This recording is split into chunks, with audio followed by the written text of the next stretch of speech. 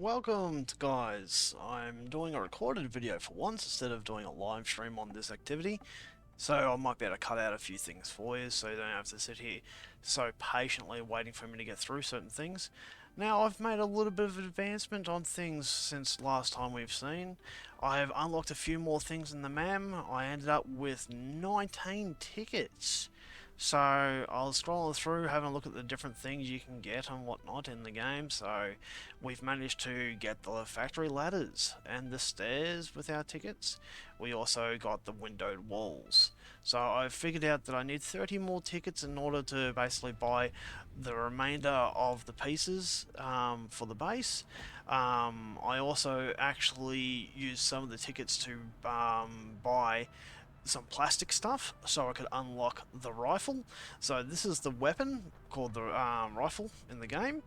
It takes magazines that hold 10 rounds each and actually allows you to put a little bit more firepower in on targets than what the single shot one does. It takes a lot of resources to build them, so we'll go over that a bit more. Now, I managed to find oil when I did a bit of exploring, just waiting for some tickets to build up for us guys. And since I've now found oil, I implemented this lovely little hypertube link going over our tubes here. So when we jump in here, we actually go up right next to some sulfur that we found. I think I might have shown you that in one of the other streams. I don't actually remember now. So we cruise along here and we zip down and we should jump straight back into this one. Now, as you can see, that little skip gave us a lot more speed. We'll drop down here again and zip. And this takes us all the way up to our original coal mine over here. So that's a nice, easy, quick way to get out here for it now. So much quicker than what it used to be. Now, this is a new section taking us out. We take this one down and we pop out here. And from here, we're actually going to be continuing the hypertube down to the oil section off to our, well, it goes straight through here. So I'll give you a quick demo. We'll get the right menu bar up so we can continue expanding our hypertubes. We'll just go to here for now.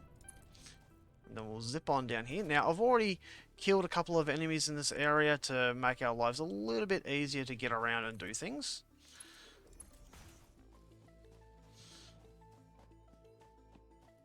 And literally what we're going to be doing is we're going to be following the power cable to lead to our destination. Now, here's one of those poles I was telling you about that I put in to mark these finds so that we don't have to go around going, oh, did we actually do that one or not? So that's actually already come well in handy for me. So there we are. Now, ironically, yes, you can actually go through the terrain like that, but I actually hate that look.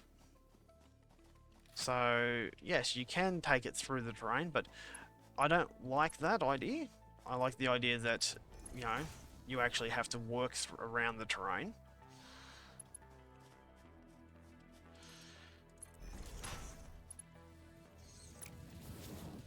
Now, what I am going to do is I'm just going to get rid of this one. Now this, around here, has a road kind of thing, natural one, they've put into the game, to kind of lead you around this mountain, heading to your destination.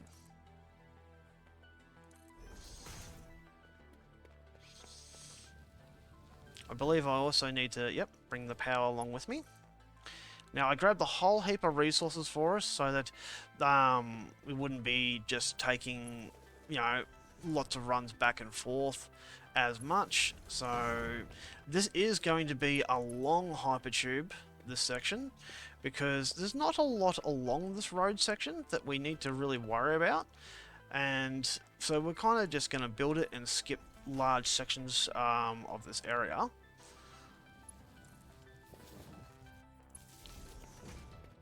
So we are going to continue to follow the road line, but I am going to try and make it look a little bit interesting in certain places, just to give it a bit of a look.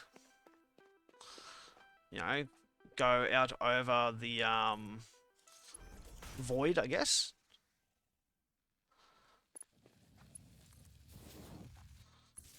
Keep our power up with this. So that's what the void looks like. Absolutely nothing down there, really. Now, you can probably hear some animal creatures in the background here, up in this section here. Oh, there's one right there. So, they're just keeping an eye on us. Since they can't get to us, they can't attack us, really.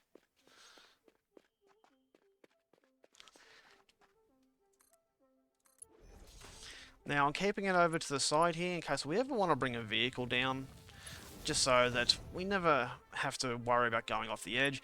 And since I'm putting on the outside, it kind of gives a bit of a road buffer, I guess, to make sure that, you know, when we're driving along, we're safe.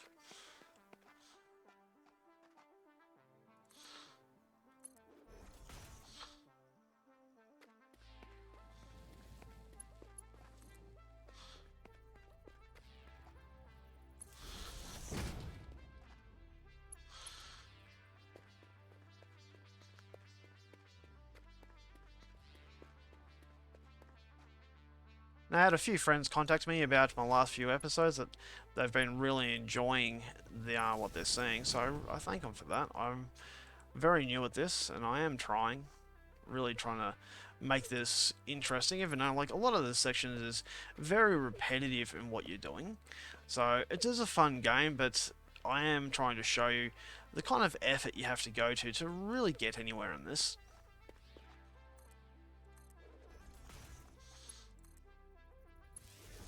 I've also had a few friends that have asked that they'd like to kind of guest star on the show. So, I'm still considering it. So we may see what happens.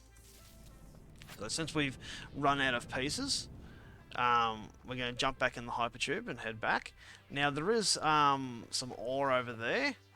I'm not exactly sure which one it is. I think it might be coal, but I'm not sure. Gotta remember this. Yep.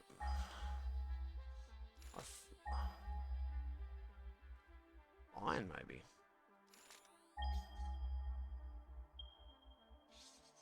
No. Copper? No. Limestone. I don't think it's limestone.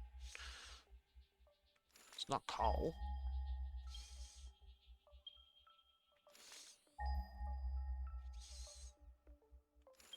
Sulfur? Quartz? I have no idea. It's probably a SAM node or something like that. Anyway, here we are. We're going to jump back in our new hypertube. Since we've run power all the way, we're good to go.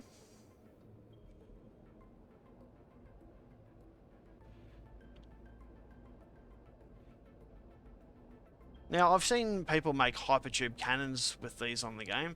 I'm not 100% sure how to do it. This is what it looks like when you're looking down from the view. I reckon it looks really awesome. So, and since I'm scared of heights, it still makes me nervous going through here, but I know my character's not going to fall. So, it does get a little slow going through the hypertubes at times. There really isn't a way to speed it up other than doing the hypertube cannon kind of thing, but as I've said, I don't really know how to do that one.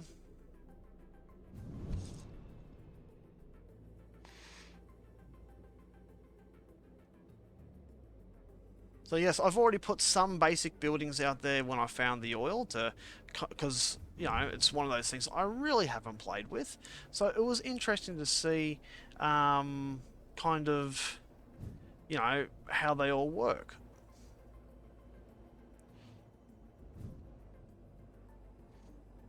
So I've got a general gist of an idea, but I've still got a lot of learning to do. So this was going to unlock our industrial manufacturing here to make plastic and rubber. I'm not sure whether I'm going to bring it over here or whether I'm just going to bring over processed goods here, or not exactly sure how we're going to proceed, so we're waiting to try to figure that one out together. Now, if I recall, copper stuff is up here. So, because this is where we're making the copper. Because we did remove all the other stuff. So, it should actually be going down. What was this one I had set up?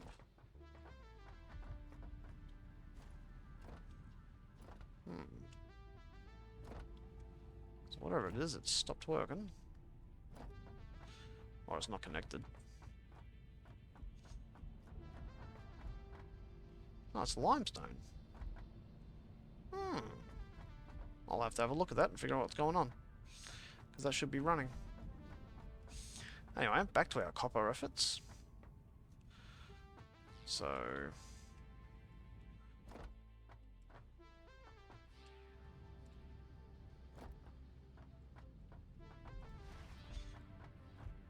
I've been playing multiple other games, guys, so some of the controls I've actually forgotten recently. So be patient with me on that regard.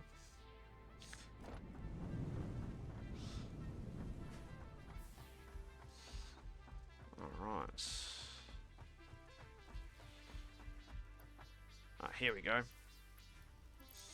We always drop off the lesser amount because there's no point in taking out only 7 in a pile. Might as well top up our groups completely. Alright. Take in a new group of cables and drop off the small group. One of these will have some spare, I'm sure. As you can see, this thing's been relatively upgraded with the amount that we actually have. So there we go. And as you can see, I've got more circuit boards in there. Actually, they were one of the few things that I actually purchased some extra from the store. So, great thing is, you know, didn't actually spend any real money. Alright, let's do this. Occasionally forget that I can actually use this.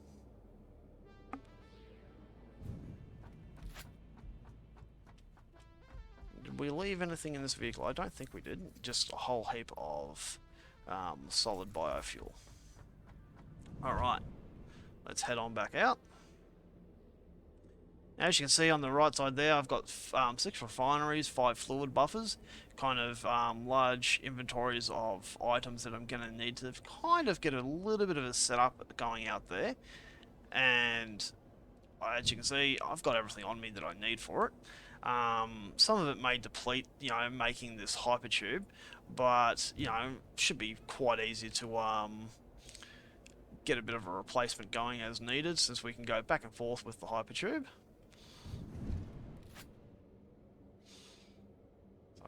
That wasn't as quick a transition because I think we actually did touch the ground then, so I think that actually cancels out some of our momentum. But now that we're skipping along from one hypertube end to the other, we should actually move along here fairly quickly. So especially going downhill like this. So we may experiment with a hypertube cannon to see how, you know, try and figure out how it's done. Just so that we can get our little butts moving a little bit quicker. So since we don't need this now, let's continue our efforts. All you do is just monitor the resources that you got remaining from time to time, just to make sure that you can replace, you know, at least put down a entry or take it back a little so that you can actually get back to base via the hypertubes to get replacement parts. If I recall, we should have some things worked on in this area already. Oh, that one's a little bit too long.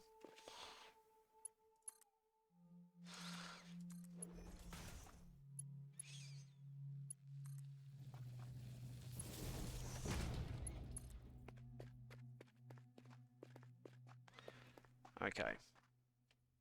So we are actually going to put a transition here.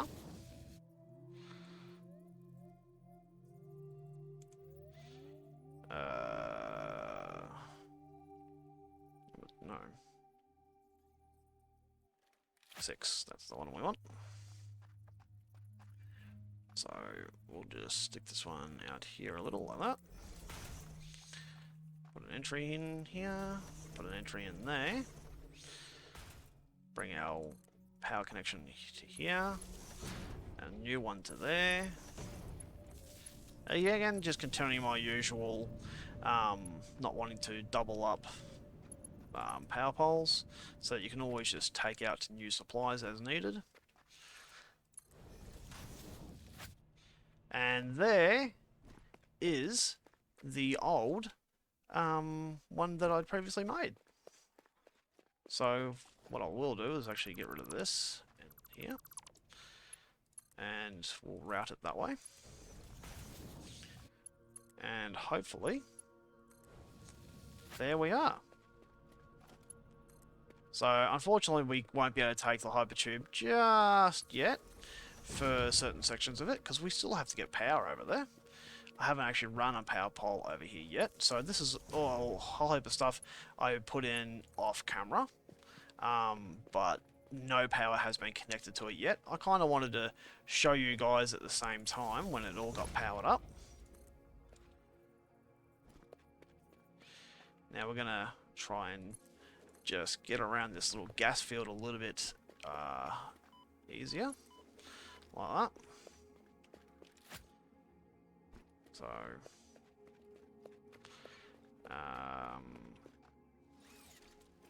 get the breather ready. Top up our health before we go in.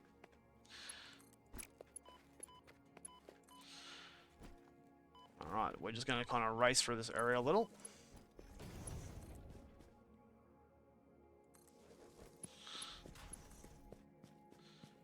And there we are. We are now connected to the area. So we come out here. And as you can see, unfortunately, the encased industrial beams had one less taken for what we were using. So unfortunately, that's a little bit of a bugger in that regard, but not much we can do in there. Let's go over and quickly look at that wreck that I hadn't actually checked out yet. I wanted to do that on camera for you.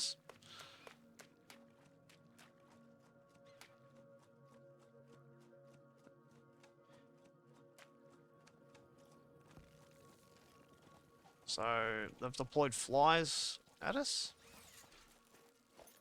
We'll get our lovely swatter out, as I like to call it now.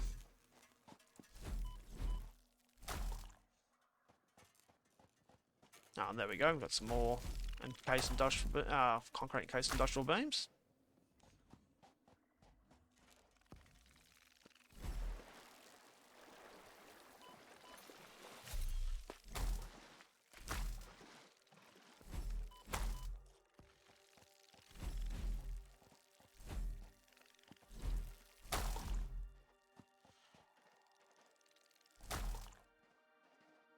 All right. Yeah, there's still one flying around, but he's not bugging me right now. Ironically. Pun intended. Oh, there's even a bug over there that we can get our stuff from. And now this needs rubber. Don't believe I have any rubber on me. That's negative, by the looks of it. Yeah. Alright, so, well, we're going to be making some. And once we do, we'll be able to, you know, basically do anything and everything that we possibly need. I can't really see other stuff on the ground much. Now, in the early games, these things were fantastic to pick up, but we don't really need a lot of this stuff now. Let's go get our lovely little bug. Thank you.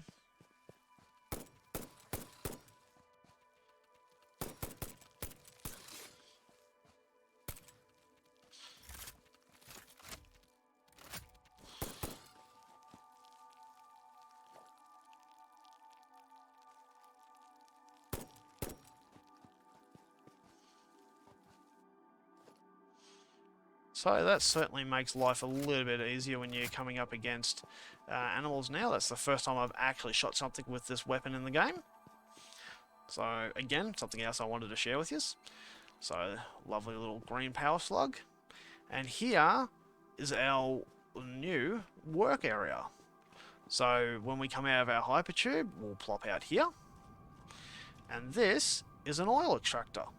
It's already got full crude oil, since we now have power here. So I never had power connected or had any way of generating anything over here because I didn't bring the power over till just now. Again, another one here. Take the bacons. And another two right here. Now, I'm not sure if there is any more in this area. I don't think so. I don't know.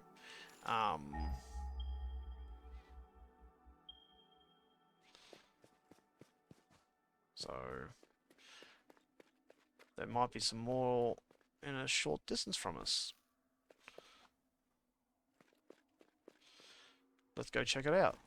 There's a little friend doggo there. What's this? Just iron ore.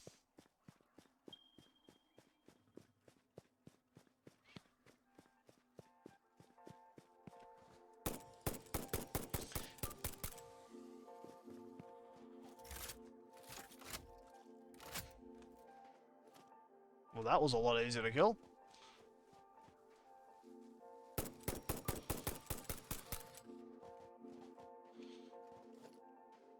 So yeah, we're gonna have to start working on a way to produce the ammo for these magazines, because obviously we're going through them rather quickly. There's actually quite a lot of slugs in this area. I did not realise. I've been right near it this entire time. Alright, let's see. Let's scan for that oil again. Oh, right here and here. So 2 more oil deposits. Wow. So let's go in here. We go to, I believe, production. Oil extractor. 1. And 2. So, yes, that's quite a lot of oil extractors in this area. I'm very surprised.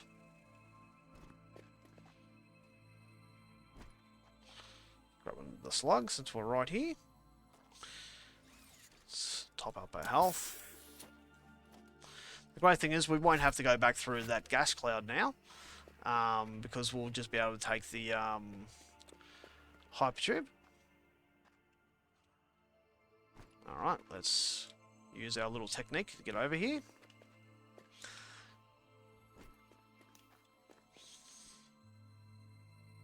There's certainly different ways that we can do to actually get hold of these power slugs, depending on where they are. Like the one on the roof there, over here. We can certainly make a platform to get up to it. And these little jumps are easily done by just using C and then spacebar. So obviously we're not going to make that one. So, oh, there's quite a few slugs in this area. So, wow.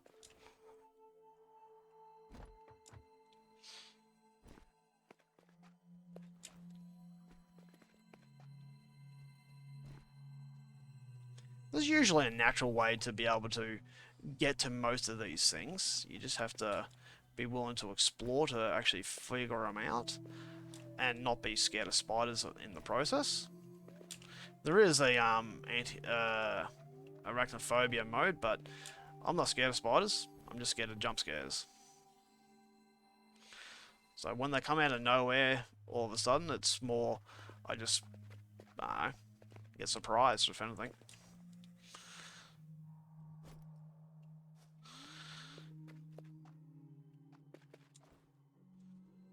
Oh, wow, I didn't think I was going to make that, but we did fairly good then.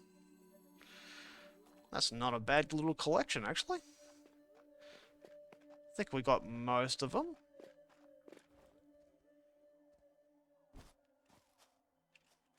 Now, we'll also now route power to our new extractors. And at some other stage, we're also going to have to work on increasing our actual power output. We don't need sulfur now. We've actually got a mine for it. Okay, so there's some gas areas up there. Oh, there's another one over there. So there's quite a few in this area. So I might spend a little bit of time hunting around and getting them myself. Pretty much you guys know how to jump around and do things now.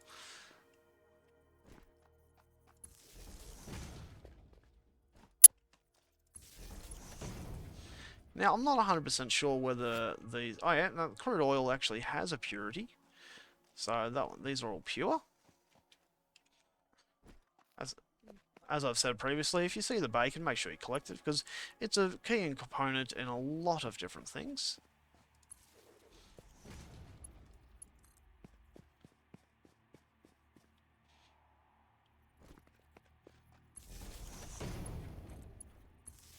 There we are. So they're now plugged in. So how's our power looking? Oh wow, we've used a lot. So our max capacity is 3,000, roughly. Drops down a little bit and goes up a little bit here and there. But we're using about 1,800 megawatts. So before we do a huge infrastructure build out here, we're definitely going to have to go upgrade our power systems. But I do want to kind of give you a brief look on how the actual oil process here works. Now, as I said, I had a very, very quick look, pretty uninformed look actually now, on actually how to do the oil extraction. So we're going to use these concrete blocks to work off for our structure, so like the area's all on the same kind of grid. As you can see, it's just above the water line, so we're not walking around in the water, but yeah, we should have a nice little flat area to do our work. And if we need to, we've also got water right at our fingertips for any processing needs. I'm not 100% sure what we need for the processing, so we're going to find out. All I did was select a couple of items that come with the oil stuff, as you can see, like the fluid refineries and the fluid buffers, and added them to my list of things that I need.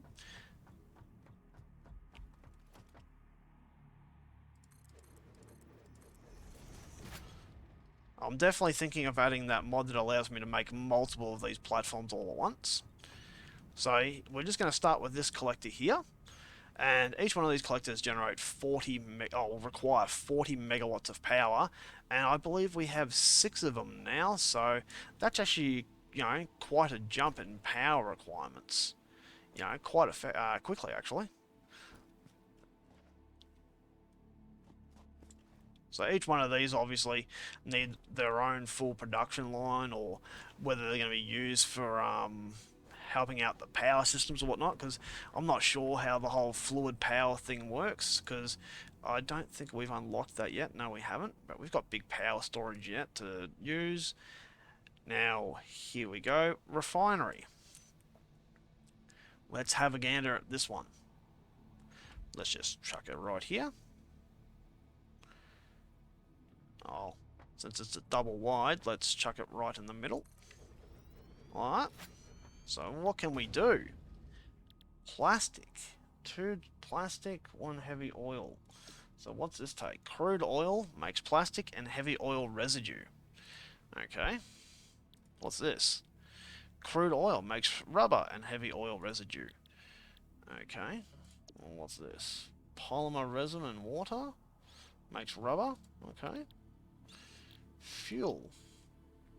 Now this is obviously for the fuel generators. Again, I'm not really sure how any of that works. So, okay, so residual fuel, so heavy oil residue, can be turned into something called residual fuel. We can also turn the heavy oil into petroleum coke. Now that can be used in the normal coal type power plants to actually produce power. So that, like, if we wanted to, we could have, we've got our plastic. We would store our plastics. So we would have our two outputs. So we've got a fluid output and a solid output. So the plastic would come out solid, and then you'd have the liquid for the oil residues. So in this regard, we would have a, if we go to organization, put a fluid buffer in, and we'll try to line her up with that.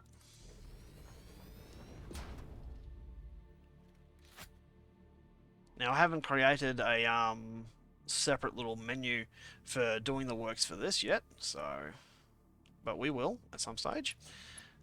So I would, if I was doing it, I would probably do something like that for each one of the refineries. So just like I do everything else, where it goes straight to some sort of storage. And let's put in an industrial storage as always now. Put it there. Now, what's your output rate? 20, so we can use a Mark 1 belt. So we're going to need power. So let's bring over a dedicated power line for this joint. Start it there. Alright. Let's pinch this one.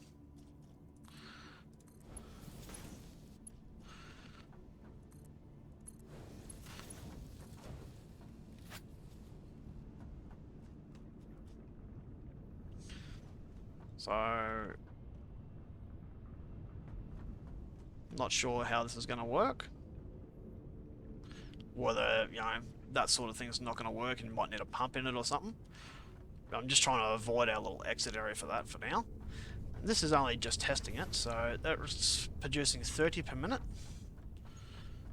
So, how's our power going? Oh, we're doing alright still.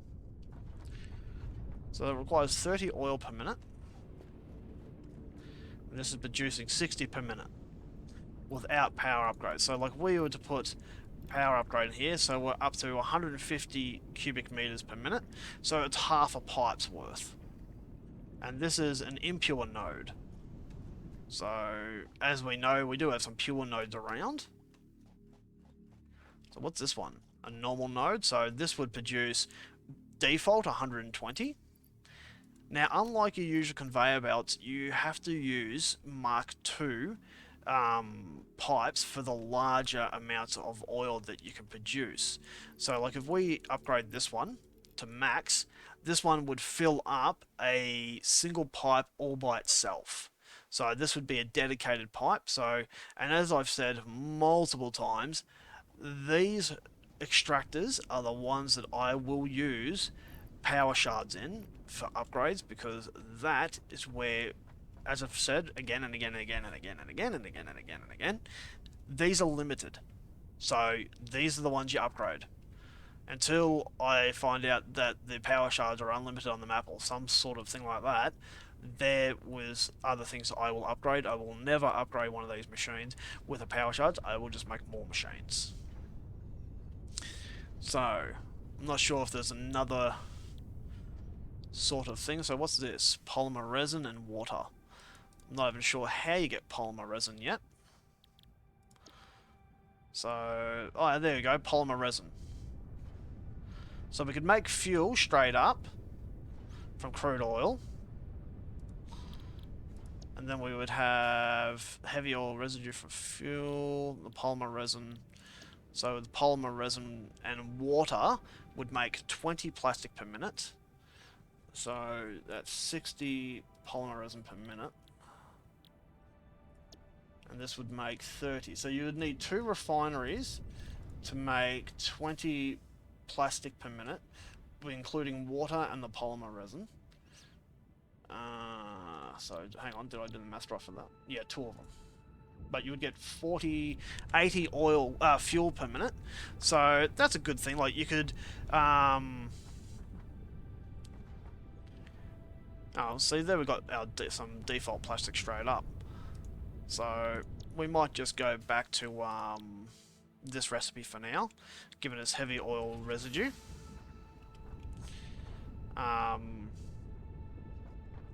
We can soon play with different settings and whatnot. You can't mix and match with these, I believe, so let's just flush.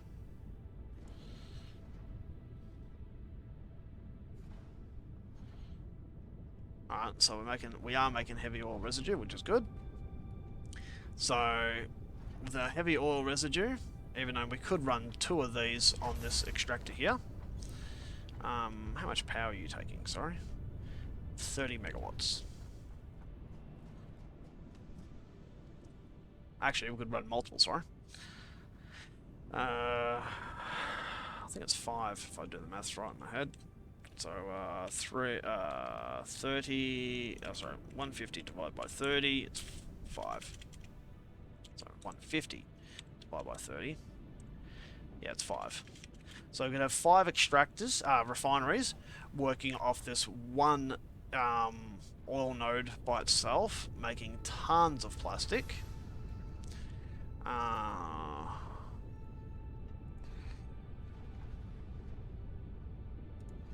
So let's check out our refinery again. Actually, what we'll need to do is expand our little bit over here. What we could do is just get 1 of each going for now. So that we're making plastic and rubber. Oh, I don't see the harm in that for now, at least because then we'll have some of the resource getting made at least. And let's go in the middle again.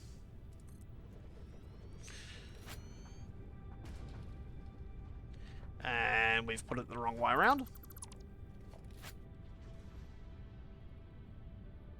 Remembering that green is output, red is input, or orange, I guess. So, okay, so we've got residual rubber, which is the polymer resin and water. So that polymer resin we used before, we could do that. Otherwise, we've got rubber here, which takes crude oil straight in, and we've got heavy oil residue as an output also. And for now, I think we'll use that because what can we use the heavy oil residue for? I gather... Okay, so we'll put another refinery in and have our heavy oil residue start pumping into fuel, because we'll need that for making our power generators. So we might as well start getting some storage of that going, eh? So let's do that. Put in a splitter for the logistics, my bad. The oil.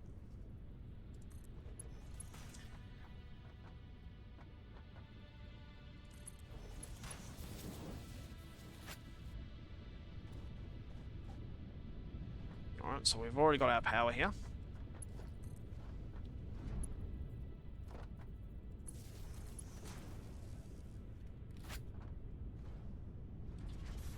So what we want is this combination here to make rubber and our heavy oil.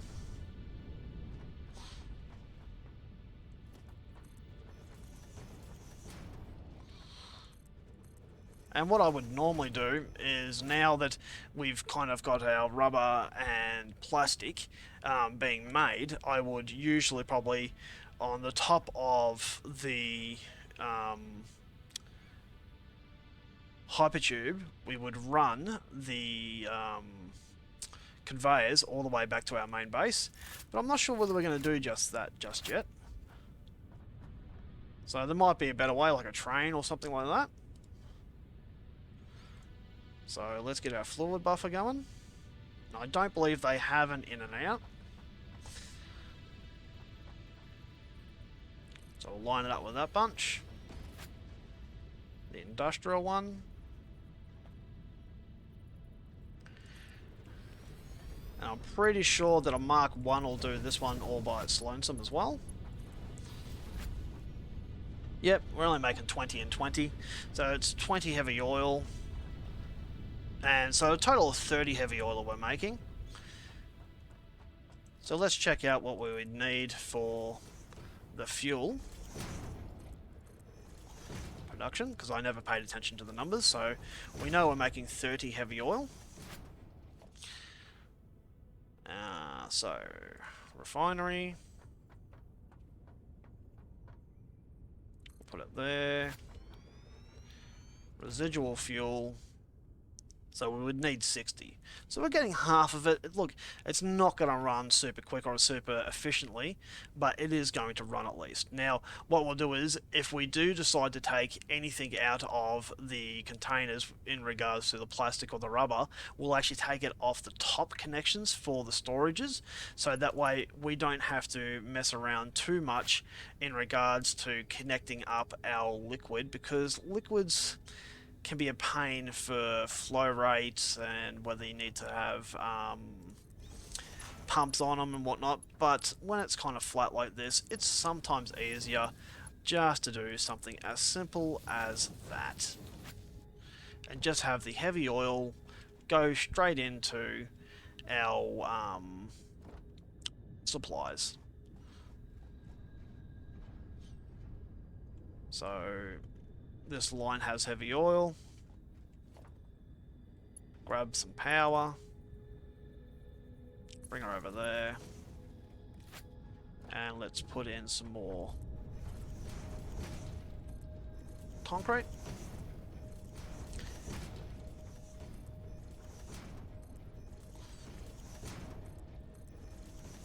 And what we will do is, under organisation, since we're definitely going to need lots and lots of fuel, I'm going to this one here and there.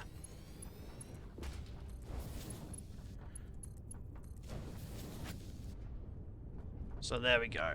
Now the fuel's getting stored. So we're starting to fill up fuel.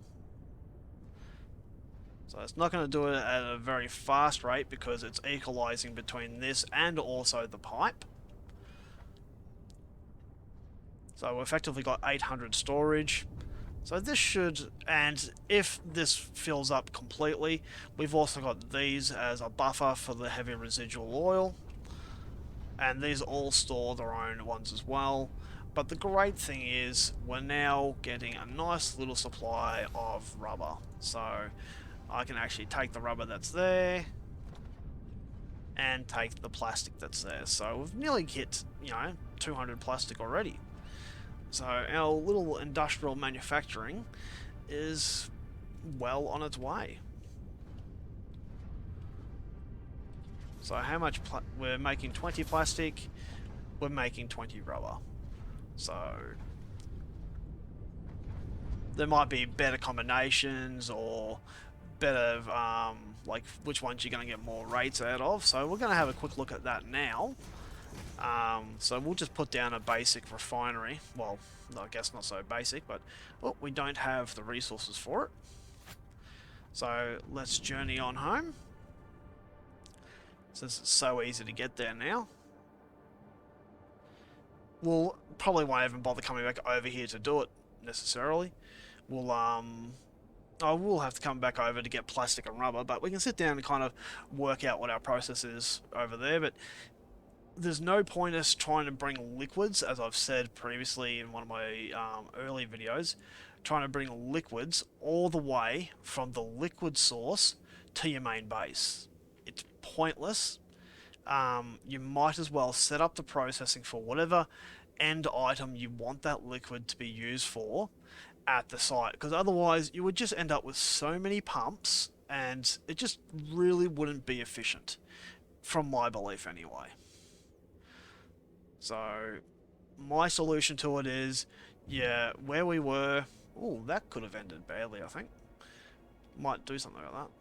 I definitely think that's a SAM node. I don't think that's a coal node. Now that's a material in the game that they still haven't given a use for, I don't believe. I'd love to know from the creators what it's going to be used for. But the actual resources that we want to use, we're going to send over, we will probably send over the rubber and the plastic over to the main base, depending on what production lines need what. but we'll probably try and do a bit more of a direct route than what, say, this conveyor tube is, since this was really put in place to deal with the whole sulfur issue here. So I like to put in a conveyor tube line pretty much to most of the main resource nodes areas, especially when they're a long way away from the base. Like the ones close to base, I'm not really going to put in a hypertube line to just go to the ones close to us.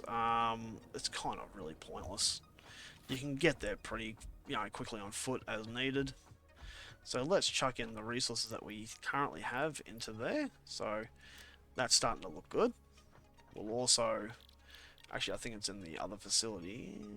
No, it's in here. We'll turn our slugs into power shards real quick. Awesome. And we'll chuck our little reserve resources in there. You can also put the quartz in there. One of the other things we will need to do eventually is actually make a connection line all the way to a quartz node so that we can actually start making these guys. Let me show you. These ones. Crystal oscillators. Now I believe quartz is an essential part of that. That's kind of like when we've been finding little quartz nodes, we've been processing into little quartz trays so we can unlock crystal oscillators. Now if we were really lazy, I think we could probably buy... no. Okay. But in our little time that we've been working, let's see how much we have in regards to tickets. So 3 tickets. So we're making 1,380 points per minute due to our upgrade to our quick wire production that we set up last time. So I don't think we can afford anything with the 3 tickets. No. So if we really wanted to, we could always try and buy something that's important to us in here, but I really try not to do this until after I've unlocked everything. We will need to make canisters eventually for the water recycle areas or whatnot. As you can see, this is what's required for a rifle cartridge, is the beacons, gunpowder, and rubber. So to get this ammo, I actually brought the rubber. It was the only thing that I had to buy in order to actually get it so I could actually start showing you. And the actual rifle itself, I made all that. Oh, sorry, I did buy the circuit boards as well. But as you can see, to do things like circuit boards, you need plastic. There are other items as well that you need the plastic for as well.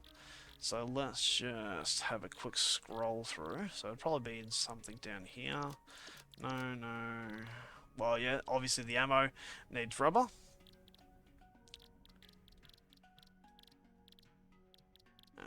Circuit boards need plastic. AI limiters need quick wire. So that's good use for the copper sheets. We don't really have many uses for it other than our assembly projects currently, but that's actually what the quick wire really needs to be used for. But we do have a quick wire node really close to us that I'm not currently actually turning into ticket points because it's going to be used for our base as production. So if I do the Caterium ore,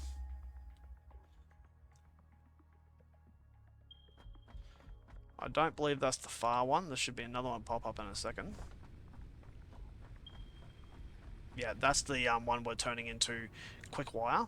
Because this one over here, if you recall from last time we went over there, actually had a whole heap of rocks on top of it. So I believe...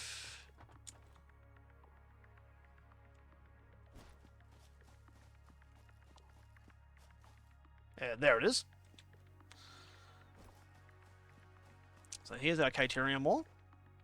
It's a lovely pure node. So we obviously need to go get the concrete industrial, the beams ones. The item that, as you can see here, the encased industrial beams, to actually put down a miner for this, and then we would actually send it over to start making quick wire. Now we're not going to do a full level kind of thing just for a simple quick wire production area. As of this stage, I reserve the right to change my mind on that one, because I may do. We've also got these iron nodes here that we could exploit, because there's 7 in this area, I believe. Well, that's 6. Yeah, there's 6 there. I'm not sure. I think there might be more, because I know there's another. Yeah, there's another limestone one there,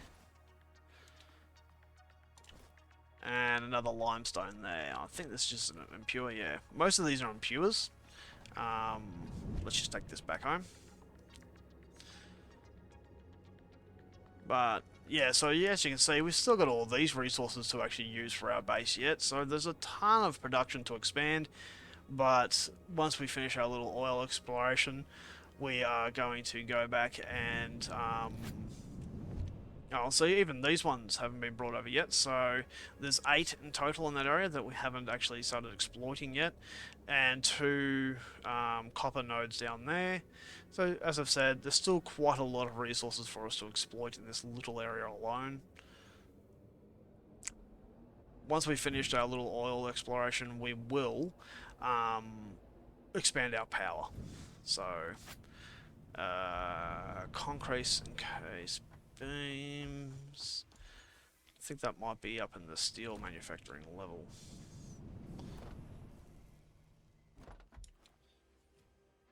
Yeah, I'm pretty sure it's in the steel level.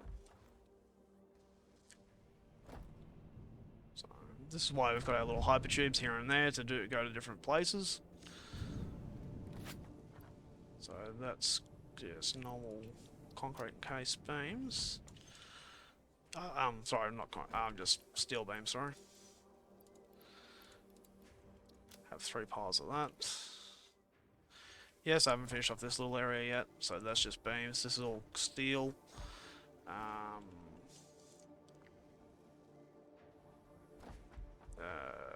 This is the ground level. This is the work area level. What do we got here? And they're rotors.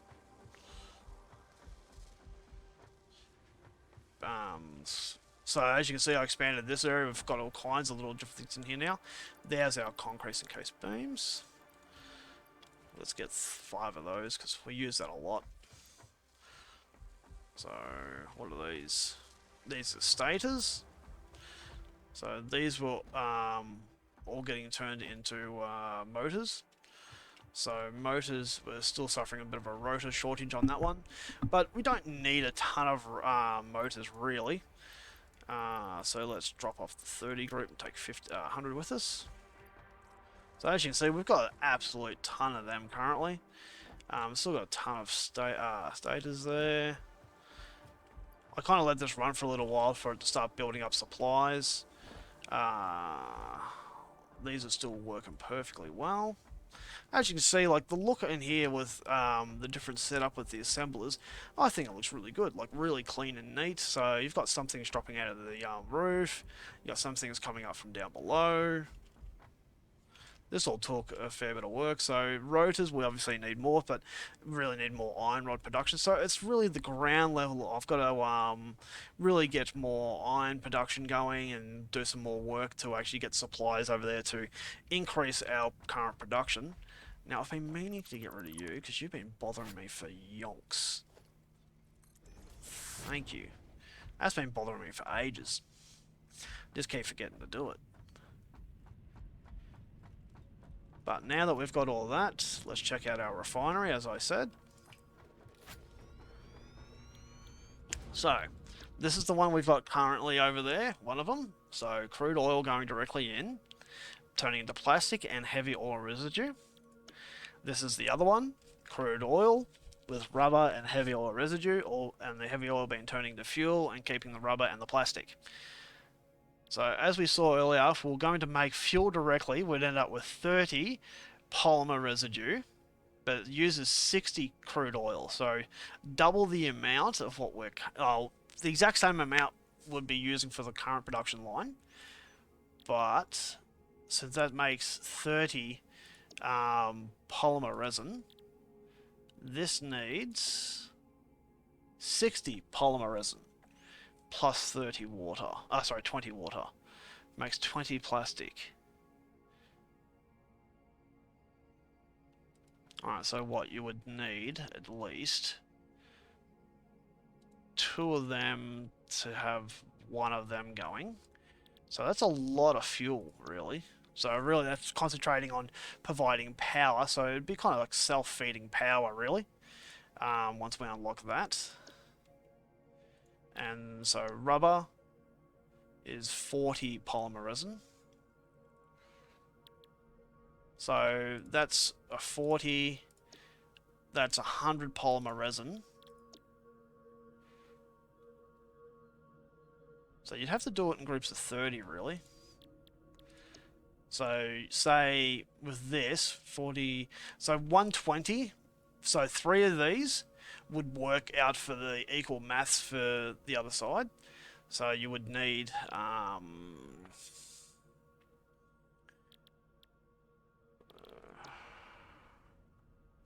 4 basic oil productions doing the polymer resin.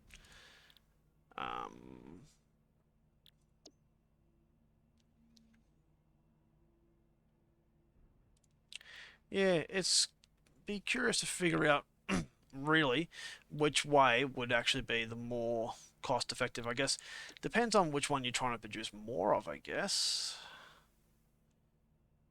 It's going to need more research, that's for sure. So as you can tell, our current goal is the industrial manufacturing, which is this one, which unlocks the next 2 pieces we need, and also the manufacturer, which is to automate a lot of the more advanced parts that we need, to essentially, you know, get our fuel systems going. So the alternative fluid transport, so I got a packages, so if you wanted to package fuel and ship it. Our gas mask, so obviously though we need a lot of stuff for that. Alright, here's the fuel generator. So ironically, we've already got the unlock for the Caterium ore scanner since we did the stuff in the map, but now is when the game would give it to you if you hadn't done anything in the map. But here's also the fuel generator. So we would need computers, the rubber, and these lovely and heavy industrial, heavy modular frames. So obviously that needs the big manufacturer. I'm not sure about the computers yet. Yeah. So jetpack, I am really looking forward to that. But, okay, so that needs packaged fuel. So the fuel we're making there would actually need to put it into a, I think it's a refinery to do the packaging for it, which is what you get unlocked from the alternative fuel. So, no, okay, there you go, a packager. So a specific machine just to package. So you'd have to have the empty canisters to be packaged for whatever fluid is. So you'd have to make them through there. So, and then here's our fluid lines that I was telling you about. These give you the 600 cubic meters per minute. So, and also they're designed to, these second generation pumps are designed to really help move a lot more fluid because it gives you a larger head lift by the looks of it. So anyway, let's get back to it. We'll head back over to the current refineries.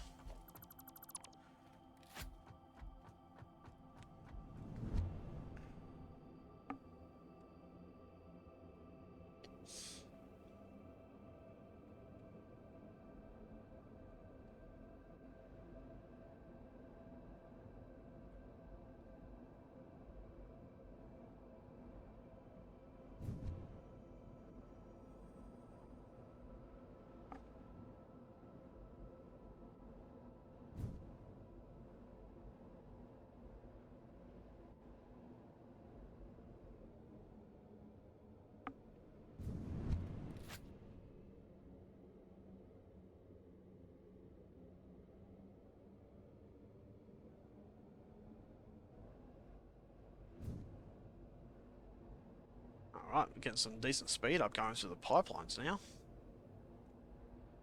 There's a slug there we missed.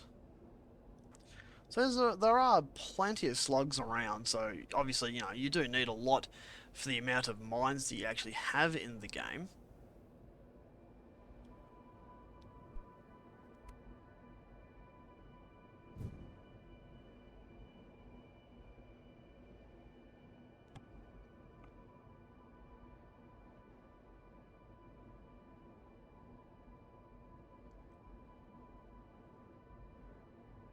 Looks very eerie coming over like this, doesn't it?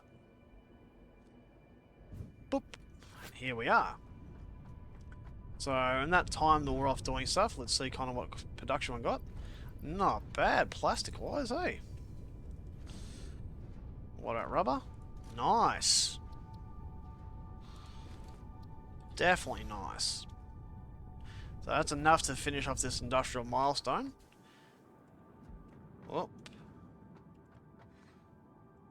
Alright, definitely time to add some more to the fuel.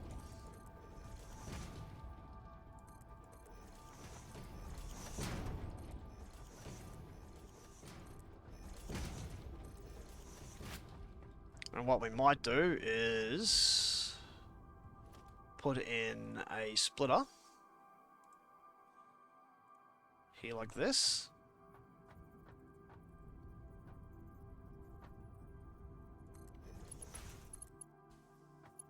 Do that. Get our logistics.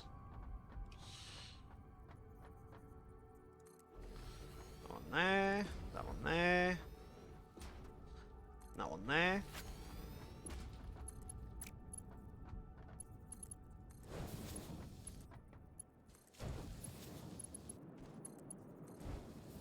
Easy like that. And we'll put in some extra ones of these. We could even do that again if we wanted to. The little split.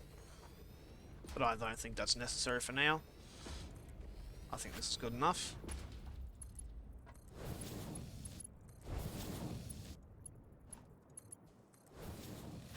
There we go.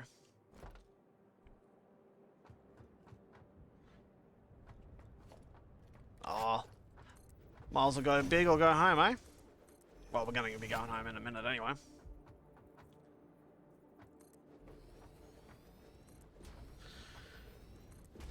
Oh, and we could do another line easily.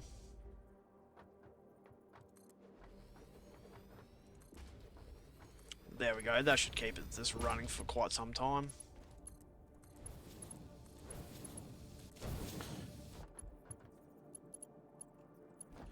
Really doesn't matter when you... what order you do these in.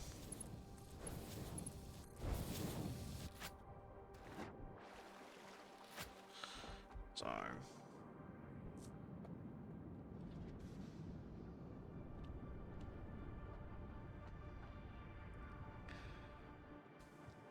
this will even out the fuel supply between them all. So that should keep this production going for quite some time. So, and eventually this will fill up as well. We'll have heavy oil residue in there. But the great thing is, as you can see, we're definitely producing a lovely amount of plastic and rubber. And we're going to need it for our unlocks. So, let's take this last little bit. Let's head on home, get the unlock going, and go from there. So before we try that, let's see what happens when we do. Now, I've had one crack at this and completely cocked it up.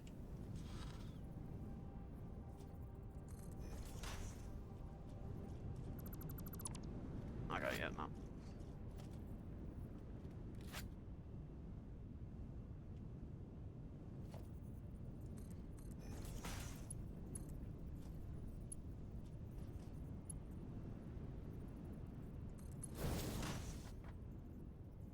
Okay.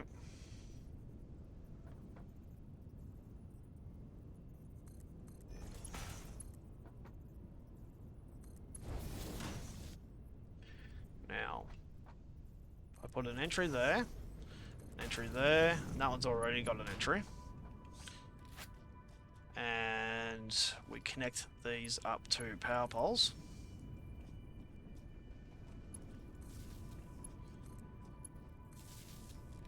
Let's have a crack. Oh wow, that worked. Let's at least sped it up. We're definitely going faster than what we were. We kind of needed that at least to kind of get this uphill bit to be a little bit shorter, so I can't believe I actually got that to work. Guess I didn't try hard enough last time. I didn't understand the principle of it properly.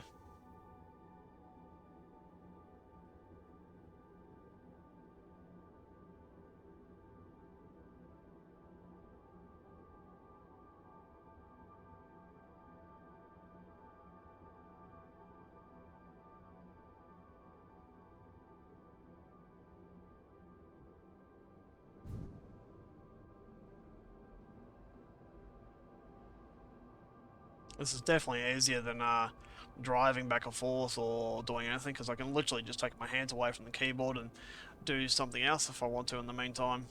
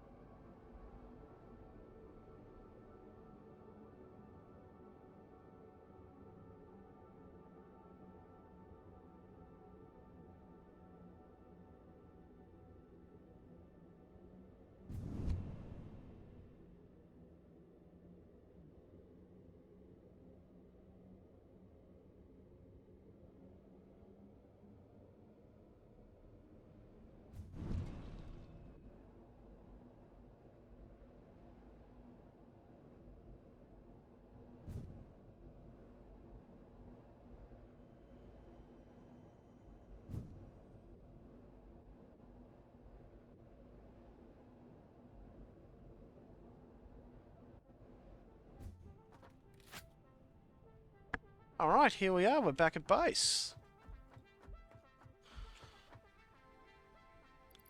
So drop that off, drop that off. Milestone reached. The manufacturer increases production complexity. A critical look at production line logistics and efficiency is recommended during integration. The truck allows for increased efficiency in transportation, automated or otherwise. New project parts enable progress to the next phase. So now, as we know, we've now unlocked the pieces that we need to actually make here. So, okay, there we go. One of the original pieces that we were making, the smart wiring or whatever, actually needs to be used for the modular engines as well with rubber. And so obviously this is one that we're going to need the new manufacturer for. So we need to make computers and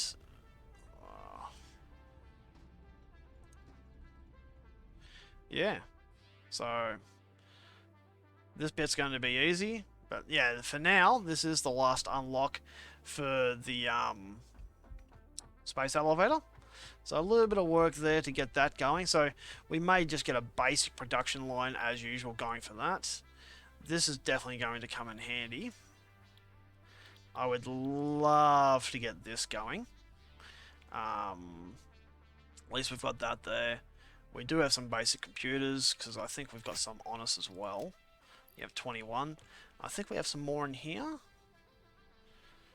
No. Okay, so here's a question.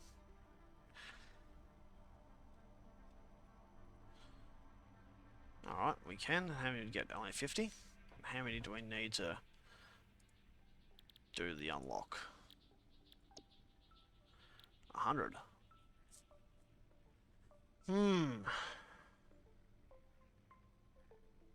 Would definitely make our lives easier.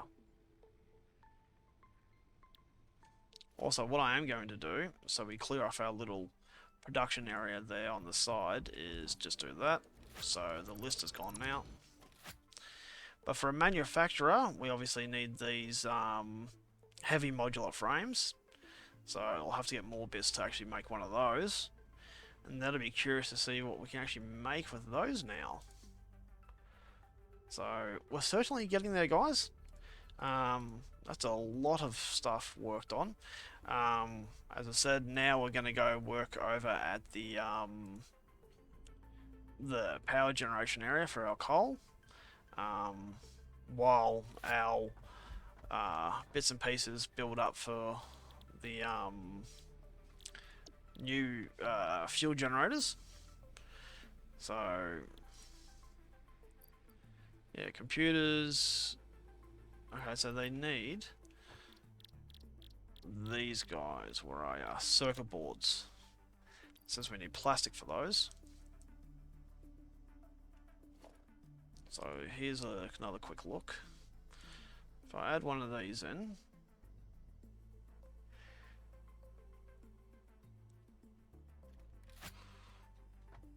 what do I need for the heavy modular frames?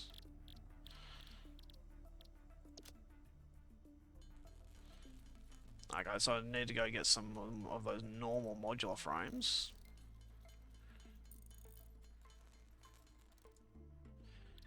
So we can at least,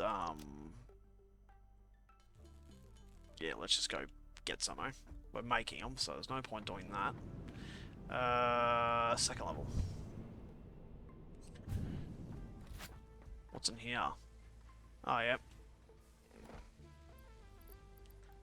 These were left over from the, when we were making all the conversions, the upgrades for the belts. So we ended up with a ton of them. They're rotors. These are the frames, I'm pretty sure. Yep. So no point making these by hand. We have a heap of these in storage.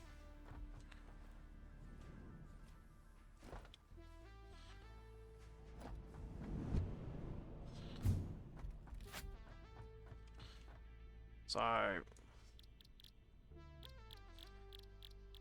big heavy guys. We just need enough to get our first manufacturer going, because obviously, as you can see, we can't automate these unless we have a manufacturer. So, but to make a manufacturer, you have to make them by hand first. So this is how big a manufacturer is. I've never ever built one of these before. This is as far as I've ever gotten, guys. Together we are here. And this thing is huge by the looks of it. That's going to be fun. So obviously, okay, this is where we have to make these guys in. Computers. That's where you make our beacons. These are quite easy to make, but they're an essential part of doing the rifle cartridges, but so is the rubber. So these are the guys that I want to automate and get going by themselves. So we'll have to make more screws, which means more iron production. So let's just keep that for now. Well, unless... We've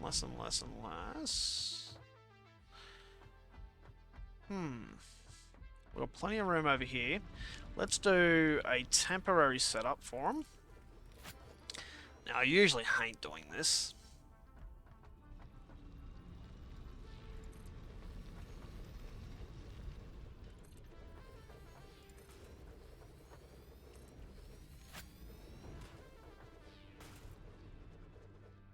But I'm going to do it anyway.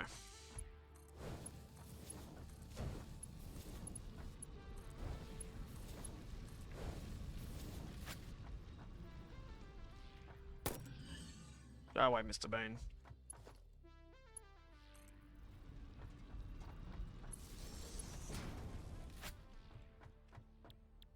Have you guys automate.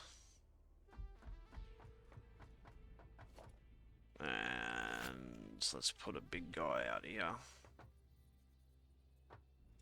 I just like using these now. We don't need to do that. We definitely won't be making them that quickly. It's 2 per minute, so literally we can easily just use one of these. So steel pipe. Let's put a couple hundred in there. Just put the beams in, put that in, and put some screws in. And we shall go get some extra stuff. Those guys. What's concrete and coast beams? Yes.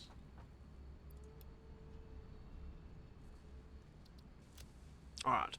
So we know we need concrete, steel beams, and the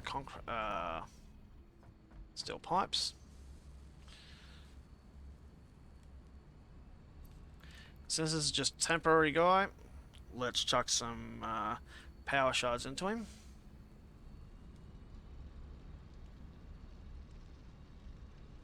Yeah, we should be right power-wise.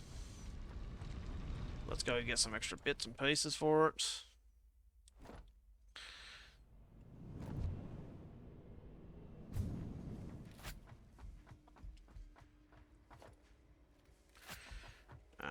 No, we don't need that one.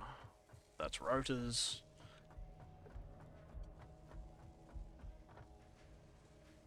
Yeah, let's take a full row of these. So I'll take 4 out of there.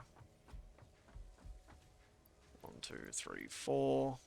Oh, 1, 2 extra. 1, 2 extra, why not? What's in here? Okay, you guys. Alright, let's go drop these off. And then we'll come back and get the second load of stuff that we need.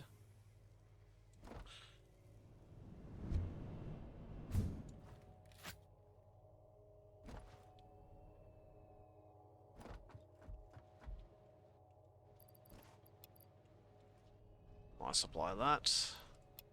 Nice supply of that. So now we need to get steel pipes and screws. Now steel pipes, I believe, are up higher, but the screws are down low. So yay. So let's go down the end to the steel pipes. Take a I'll take a full row. And again another full row.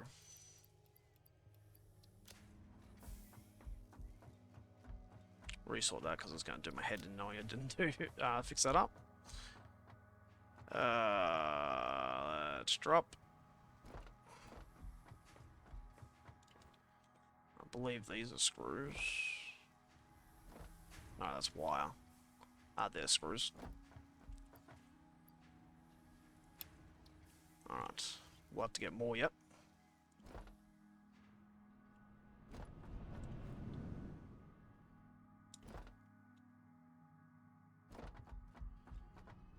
Screws.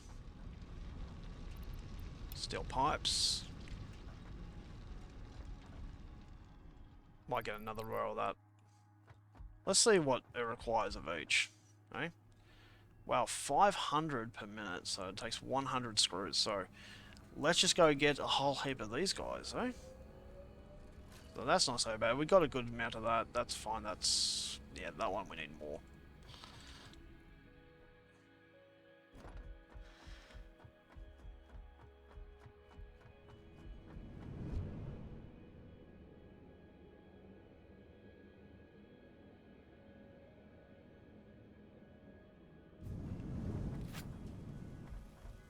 That's why screws are here. This should be empty. Nope. Let's just take as much of that as we can. And that one. And we'll go drop these off, and that should keep that production going for a while, so that we can basically forget about it, and at least end up with a good supply of that. Alright.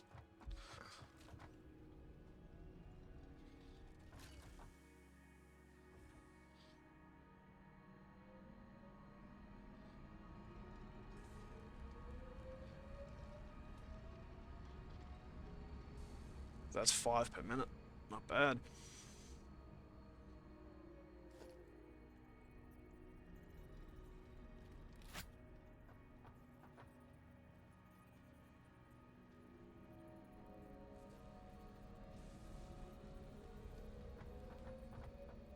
Let's take a full group and actually fully put it in there.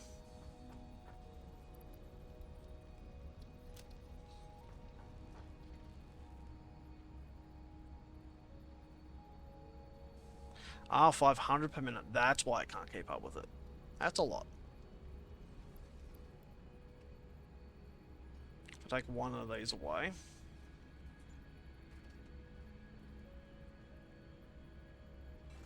So what do our Mark 3s do? 270. Pointless again. Wait, take that one away, so it'll go down to 3 per minute. 300. That's a little bit better.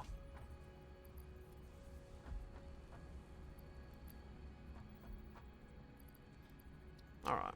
So those screws won't last a long time, but at least we're getting some of them now. So if I take that, we've at least got enough to make another big guy like this. But what we want to do is power these guys. I want at least 20, so let's go get enough to fill this off. Yep.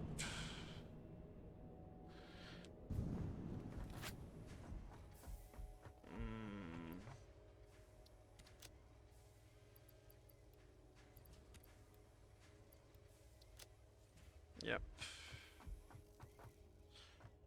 That should be alright. Because I'm planning ahead that I'm going to need. These are for the belts. These are for basic belts.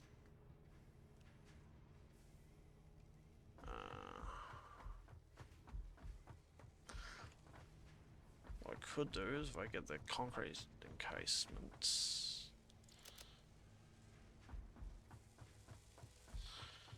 Just here. I usually like 4. I've got the extra 200 to put actually in the inventory itself.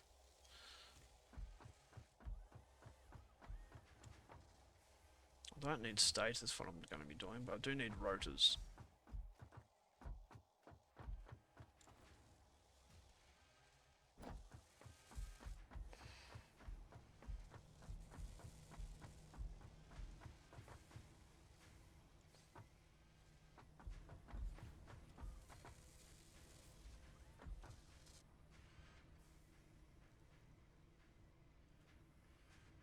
Alright, that could take a while.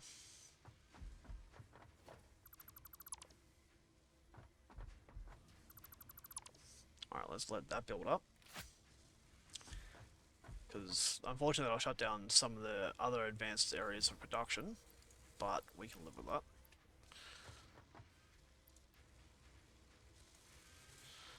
That'll keep that going for a little bit.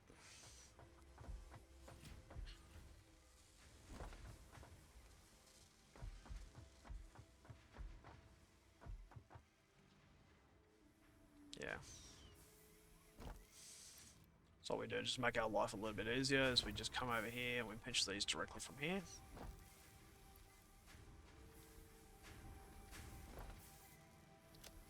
Which isn't a really good idea, but we need to. And we need cable, so cable's down here, I believe. There should be cable, yeah, there's cable. So let's drop that, I'll top that one up, put that in there, and there we go. So we won't be able to do all 20 of the coal gens, but we have pretty much everything we need, I believe, guys. If not, we can always come back. You know, we should be good for a bit. Alright. I believe it's the other pipe over here.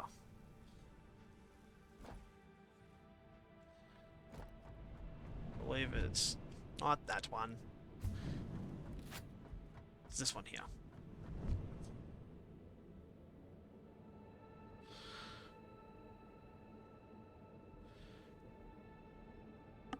Again, through another gas field.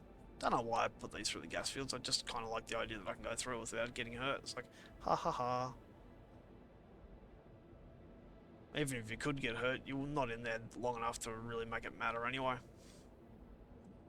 Hold left. Oh, missed. But also your entry speed to the pipe dictates how fast you're going to go at the start. So just kind of like the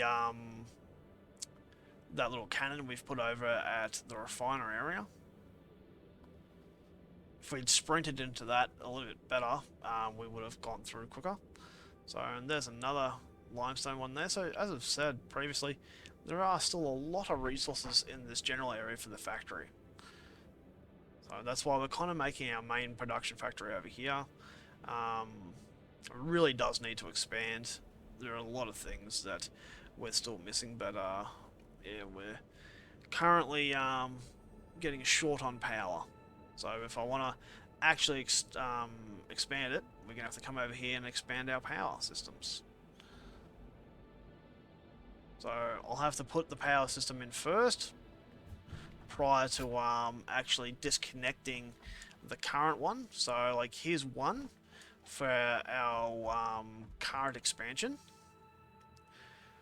So as you can see, this is here for when we've got the increased speed for the conveyors, because this is using up everything that we possibly can right now, I believe, because these are our Mark III belts. So let's just go check the end of it.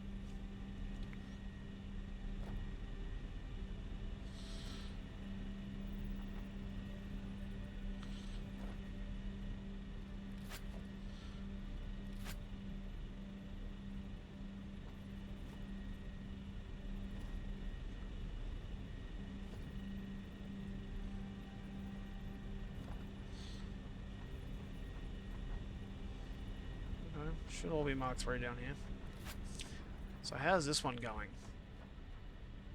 Oh, no fuel. No fuel. So these two really aren't working. How about this guy? Yeah, that's kind of why we're getting a bit of intermittent power loss, I guess. This guy's got the same issue. I thought we did the maths for this perfectly. Let's go through it again, eh? So these need 15 per minute. So 270 divided by 15 is 18. There should be 1, 2, 3, 4, 5, 6, 7, 8, 9. Okay. Getting the feeling there might be a slow jam on this belt somewhere.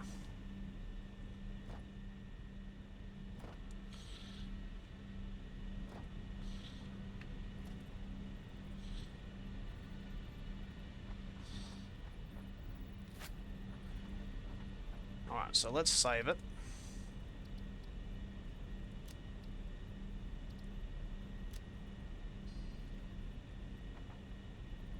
And I'm going to redo this entire belt line area.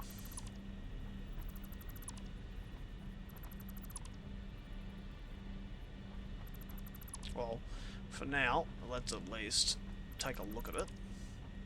And let's just double check that this is actually all running Mark III belt all the way along.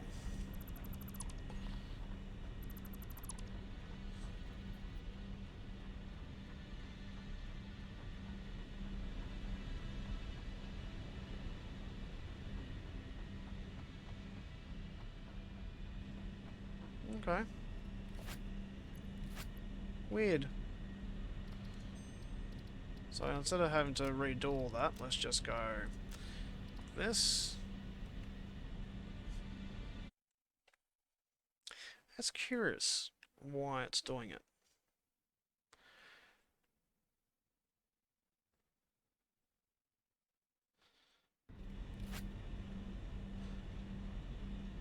There's only one extra option I can think of doing is maybe increasing these to Mark IIIs.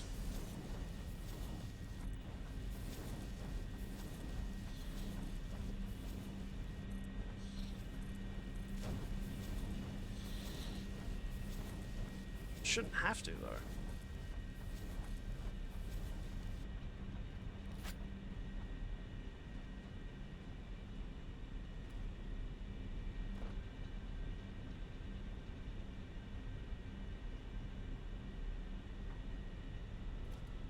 The only other option is to go out and double check that this is a Mark III belt all the way back.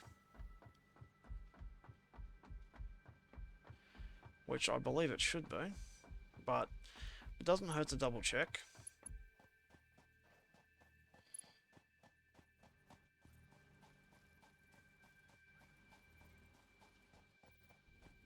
No, doggo. Oh, we can blow this one up too while we're here. What's this working at? 240.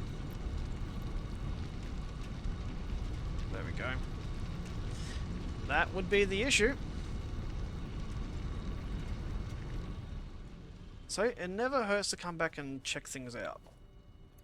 So, what we will do is... crap baskets.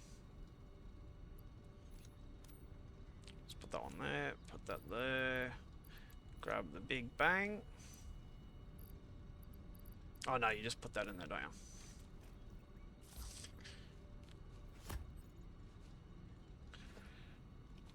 you? And fire on the hole. And what do we got sitting here? Another coal resource. Nice. Makes sense. I did not know it was there, but it makes sense.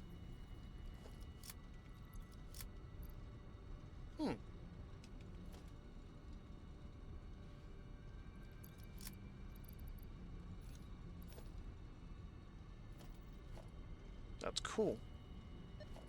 Alright, so we obviously need to come back with the bits and pieces we need in order to actually exploit this. So yeah, that'll add another coal factory to our plant, so that's even more power lines for us. So let's just go double check these.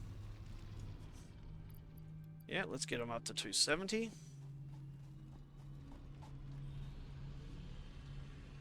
This one was already at 300. So at least they're now at full, so that should actually solve. Now it's had actually time to go through the system, so what I might do... we don't have enough room on our inventories. Bugger. I was going to take the coal down there. Oh well.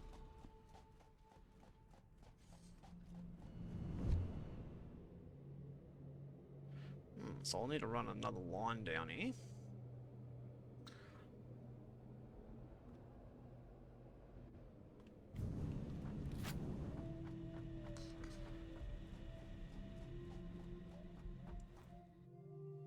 As you can see, that's how we did our underground area there, if you weren't here for last time.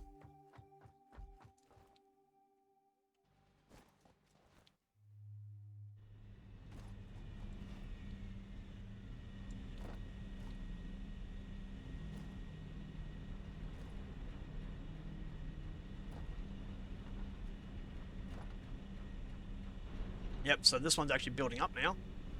These aren't, but these ones are. So as these will slowly build up. Because as these ones eventually build up, what will happen is these end ones here will actually, oh, by the looks of it, they're actually getting constant fuel now.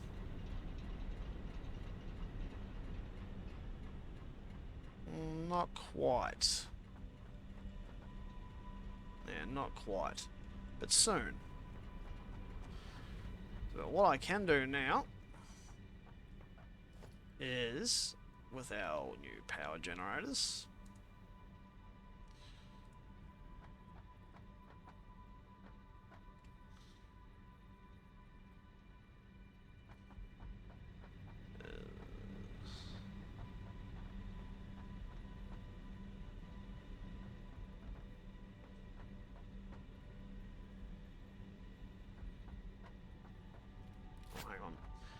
Yeah, we should be able to fit 2 across that way.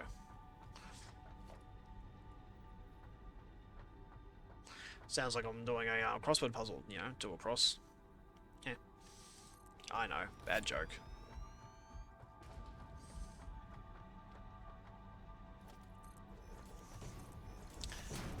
So what'll happen is we'll get the this end of the production going. Hopefully it shouldn't actually interfere with the current one. If I've got the spacing right.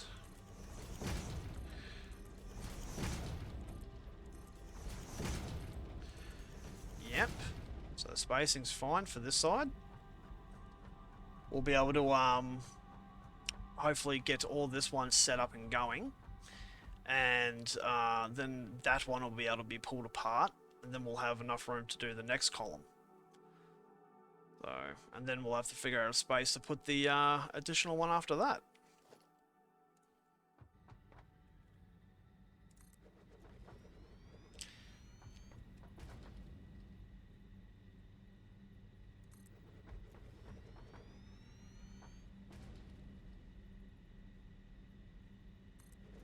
Although, they're Mark II mines, and they're already at full capacity, I believe.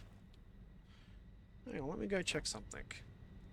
I think I'm tripping out a little. I don't think I'm going to be able to do much more to them anyway. If they're Mark II mines, and they've got the full upgrades, that's the best I think you can get, unless you get a Mark III extractor, which I think you do.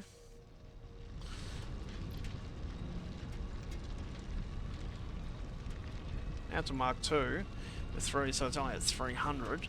Well, it's at 300, so it's not only at 300. So, and these are all the same. Yeah, 300s. And again, the same thing. So that's going to make it interesting. So even if we had a belt that supported 300 per minute, we don't, we've only got 270 as supported. 18 of these things would be the maximum we can have, I believe. Hang on, so 270 divided by 15 is 18. Yeah, 18 is the maximum we can have. So 9 on each side until we get the, say, 300 divided by 15. So that's 20 in total. So, yeah. Until we get the maybe the Mark III belt miners, if there is Mark IIIs.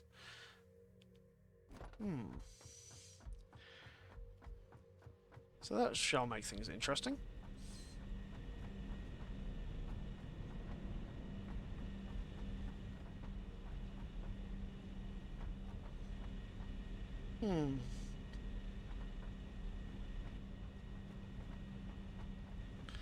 It's going to be fun figuring out how to get this one going again.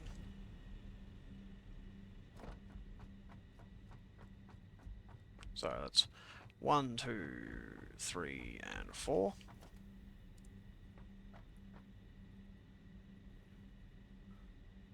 5, 6, 7, 8, 9. There we go.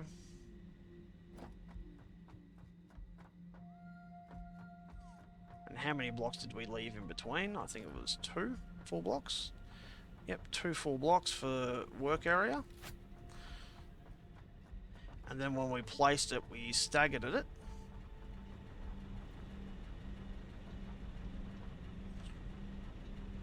Yep.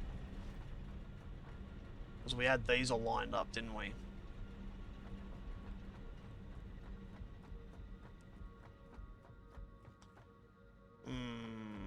That might not work this time. So we've got 1.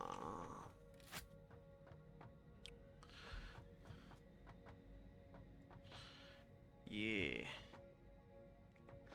It's one. Alright, so if we look at it this way, hang on, that these are kind of like symbolized 1/2 square. So one, that's one big block. So that's two big blocks there. So that's the edge of the two big blocks. So to have this one line up the way we're doing the last one, what I might do is actually stagger it backwards.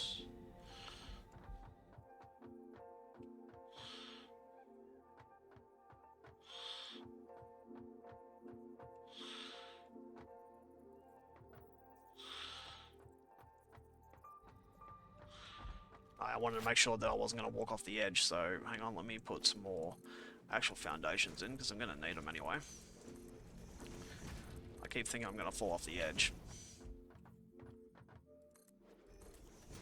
So, how much space it actually takes in the rock, I don't care. As long as it lets me place it, it makes no difference to me how the factory bits sit in it. As long as it sits in there and works, I don't care.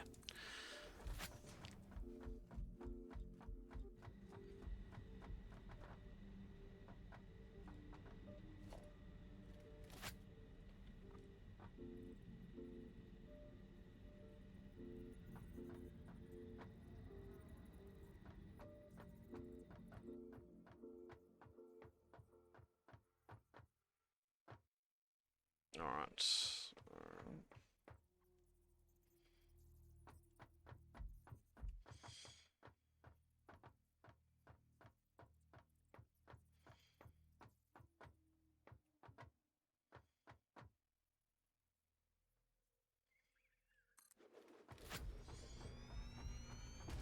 Let's see how that works.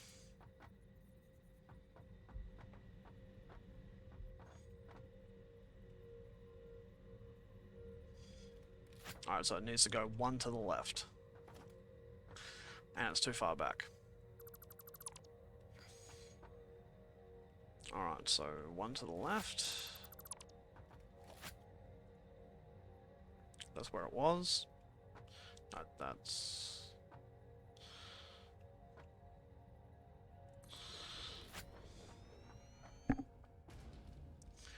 Alright, so if I was to put a thing in there now, by the looks of it, yeah, that's perfect.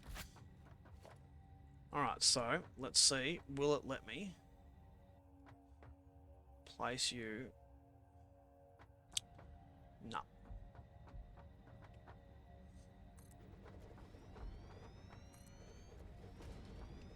Oh, it's too far back.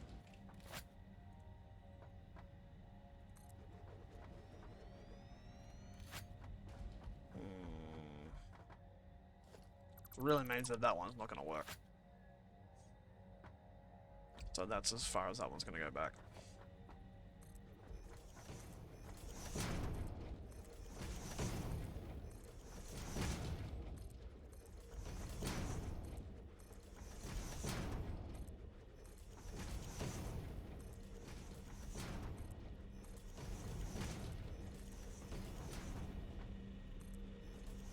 Perfect.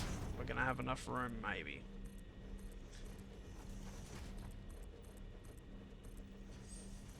We'll soon take that one I stuffed up then off nice and easily. And let's see how these go.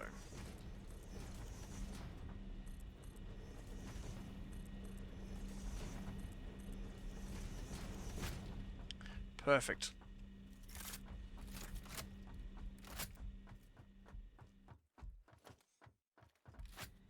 Alright, so that one aligns up with that beautifully. So that's what, 3.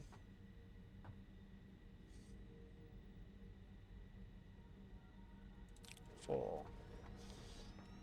5. 6. 7. 8. And number 9.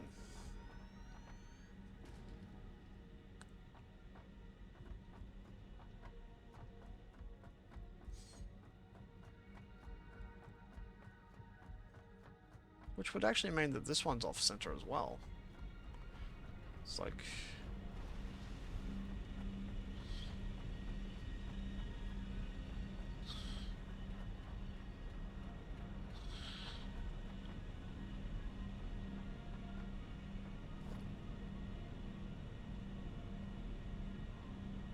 That's 9.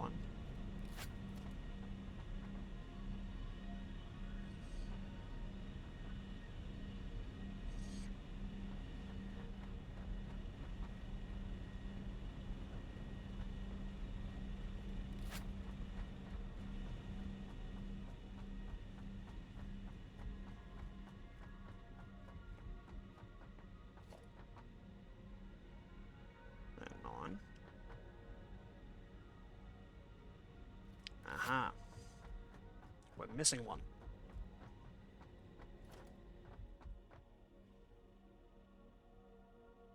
Yep. Missing one.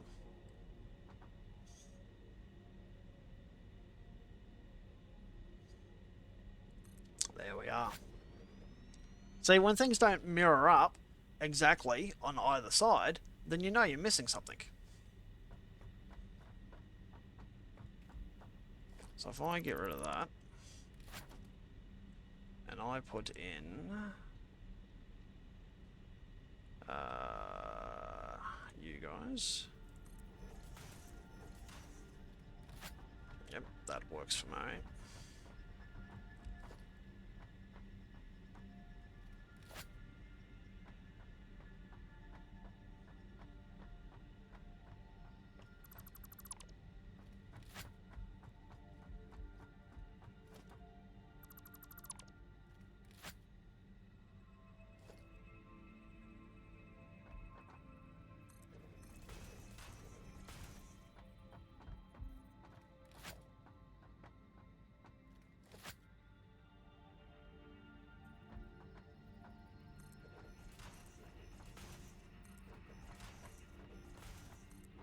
So this might take a little bit to do this bit, but it will allow us to have that opening there in order to drop the pipe down to the water uses. There we go. So we leave this section here.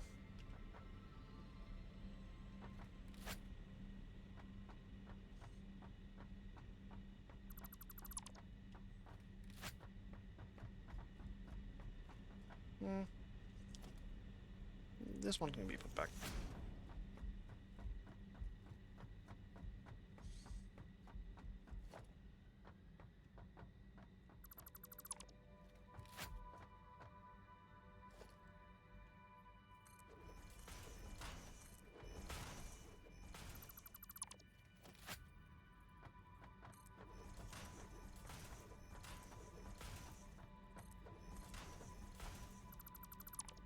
Hey, when you do little stuff ups like that.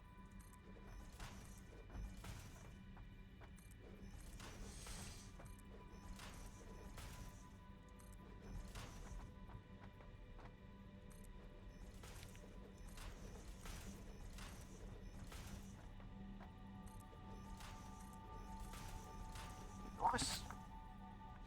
Alright, so then that leaves our perfect little bit to be able to run the pipes directly down to the water extractors.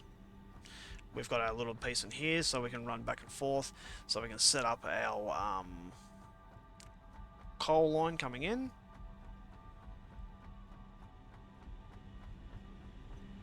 Alright, so it's just got one raised and then it's pipe or line all the way down. So what I'll do is in the center here, we'll just do a raise like that.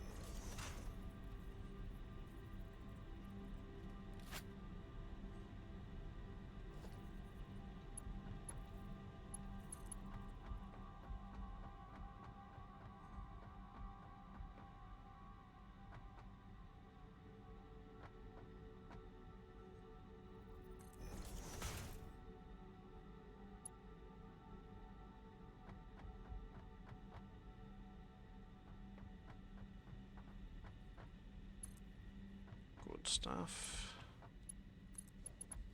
Perfect. Crap basket.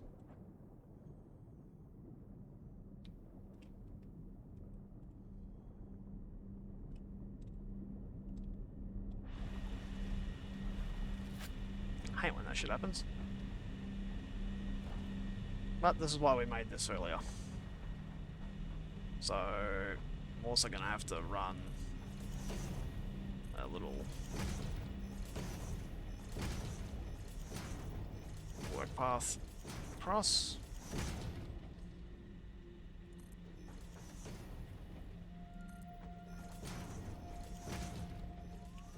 I believe it was just a single line. No, it was a duo. Oh, yeah.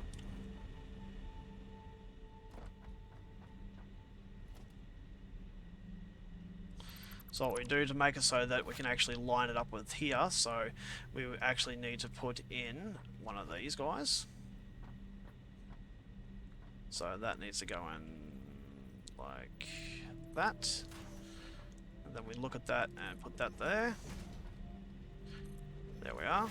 Get rid of that now. And that's how you do that.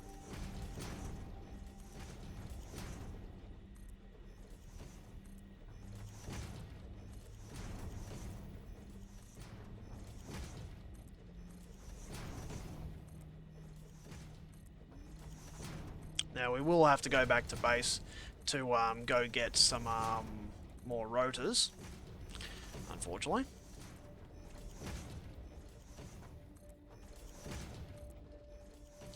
I'm certainly happy we brought out enough concrete, but we're going to connect this all the way down there, so it's actually the rock in the way holding it up.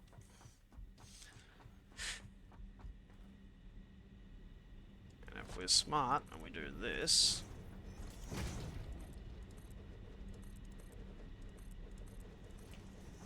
we can now get rid of that wall.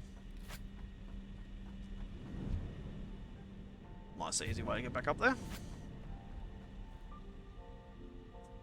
So let's go finish off what we're doing.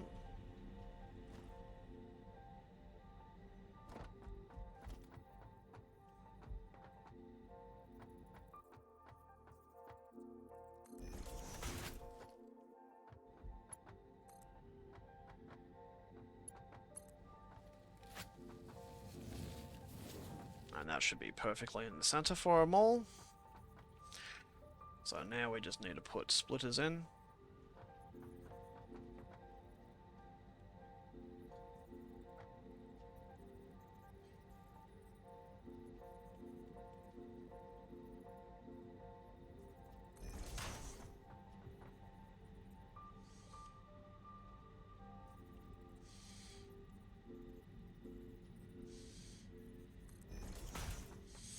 Doesn't have to be perfect, I guess, since the lines won't really matter that much.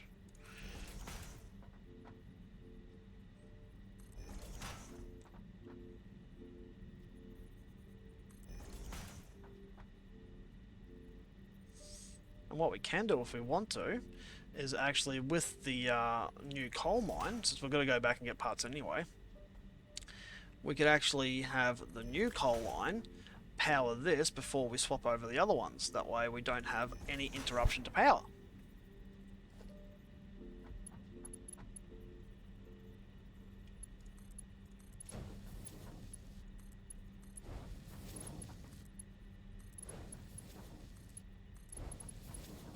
I will actually go convert those other ones back to Mark 1s, because you only need Mark 1s. Which actually allows the lines to, as I said last time when I was telling you how I did it, this won't steal everything off the production line.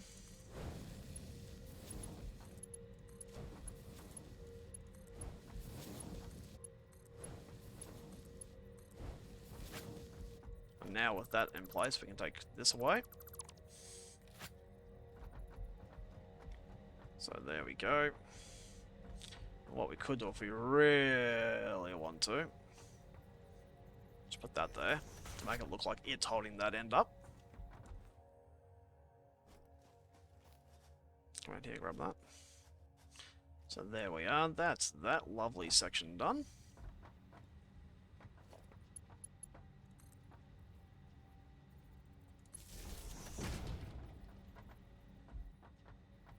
what I might do, let's, yeah, do that.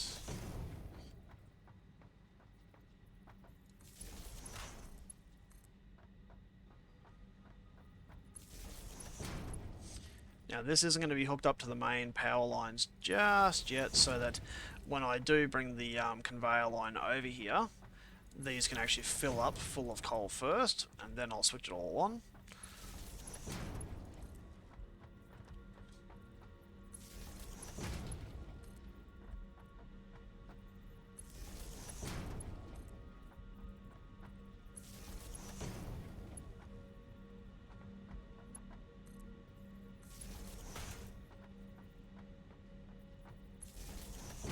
Oops. It's going to do my head in if there's even a slight thing like that.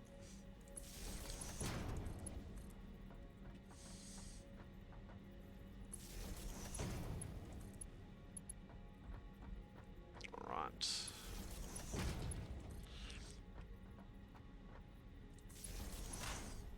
Slowly but surely we're getting there, guys. Just these projects, you know, with the work you have to do, these take a lot of work. You know, you do little bits and pieces here and there, and you've got to think about how you're going to do it and whatnot. So when you see guys that have done a huge amount of work on their base from a YouTuber's point of view, just appreciate it, guys, because seriously, the amount of effort that actually goes into doing this sort of thing is actually considerably huge amount.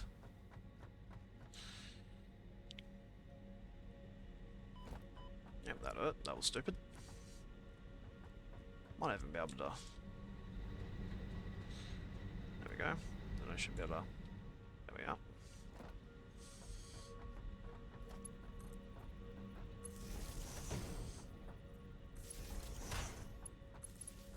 Awesome. So... Might be able to... Nope. Definitely do here, though.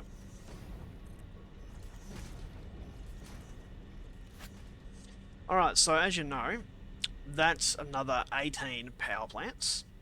And so the ones we've got here currently are... what? Okay, so this didn't do it properly. Hang on. So you got 8. So 16. So right here is the exact same amount of power that we're getting out of this section, but for here. So, and that's taking 2 production lines. So, yeah, that's going to be a huge compensation for our next project. So, let's go get some more rotors. Before I do that, let's see how many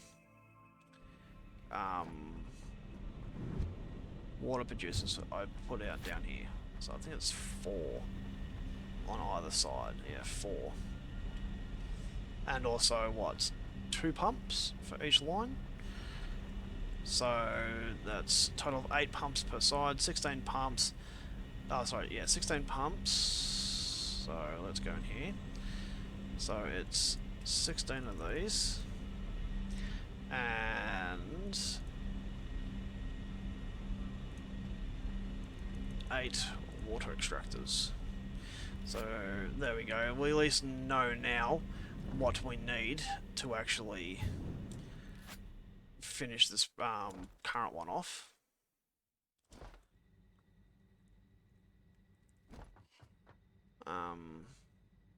I'm hoping, like, once we add the 3rd section, which will basically take most of this one here. So, because what? There's 1, 2, 3, 4, 5, 6. And that was 16 there. And we've got 18 here, so we need another 2 of these guys. Another 2 of these guys. And another 4 of these. So we need 160 rotors. Yeah, rotors. So let's see how much we've got at home base. If not, I may buy some so we can come back here and continue our project. There's also lovely nodes right there yet for production.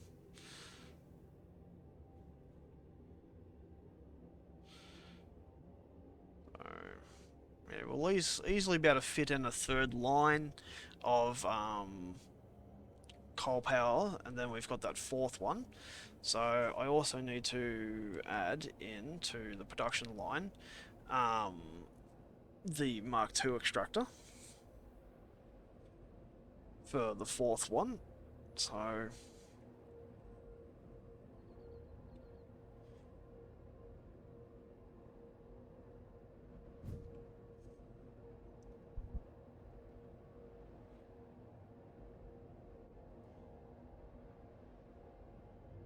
this also means that by the time we come back, we'll actually have quite a lot of oil built up as well.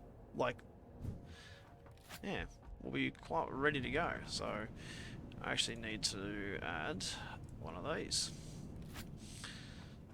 So I need, how much room have I got left?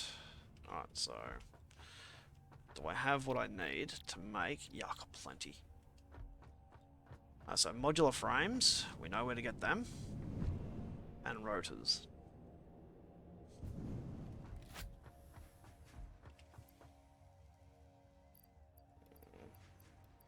Take one more of that.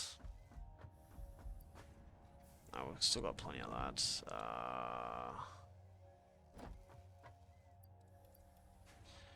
Take those two.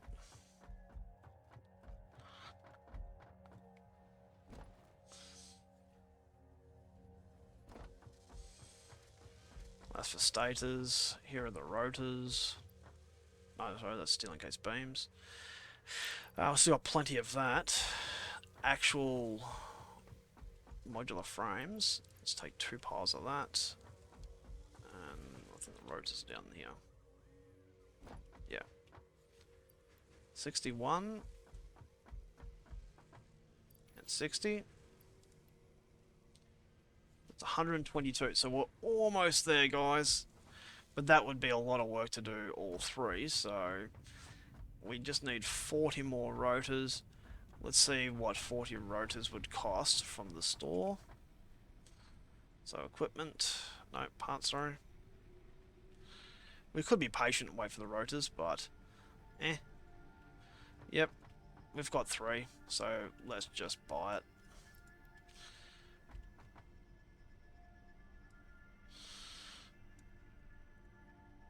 This is how you buy parts. I hadn't shown you that yet. And then what you do is you go into purchases and you collect it that way. So there we go. We've got more than enough rotors. Now, that's just because I'm being a little impatient. But there we go. There's 3 tickets. We would add 6 tickets. So, but that's fine. Let's drop off these tickets back in the box. So, I will really try not to do that very often. But let's head back. Let's get that other mine set up, power connected to it. Let's bring over the ore. And once that starts working on that, we'll go downstairs and work on the water for it.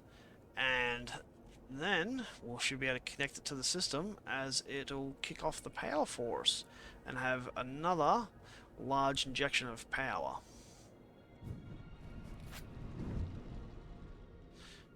Actually, what I might do is I might fix this up while I've got the chance.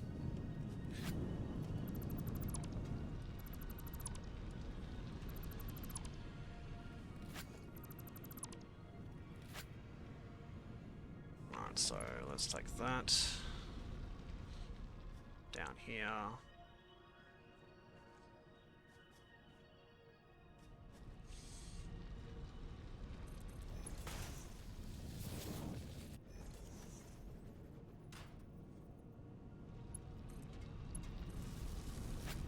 There we are, let's pick that back up.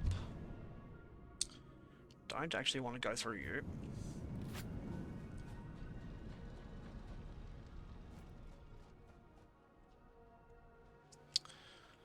Get on there. There we go. That was actually from last time when I was doing some work.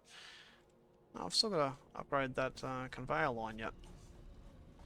Well, still got a bit of work to do. But now, so if I go in there, and we stop, and we head back the other direction.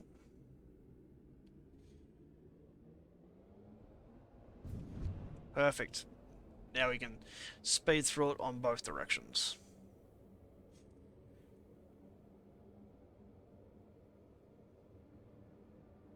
Sometimes there's little things like that that you forget to do quite often and whatnot. When you do find it, I suggest doing what I just did there and get it done as quick as possible, because otherwise you'll end up, you know, never doing it. Believe me, there's so many times in this game I have forgotten to actually do something as simple as that, just because I get distracted doing other stuff quite easily, that you just forget to come back and do it. So while you've got the chance, do it, guys. Well, there's a yellow one over there I never noticed. So there's still plenty of grubs around, that's for sure.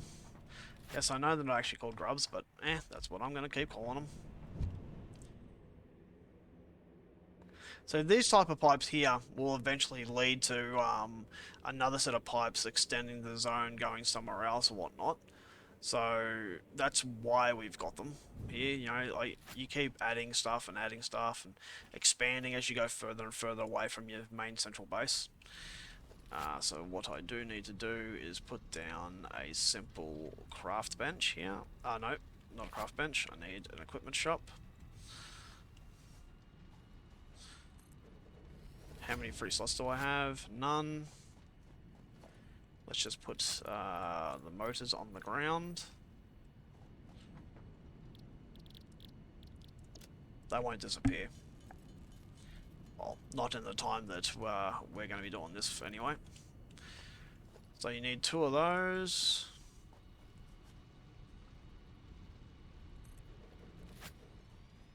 That's in. We can pick these back up. Top this up. Full power. So there we are, 300 per minute. We don't need that anymore. We can also put one of these across here.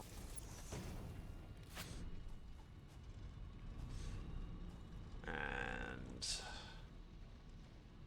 another thing I can do now with the conveyor stacker, put that up there.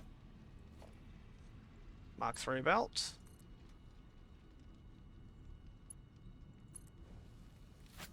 Boom, yeah. That's what I love about doing this. It's so easy to set up the next stage of the works.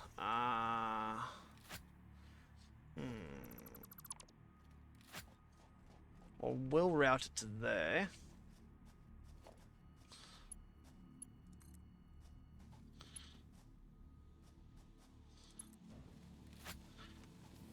But I'm gonna have it go that way there. So what I do need to do, I might run it onto that edge there. Run it down that way for now. If I do expand the conveyor lines, I can always do that later.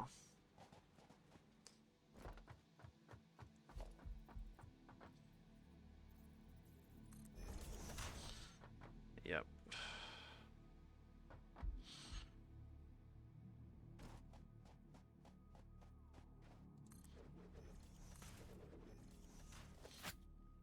So let's take that one to there. From there, should be able to reach that. No, not quite.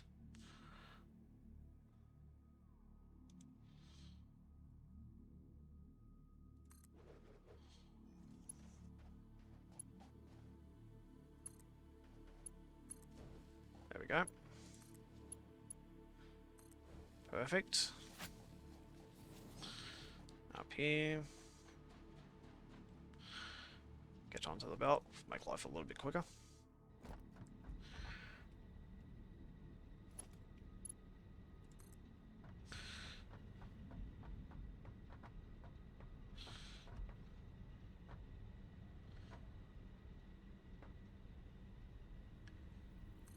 there.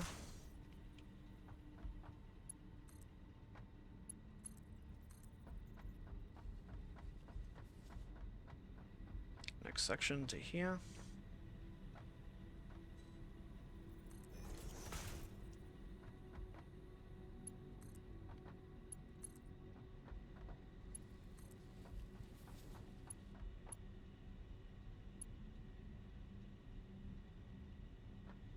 What? Oh, okay, because it's going to hit that building. Alright, so let's do that.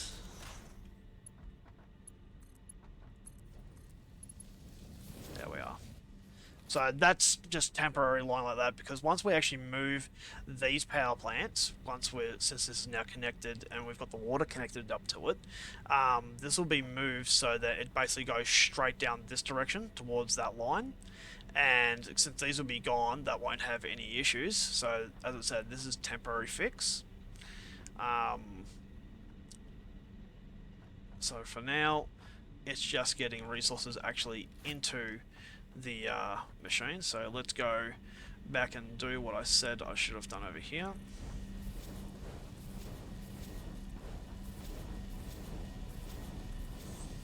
Might leave that one on fast at the end.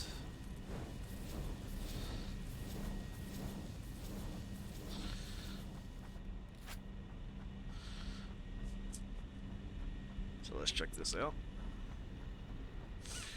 How are you guys going?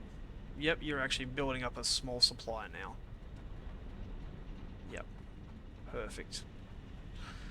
Yeah, you guys are chockers, so any extra is getting diverted between those two. So we've now got a constant supply of power from that. So what's our power at now? 3150. Very nice. And it's much more stable, as you can tell by the constant production lines. So now let's go get working on the other section.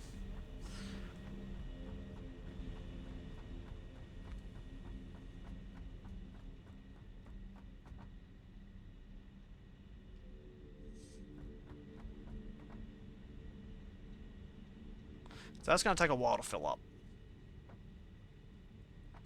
So what we're going to do is we're just going to mirror this section here, essentially.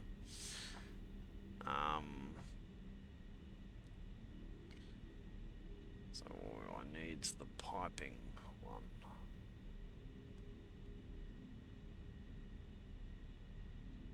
Yeah, that should work. Water extractor.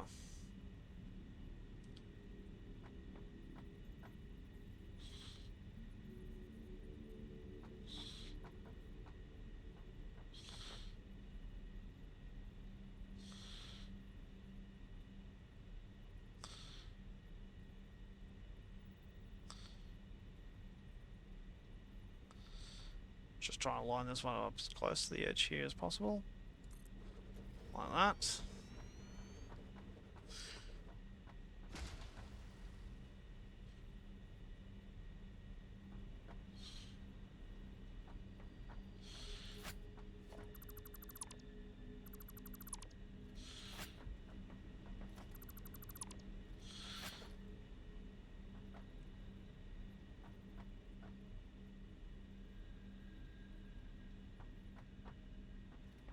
Encroaching. Not that, can it?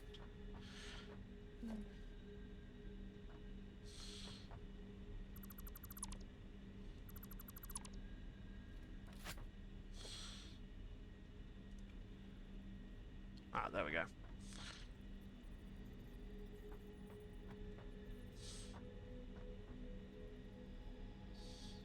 Perfect. Actually, that one needs to be a little bit to the left. As per... So up. Alright, so we're going to make it easy. We'll just pinch power from here. Here. And each one will get its own little power supply. Like that.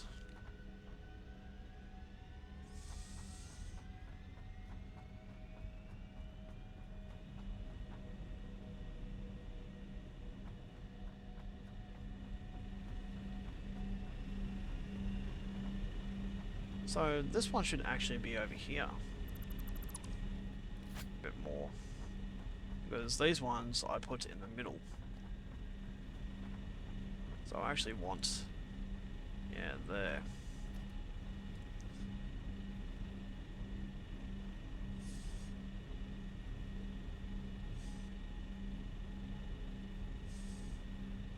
Wow.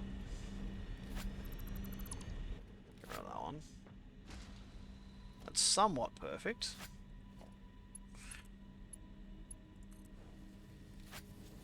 There we are. So if I do...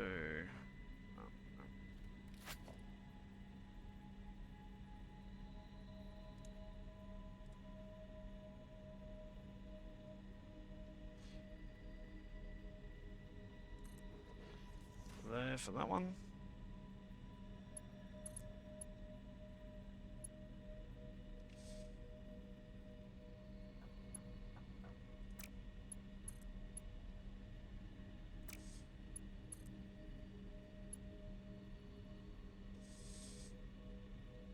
I wonder why that one's being stupid.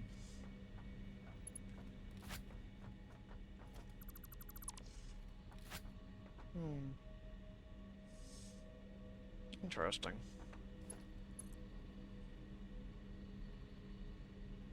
See, that way it works fine for some reason.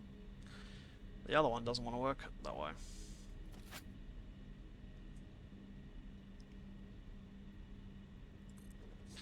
Maybe a bit lower. We should show you what it's encroaching on.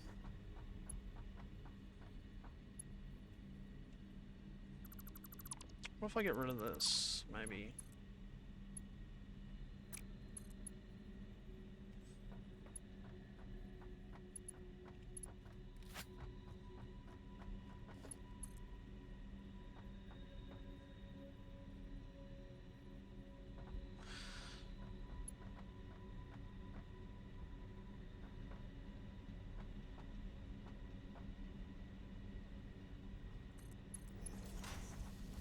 There we go, like that.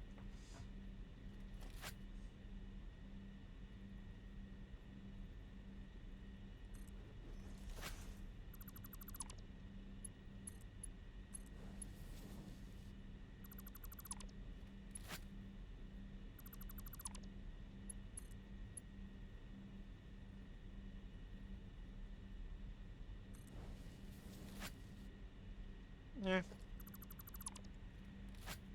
At least that works. If I get rid of that one and drop this one down a little bit.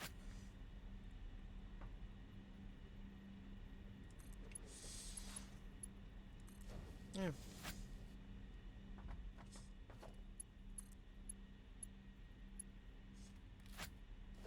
So that's been dicky now too.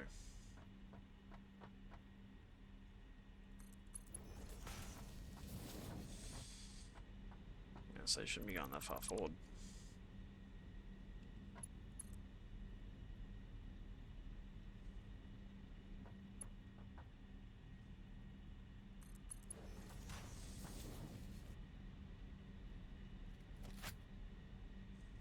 Well, this is going to need a pipe intersection anyway.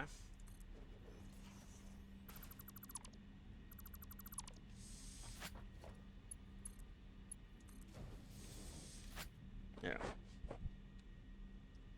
Alright, we can work with that.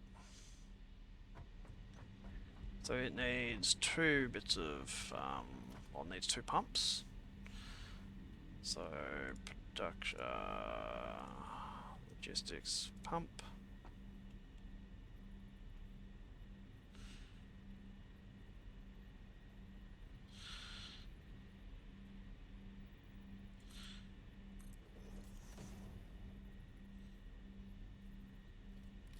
That's not going to work.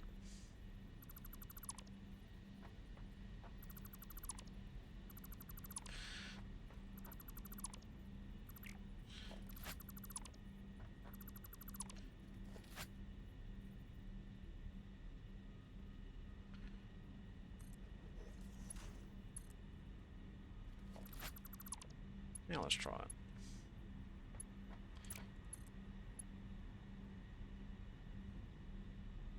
Hmm. It really makes no sense whatsoever why that won't work. Hmm.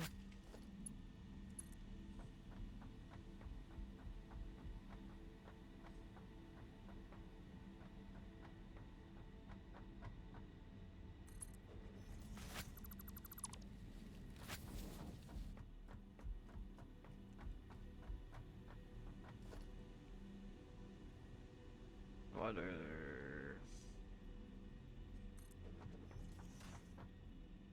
That and that. And that. And that.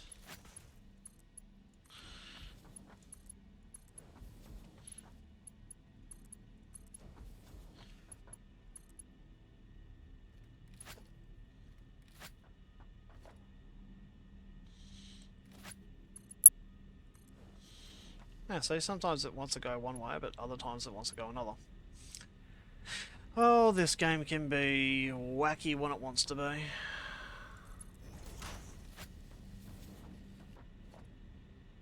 So figuring out things like this, these are great little problems to kind of wrap your head around. I quite enjoy doing this. It's like, how are we going to get this to work, you know? Like, so the whole idea is why I wanted to raise that up was to make sure that there was a decent amount of room for the actual pump itself to make use of the fact that we've got the pumps as high up as possible.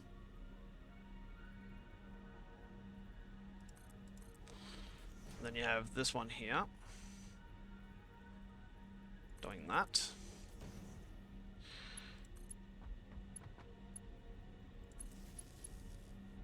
Actually,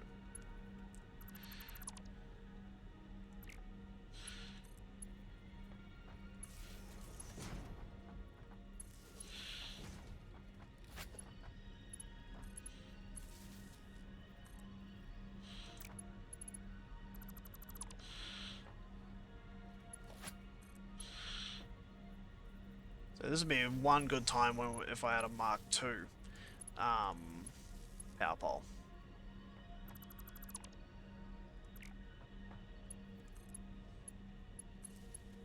So that one can go there, that one can go there. So and that one's got its 3 connections to there.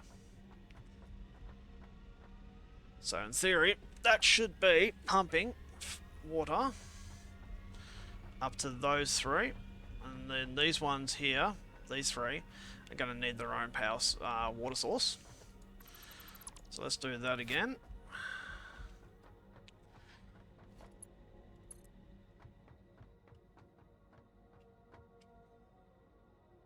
Wish I'd thought of this last time, because Jesus has made it easier.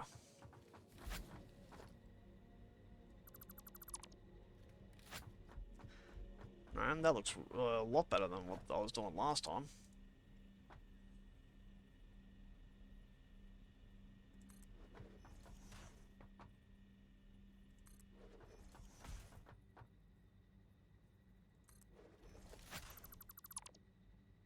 There's that going.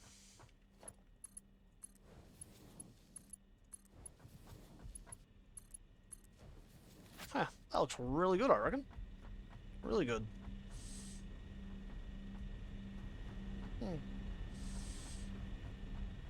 So what did I do last time? 1, 2, 3, and then yeah, 1 space between, then 2 space, and then 1 space.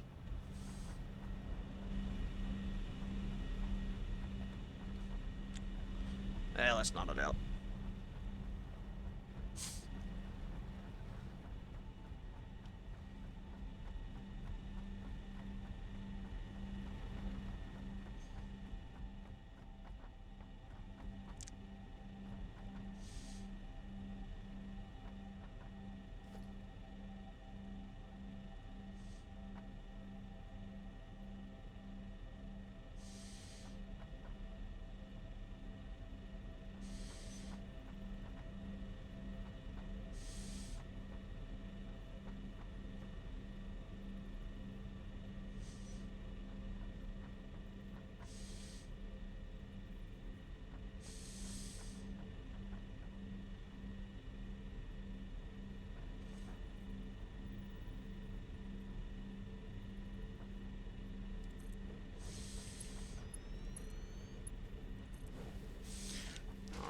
So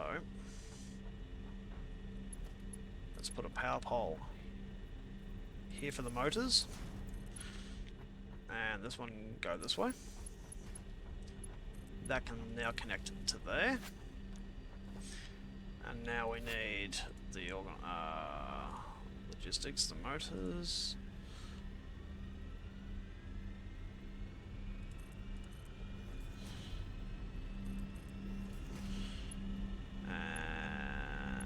That can go there. And there.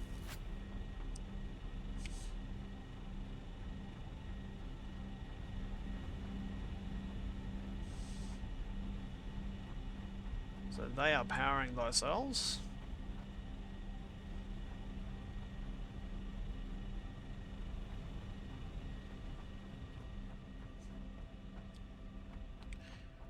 And really, I give 2 spots free here. If I put one there, I put one there, and there's 1 spot in between. I like that instead. Plus it'll look better.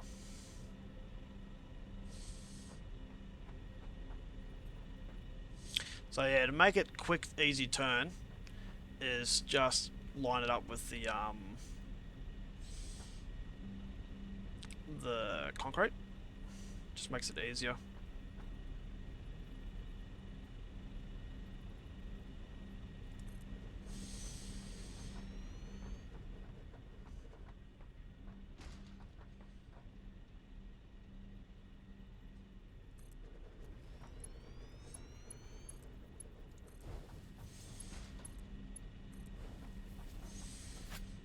Alright, so again, organize logistics. You'd think by now I'd get that right every time.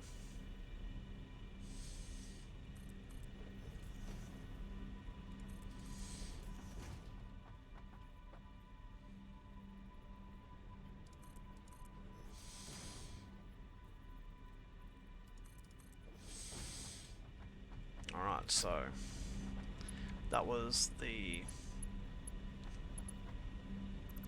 Let's get rid of that. Main power line connection, pump connection, main power line connection, pump connection.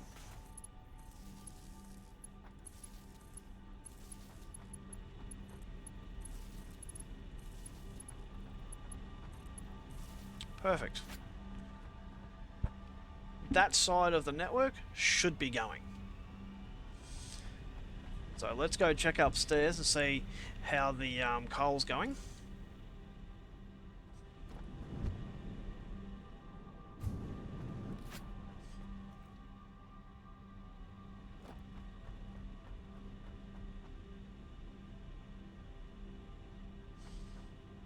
Yep.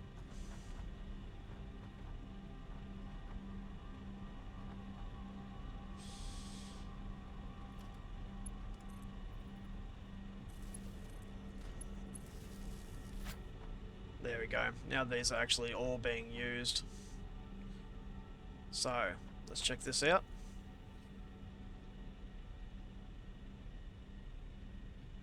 That's a bit of a spike.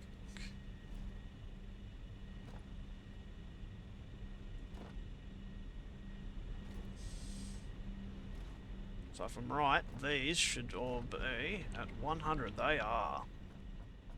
Lovely. Lovely. Alright, so now let's get this side connected up. So right here.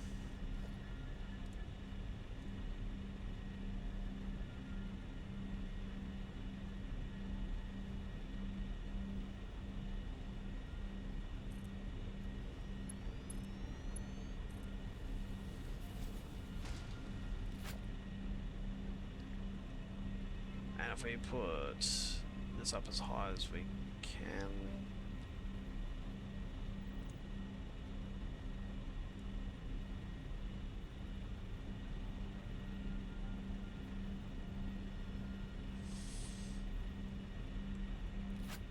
I wonder why that's being diggy.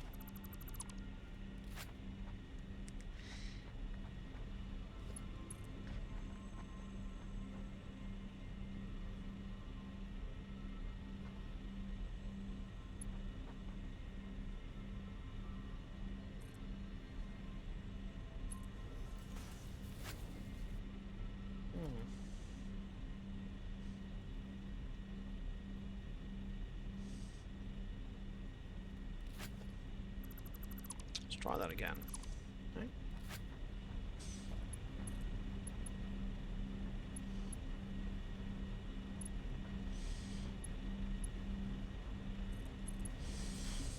So if we do it like that, grab that one,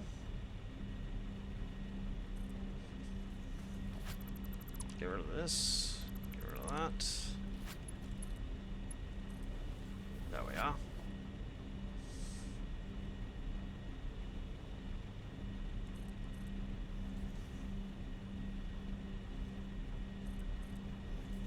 Perfect. Please. Ah, oh, perfect. Look at that. Now let's just go this way.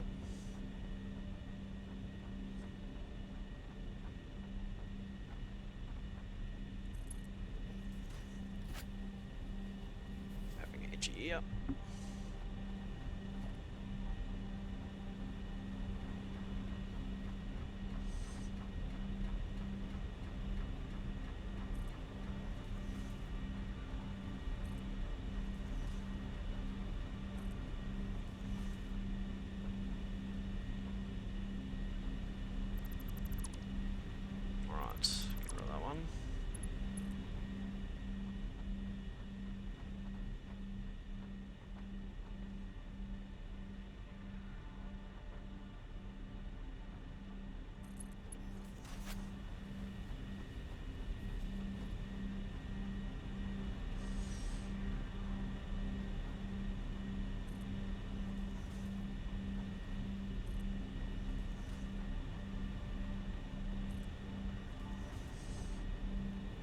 Did I do that one twice?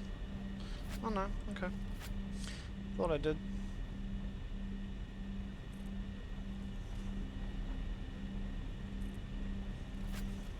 Alright, get rid of that. Get rid of that.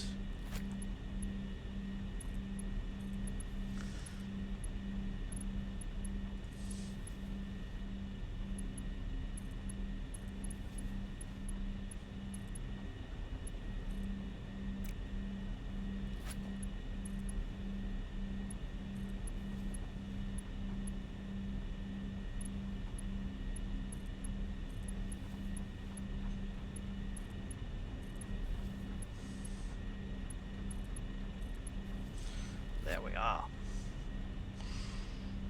So, I did skip one, place one, skip one, place one, skip one, place one. Perfect. Nice and simple. Alright, so skip one, place one.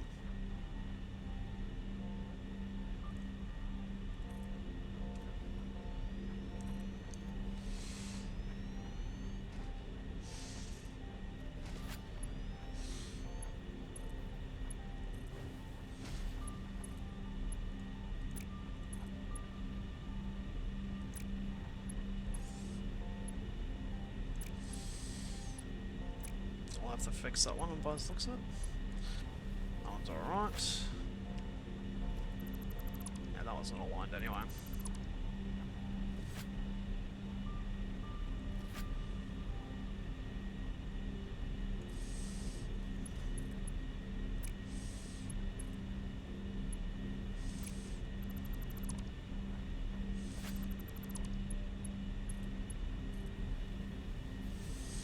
Yep, there's always a second way to do it.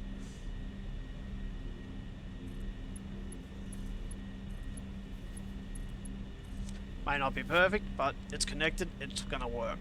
That's all I care about. Doesn't have to be 100% perfect.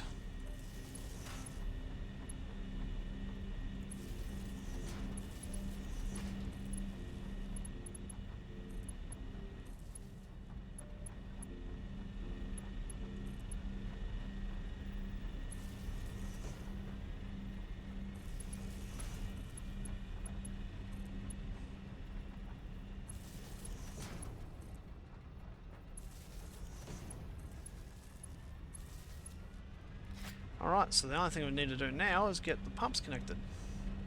Or placed and then powered.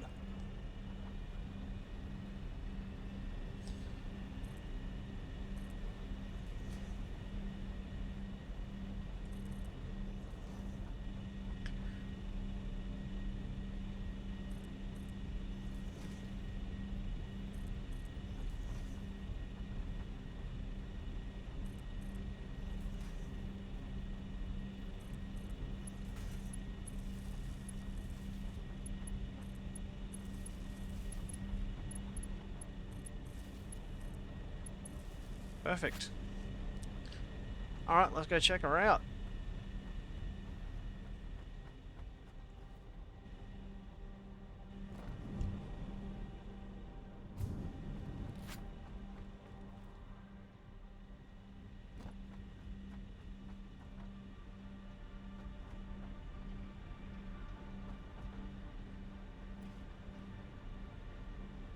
We have to wait for the pipes to actually build up water pressure.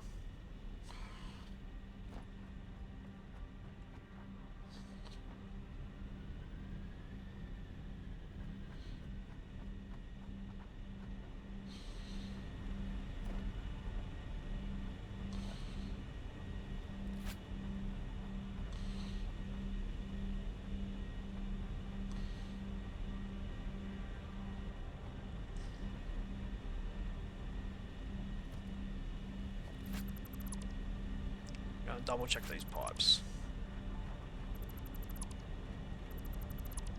Oh, the pumps.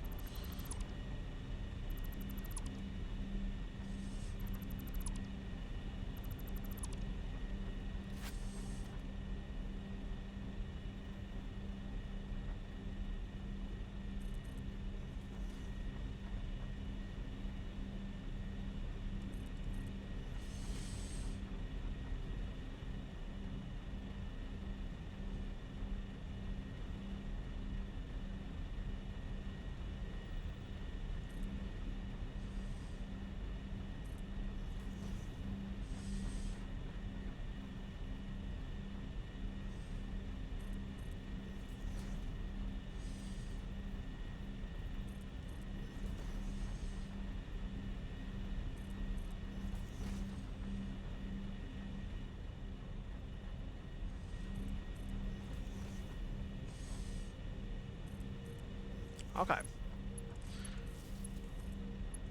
Now, I wasn't sure 100% whether I'd actually done all the pumps correct. I thought I had, but now I'll know for sure that I have.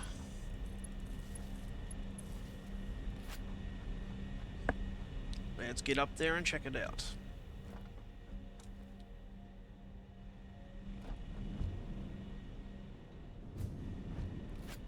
And don't you suck? Doesn't it suck when you do that?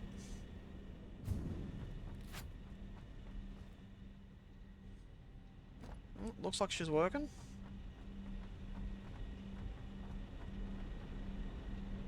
Water pressure looks like it's gaining slowly. Yeah, that one's got full water pressure.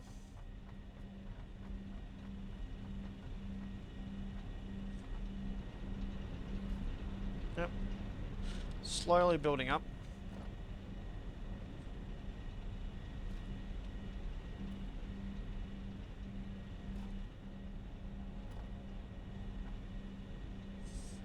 Might just take a little bit of time for the water pressure to actually build up, so we'll be patient, we will.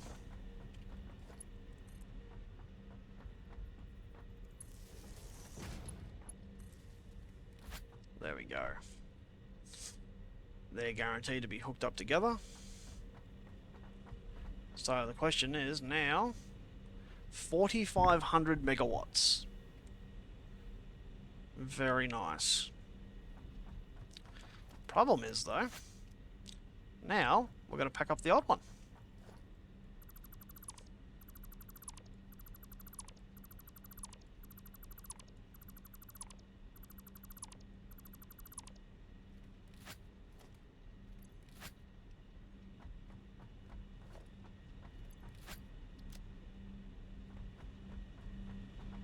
This one's got full coal, which is good.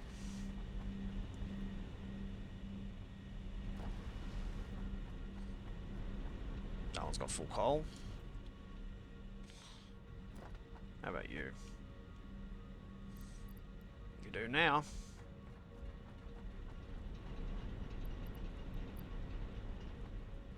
And you. Yeah, you're already full. And you're full. Perfect.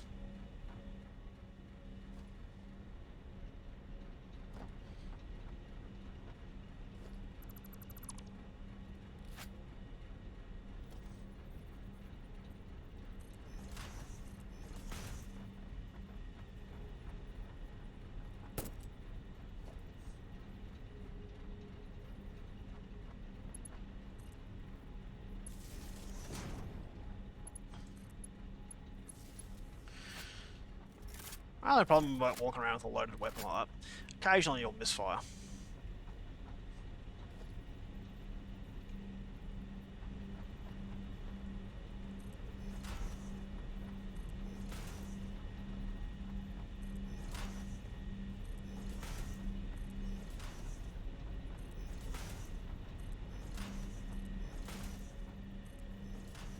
So it doesn't look too bad, I reckon.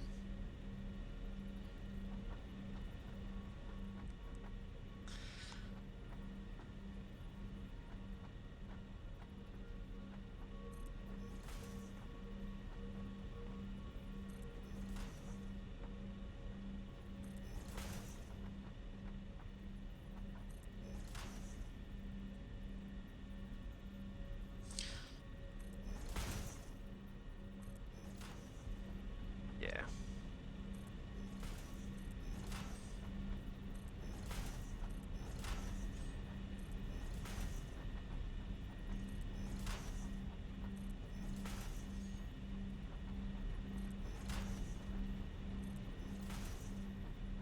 Perfect. So how much power did we lose? We had 600 meg, so it's not too bad.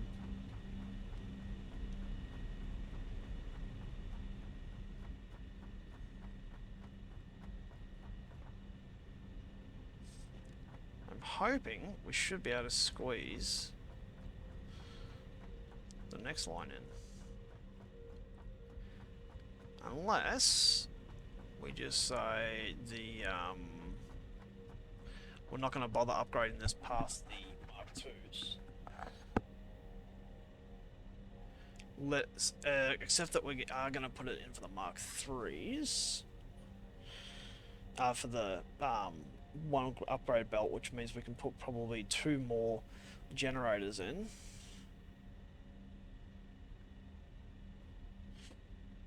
Which means 1 more on either side. And then we could put the rest down here.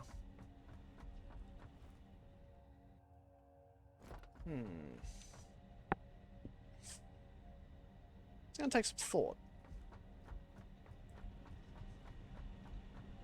Question is, what can we fit over here?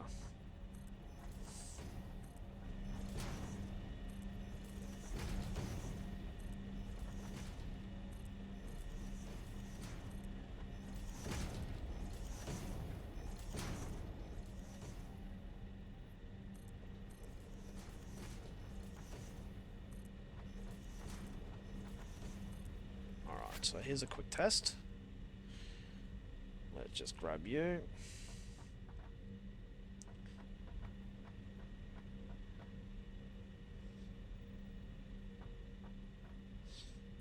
You're there. That's 1, that's 2. And that's crap.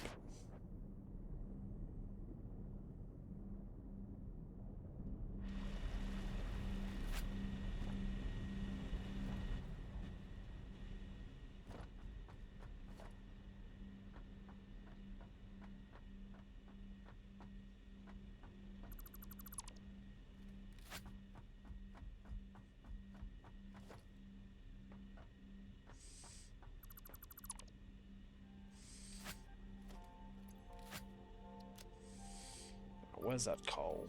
We don't need that.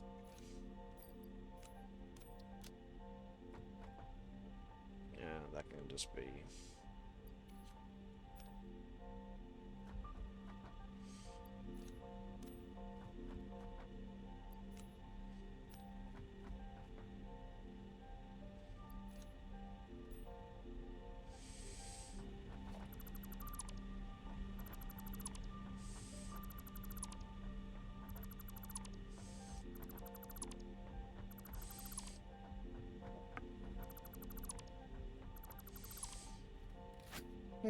Because I'm thinking if by the time that we it actually comes time to worry about the next upgrade,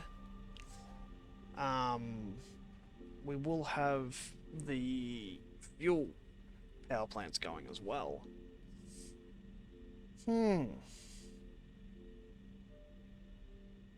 Decisions.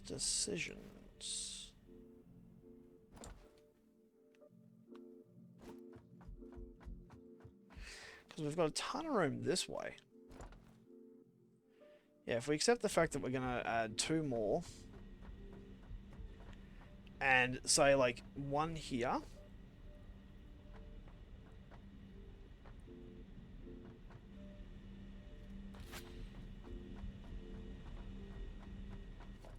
get rid of that.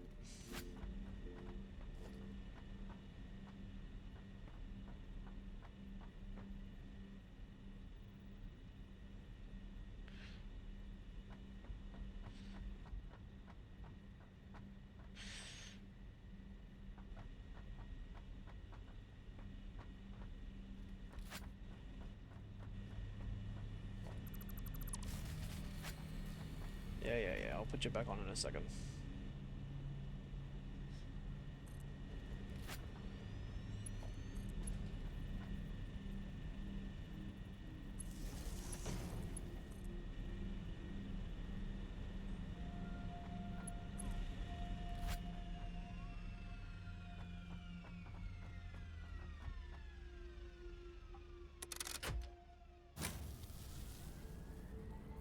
There we go, we're back online. Alright, so we've got 1 there, and there'll be 1 on that side. And if we say that this one here is the extra one for the next line. So these 2 are the extras that we're going to have to add for each line once we upgrade the belts. And now we can just add in the normal amount. So 1...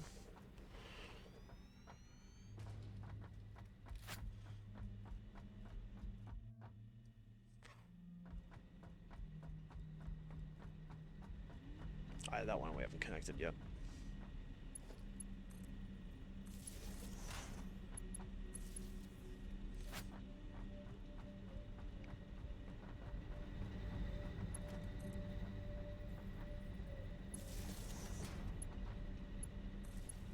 There we go.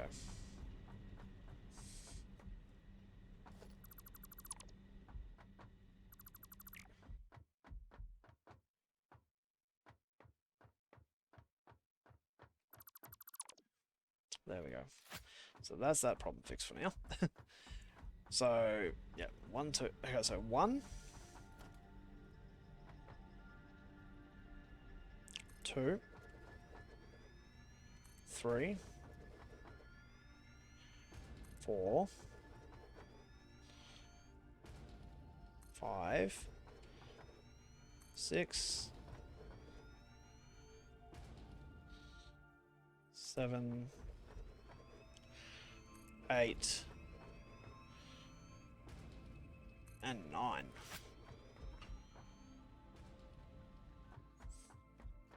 Shouldn't be an issue, I don't think.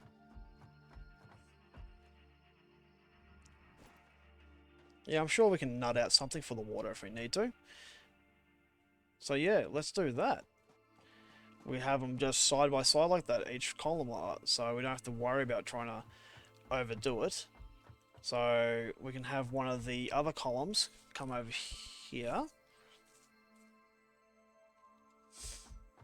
Because now that that's fixed, we can actually have... Well, we need that concrete. That can go yoink.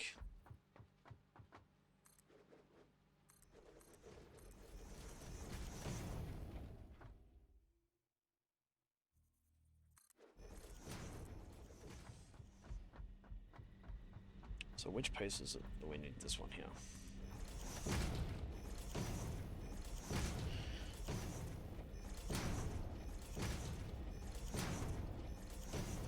So obviously they're going to have to go back to base for more concrete.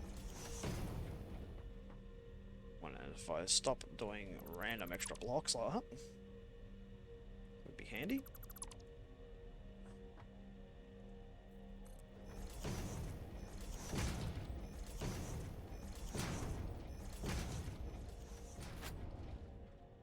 Okay.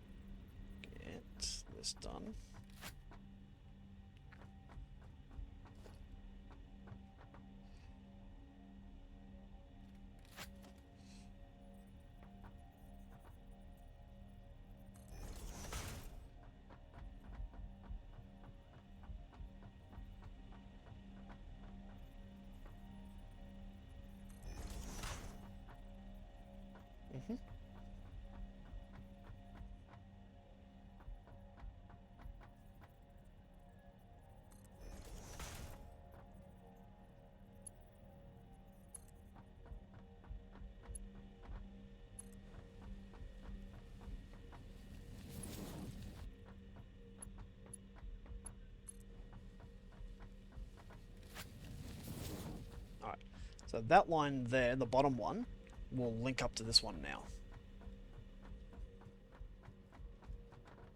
So all I'm going to do is go like that, since it's not being used anymore.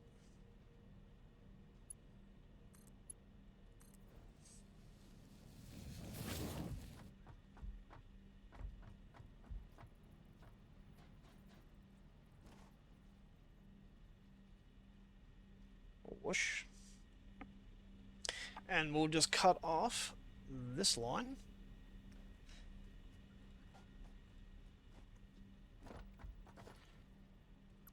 Like that. Let that run down.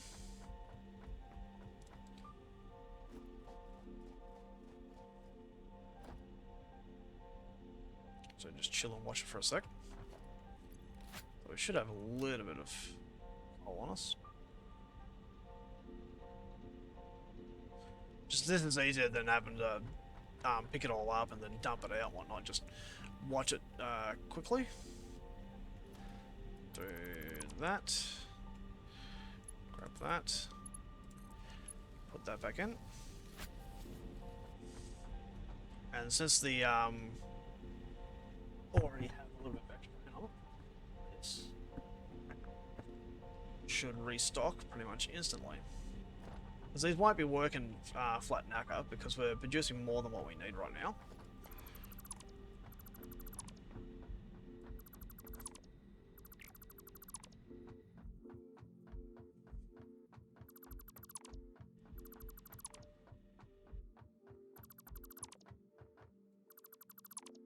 So that's a random power pole. So what we can do now is put one there, one there, one here, and one there.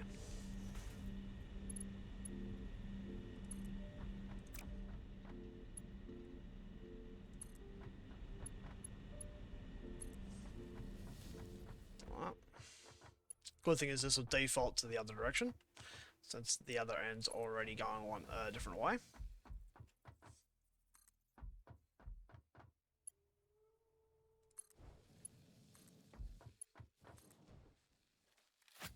There we go. So as you can see, the coal's already moving down that line. And since we've got spare coal, we can just chuck that in there.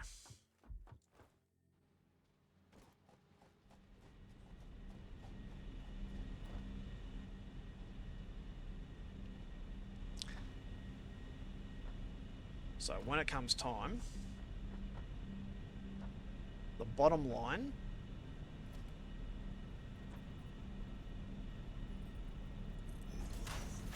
will have to supply that one. That one I'm not going to power up. And then the top line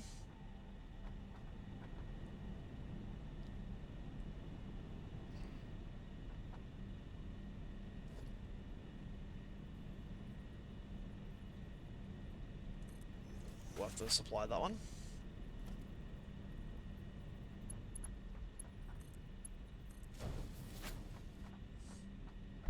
Just like that. While we've got the room, let's just do this nice and easy now.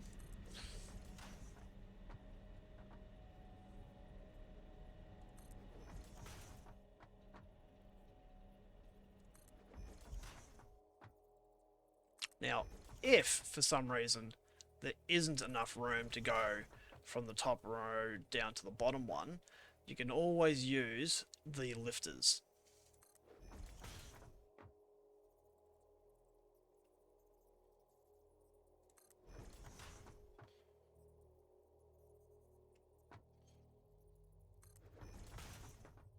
I'm sorry for the fact that it's dark. Not a lot I can do about that in the current gameplay.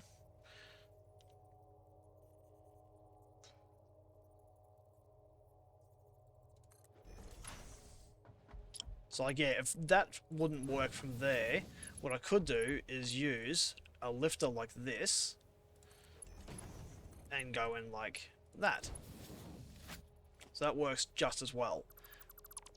So, probably looks a little bit better from that height, but this works.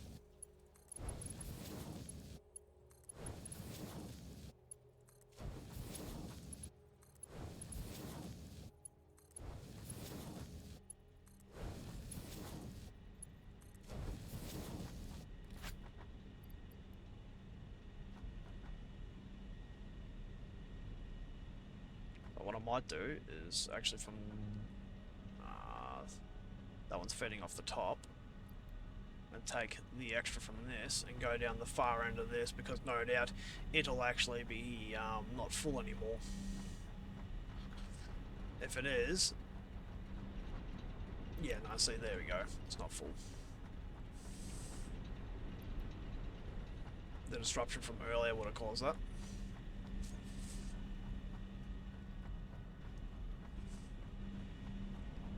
So yeah, we'll have to get rid of our little quick up and down activity.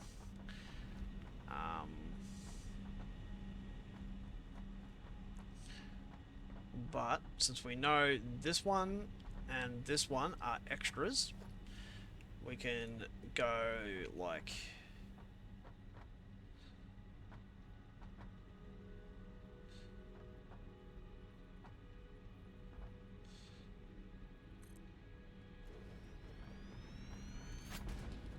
that should mean... Nope, nope, we've got to go one more across.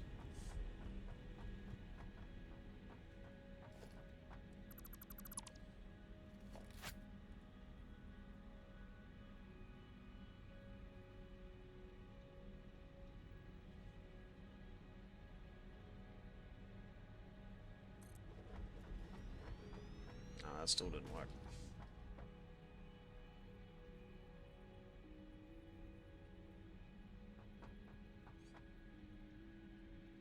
Oh, I can't afford it, ran out of wire.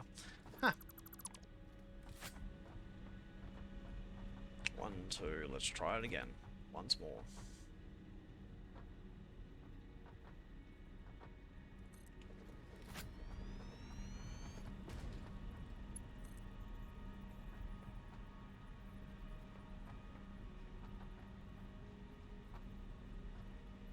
Yep, that would fit perfectly.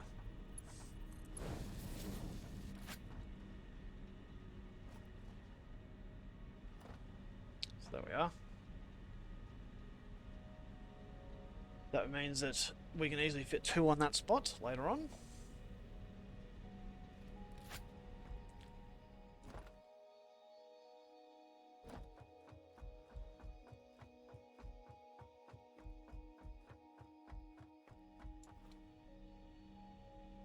Alright, so the question is, can I sacrifice another 600 power? Yes, I can.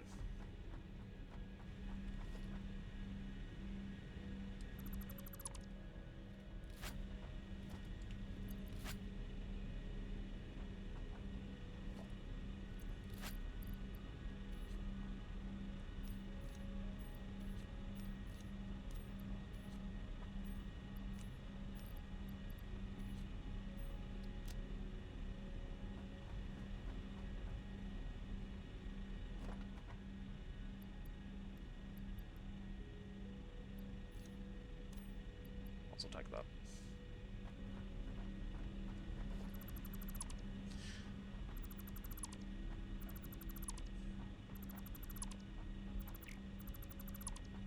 I don't want to touch these power lines right now because they're the ones actually supplying power to the entire system. But I can get rid of you guys. You are actually doing nothing now.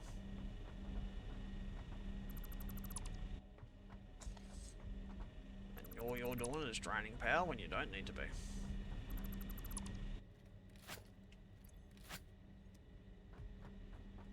Awesome.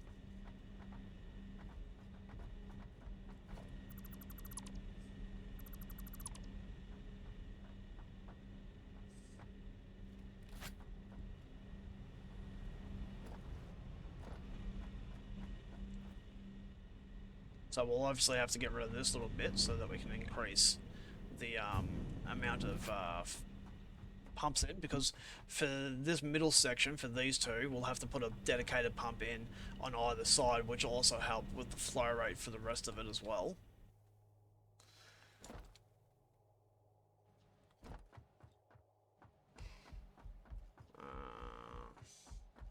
Let me build these first, and then I'll piss fart around with the middle bit.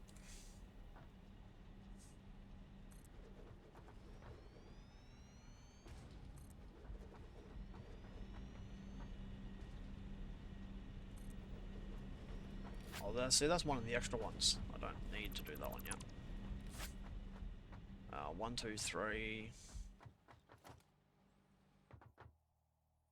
4, 5, 6, 7, 8, 9. Perfect.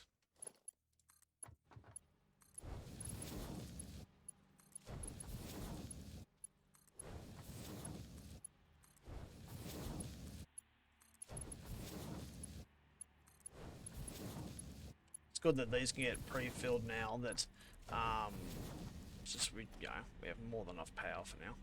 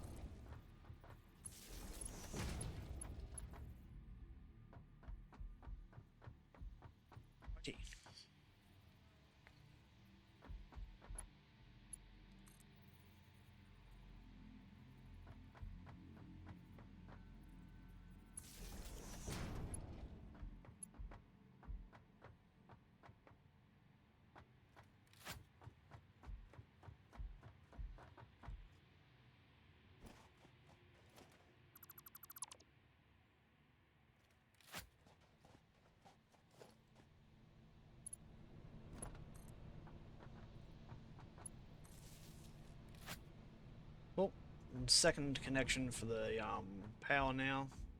Actually, that can be the primary one now if we wanted to. We don't actually need this now.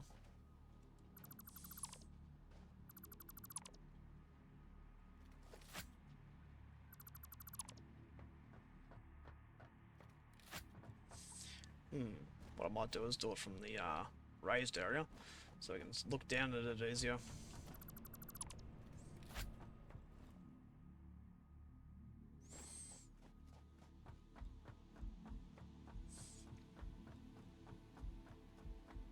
But it's pretty cool how easily you can fix up, previous works.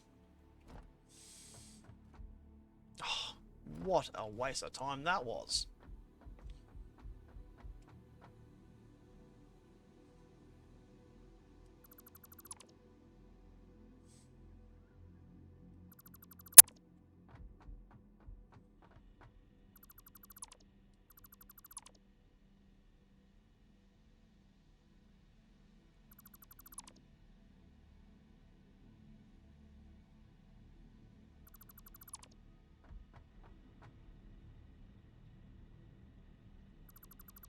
So much easier when we're doing it this way. Really don't miss not being able to do that.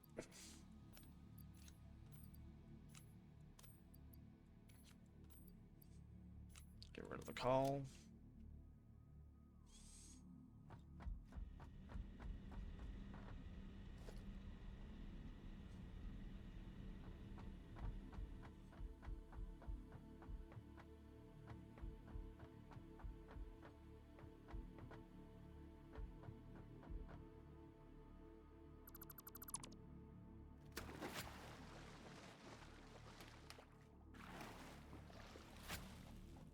Alrighty.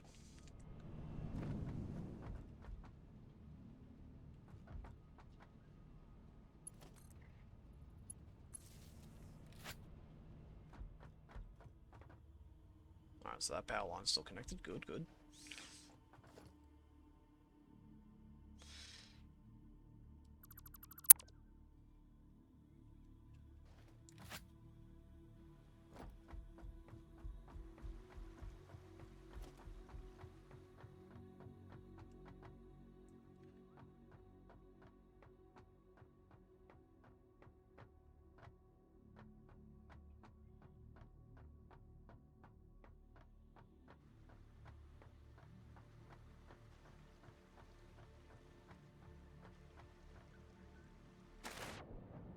Oh, don't you hate when that happens? All that designating for it.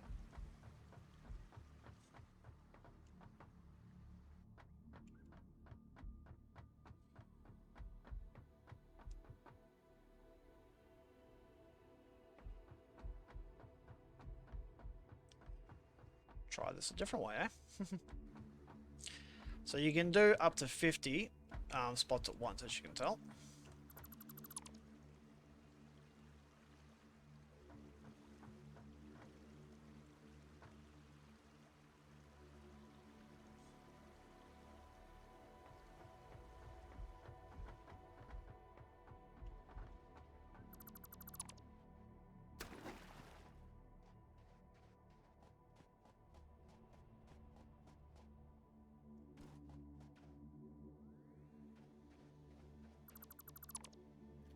There we go.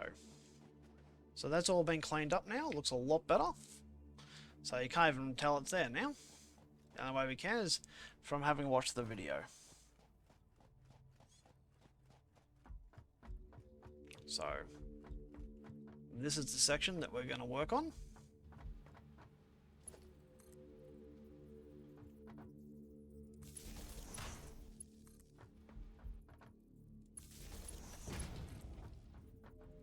Main reason why I'm putting the power poles in now is we can put the little walkway pieces in at any time. It just means that the power poles will, since they'll float and whatnot, it means that this place is connected up and I don't have to worry about it later on.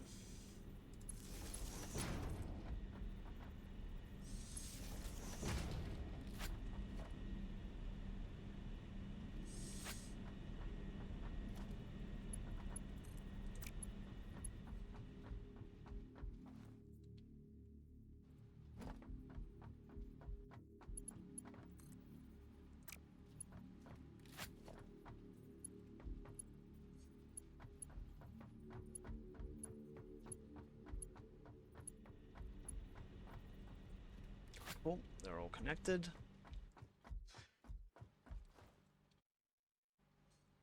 That's connected, that's connected.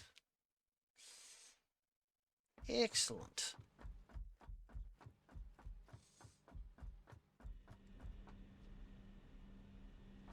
So, what we need to do now is that.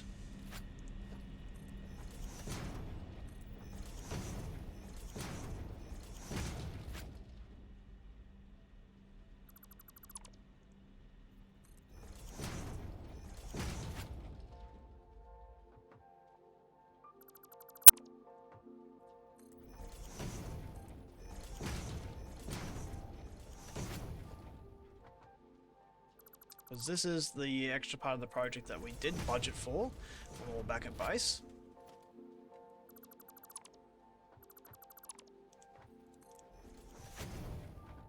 Awesome.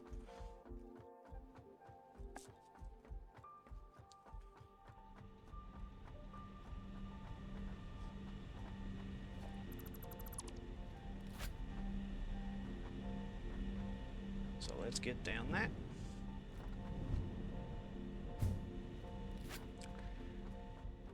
So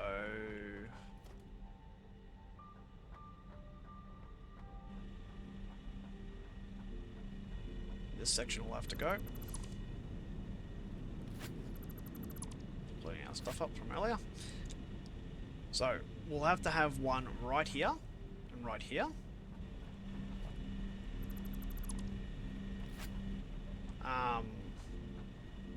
In order to provide the water for upstairs.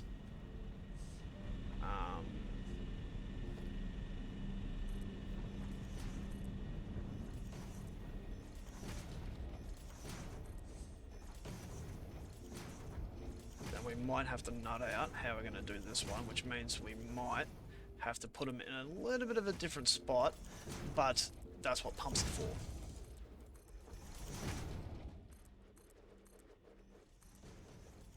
Well, this has got plenty of concrete to do this work.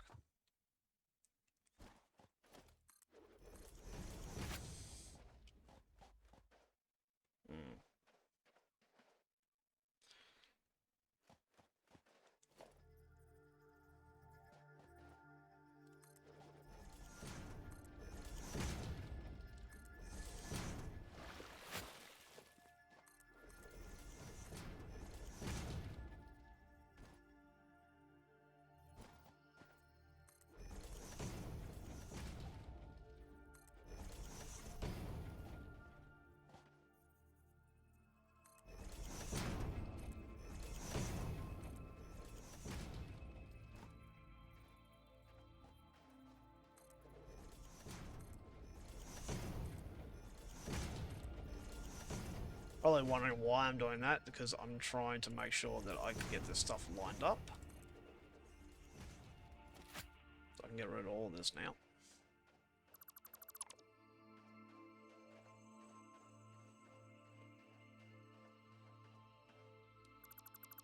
So the way to get around it sometimes is you just have to connect it and then disconnect it.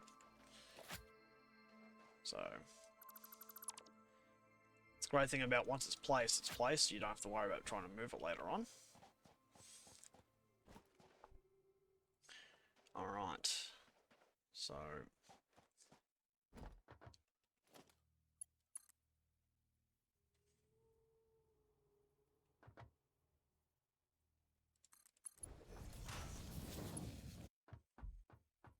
let's do that.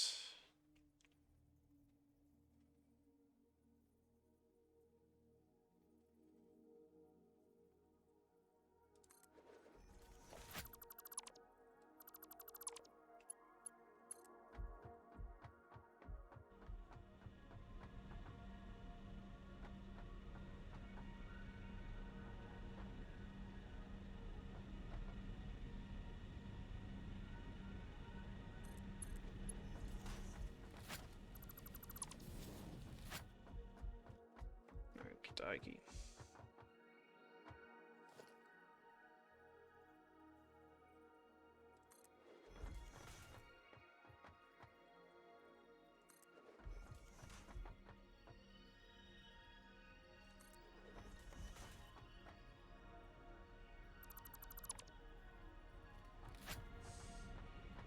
So what we will do is these ones will eventually just be connected to the entire main line.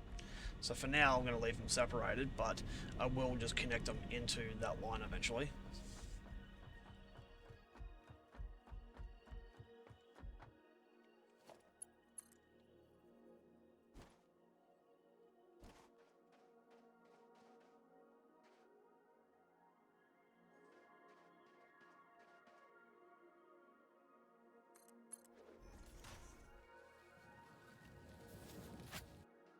Okay. That kind of looks like it went straight.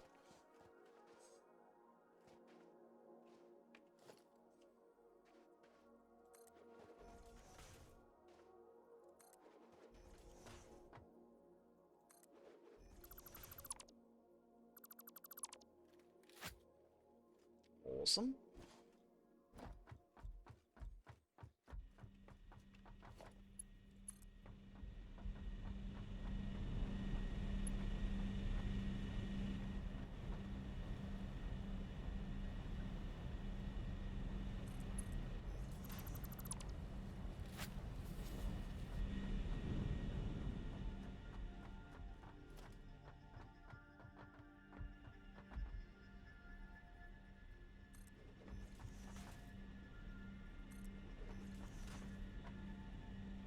So for now, let's get rid of that. We don't need it.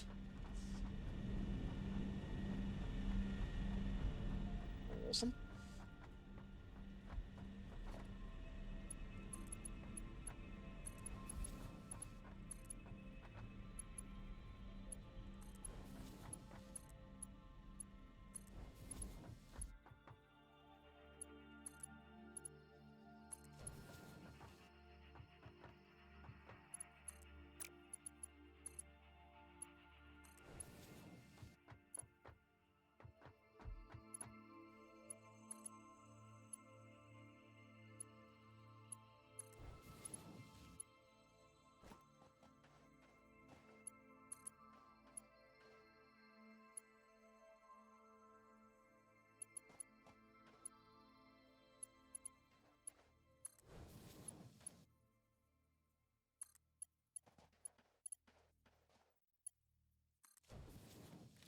So it's definitely not straight, but oh well, they're connected.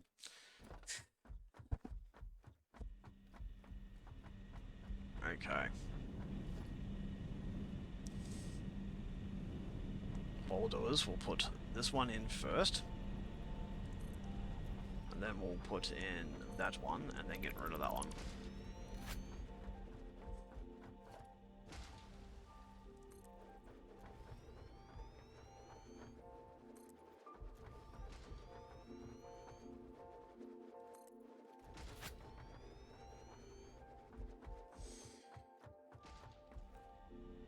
So I need 4, don't I? Yeah.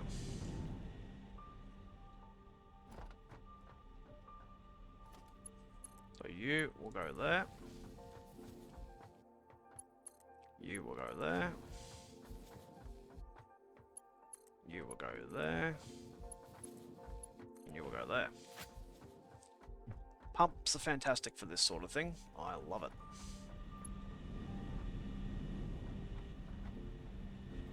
Oh, crap baskets.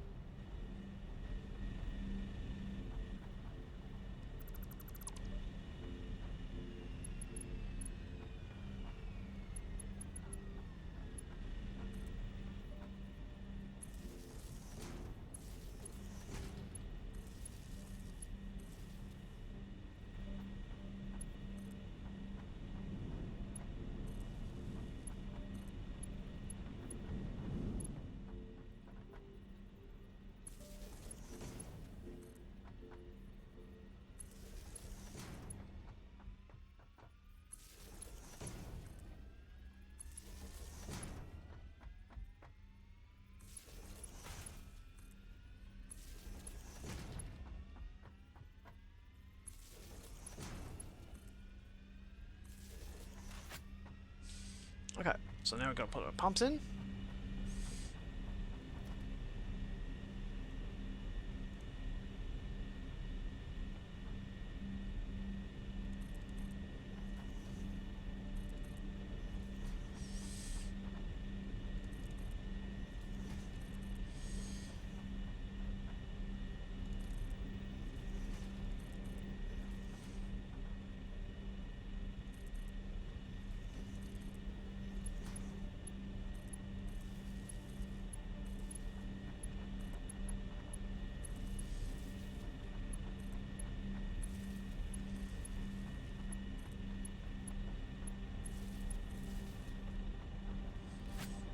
Alright, if my thing has worked, that should be getting water up there now.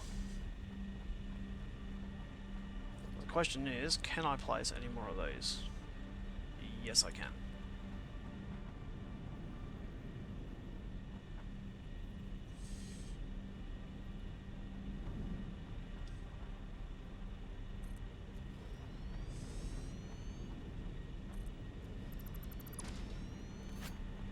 So 1, 2, 3.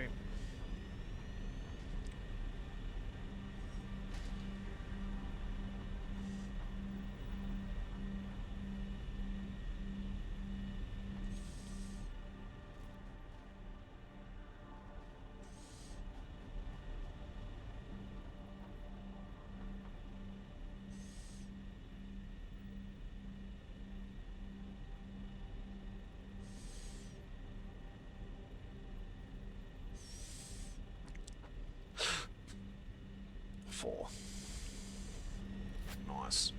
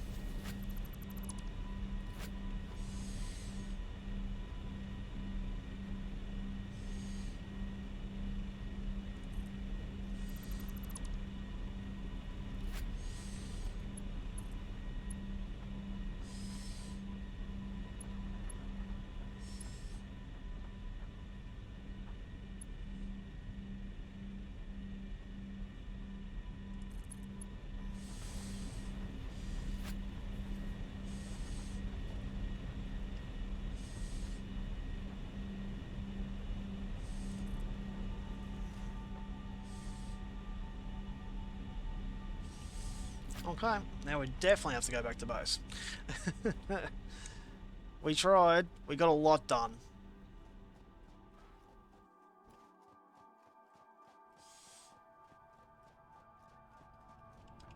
How are we doing? That's not bad power.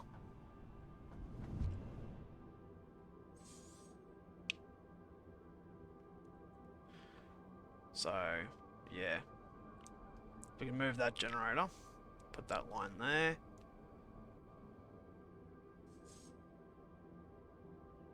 So we need 18. That's 19, 20, 21, 22. So here's make it 21. 21 more power generators. Another 8 fuel pumps. Oh, I've got any water pumps. A ton of copper plate.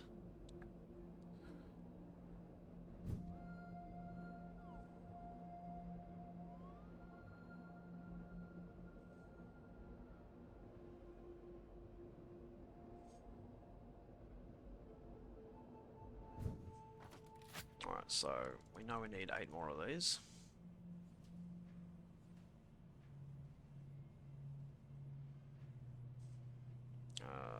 Power. 21 of those.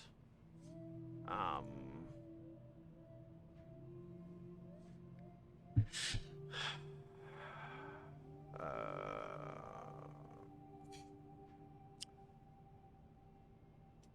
16 of those for the current for the other row.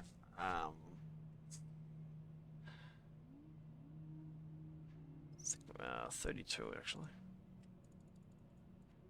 because we obviously need to put pumps in for another lot, so that's fine. That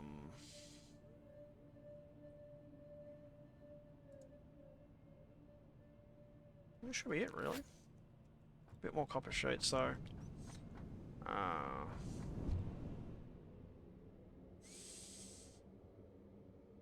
we'll say we'll get about 400 copper sheet at least.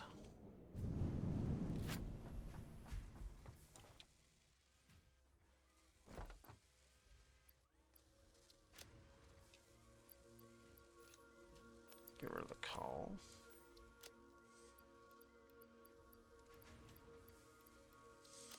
Don't have to worry about wire now at least.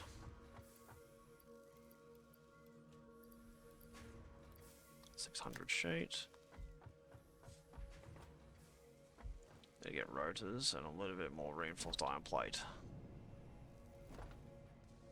Ah, we should have taken the speed drain. Oh well. This one.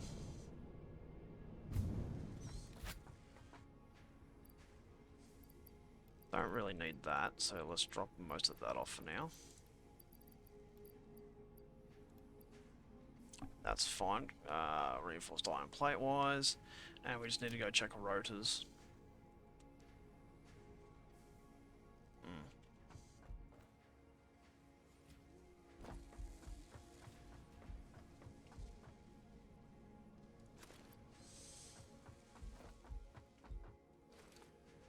Nice.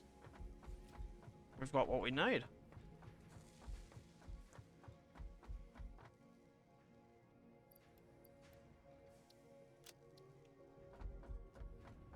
While I'm also here, I'm going to drop the copper off. Oh, the rubber off, I should say.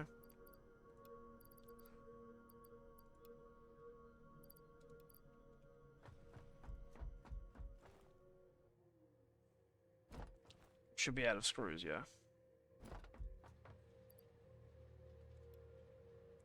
Not bad, take one pile of that.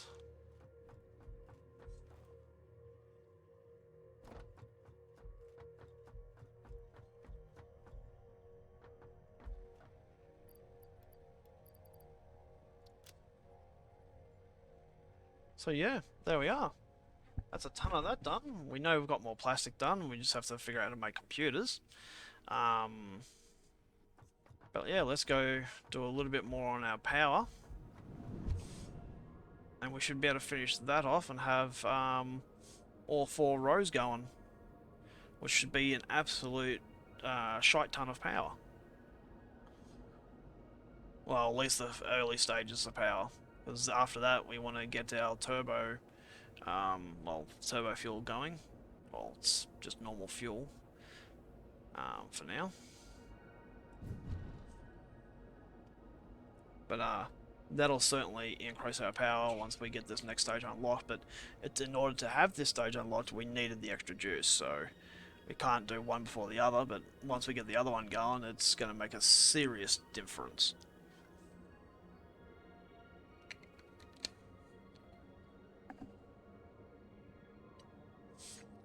Kind of annoying at times where you know you want to accomplish one task, but you have to make sure that you complete the tasks prior to it in order to actually get there. So, because if you don't, you're just shooting yourself in the foot effectively.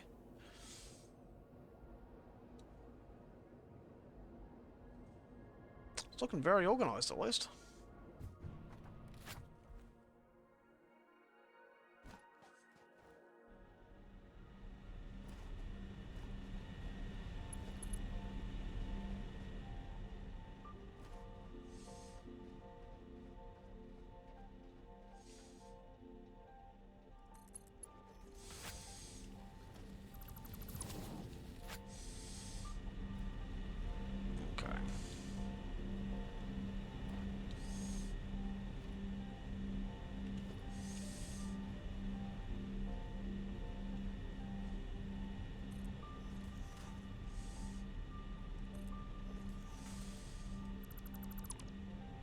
Awesome. Because what we can do is we can connect that up there.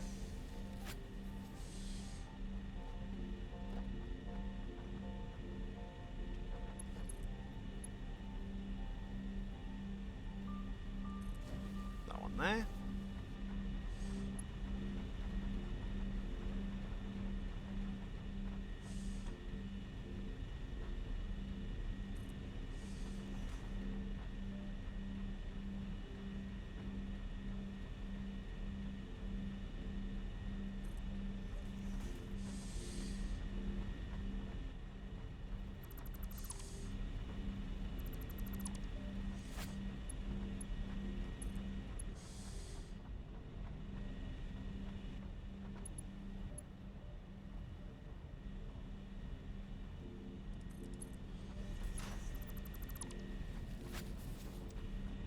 Go. We're nearly there, guys.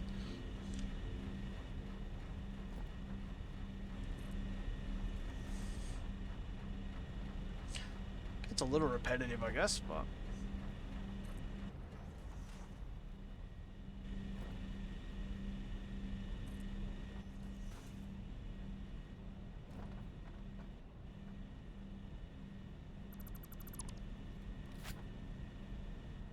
So that one we don't have to worry about yet, neither that one.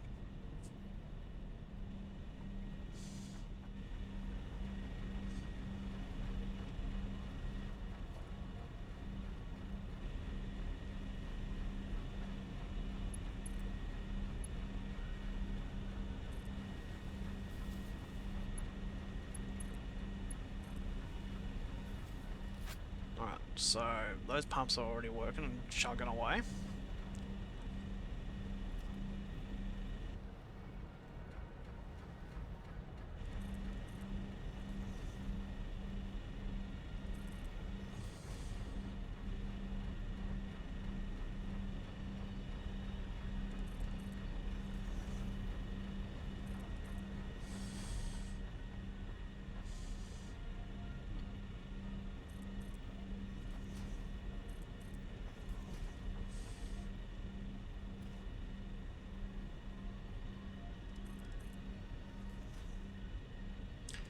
On this one, I'm actually going to put 3. So it sucks having to put so many, but I'd rather double check that I'm going to have enough head lift with it than not put enough in.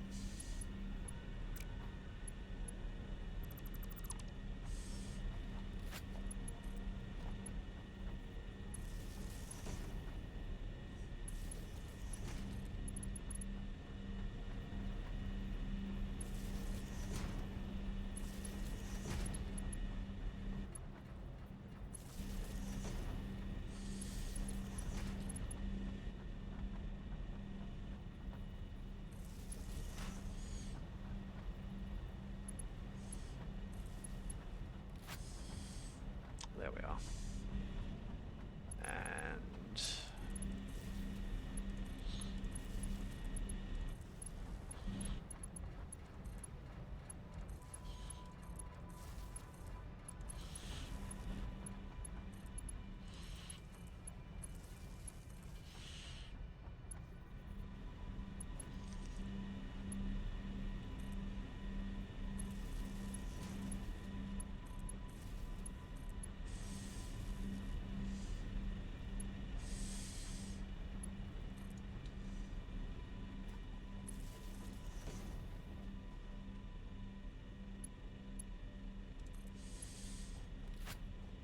there we are.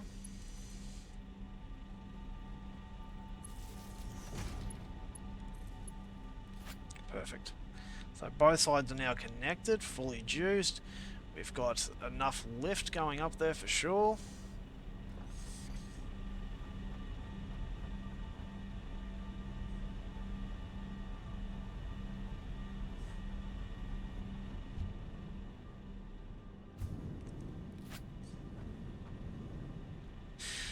Oh, wow. That was a lots of work.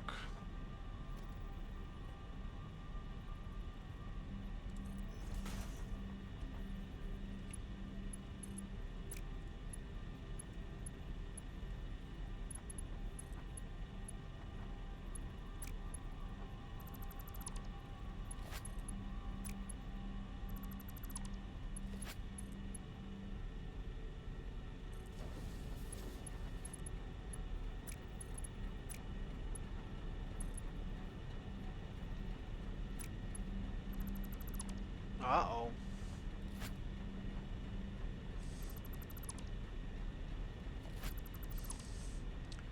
Whoopsie doopsie. We gotta start that all again.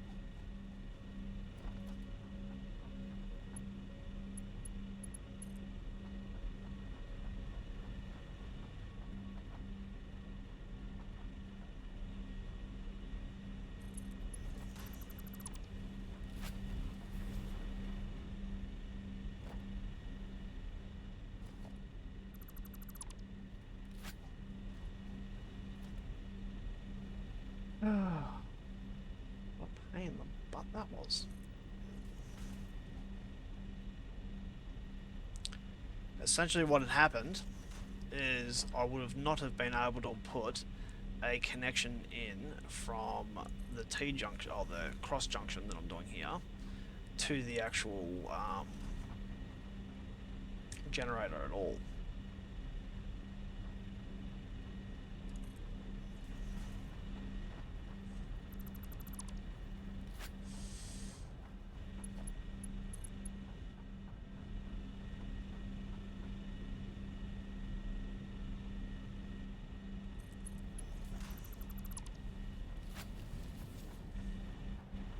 Now at least I can.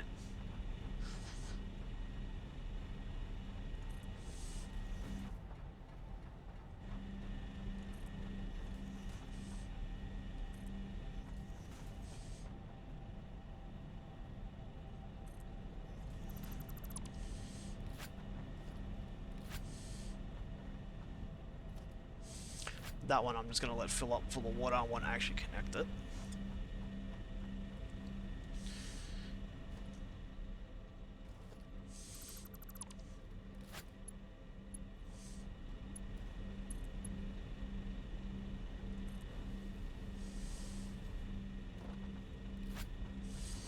Oh, don't you hate when you do that? Accidentally deleted the Jennies. Oh, extractors, I should say.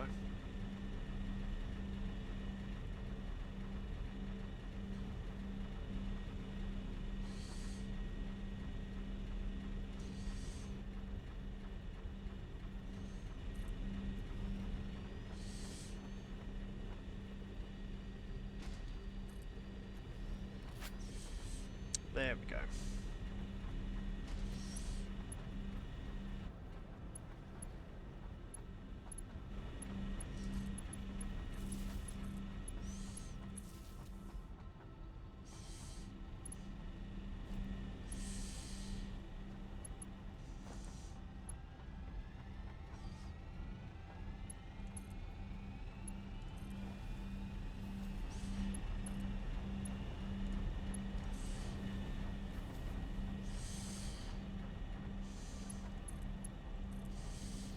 There we are. Now, back to the pumpings.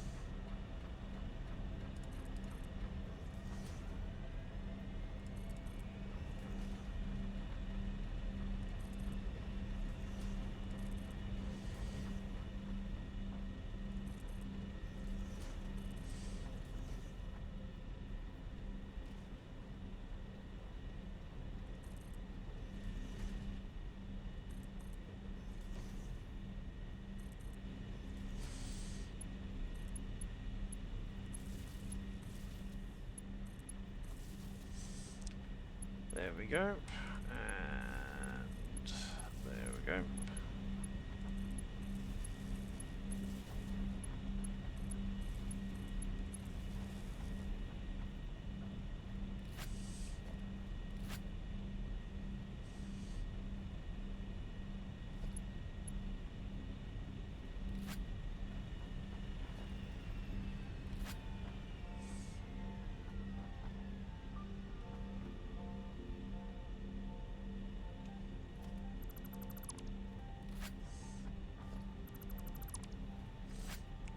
I think I'll put those guys around the way.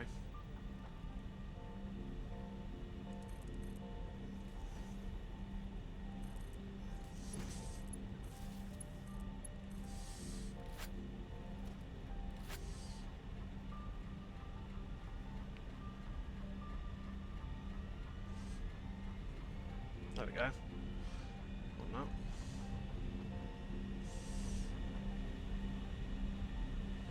Yeah, pump.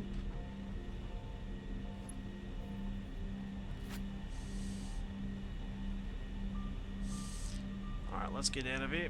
Let's see if these guys are working upstairs. If they're working upstairs, I'm happy. I don't care what colour that little thing is. Ah, that's why.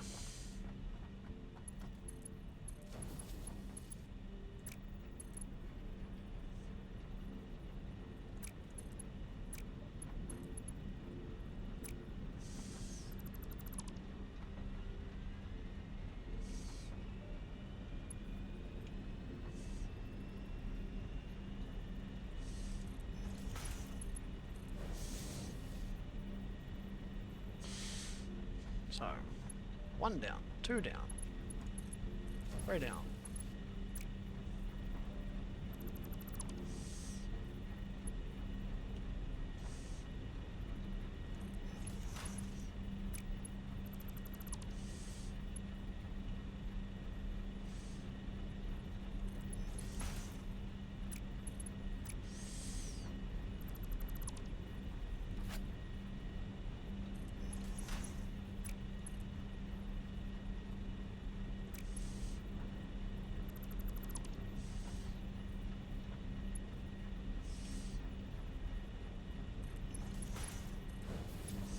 Good, stop being dicky.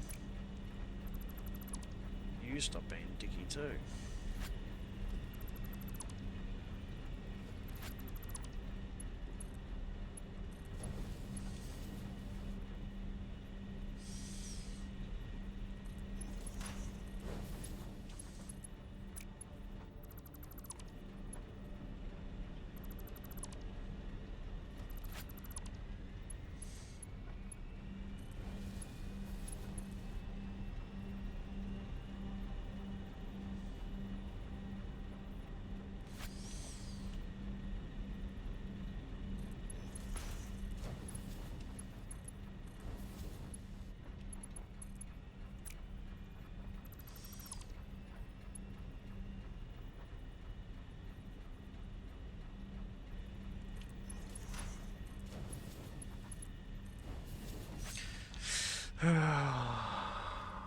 Right.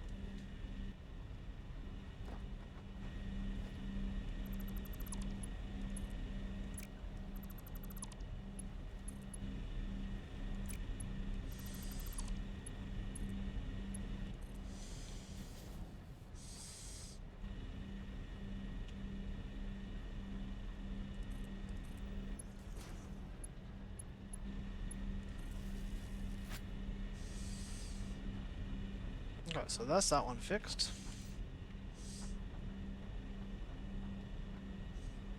That one was always connected. That one is not.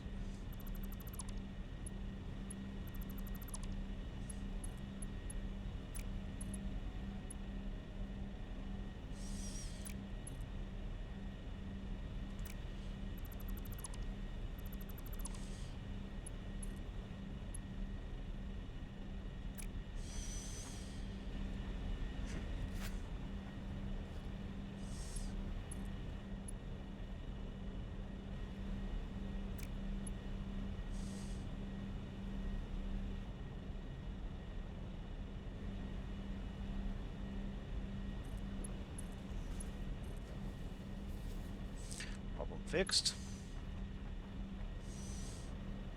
And that one's fixed anyway.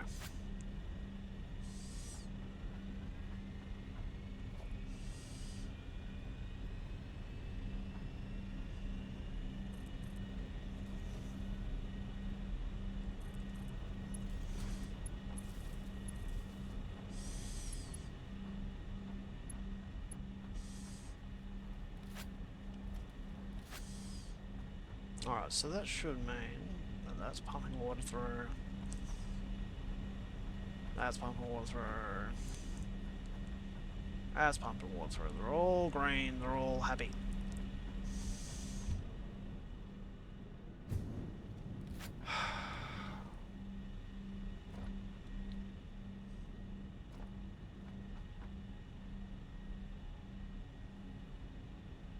Four 725. It's a lot better.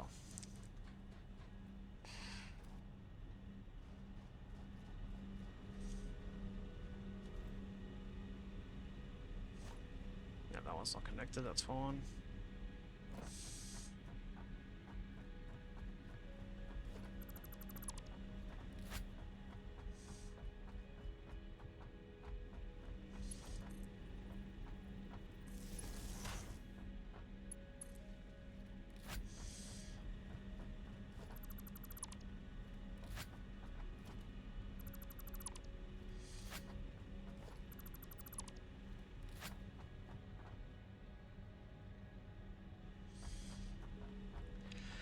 Okay, next row. But final lot.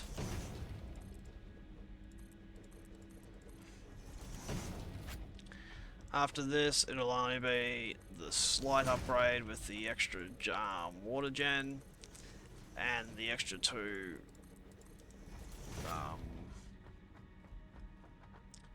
power generators connected.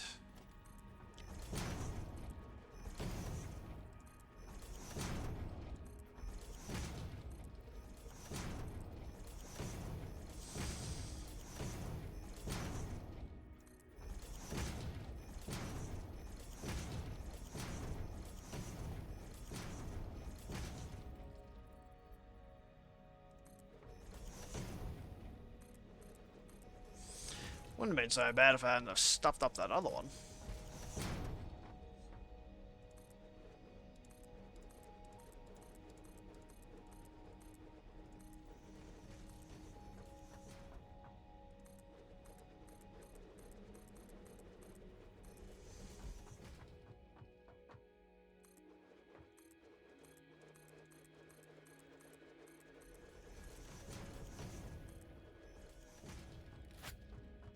Awesome.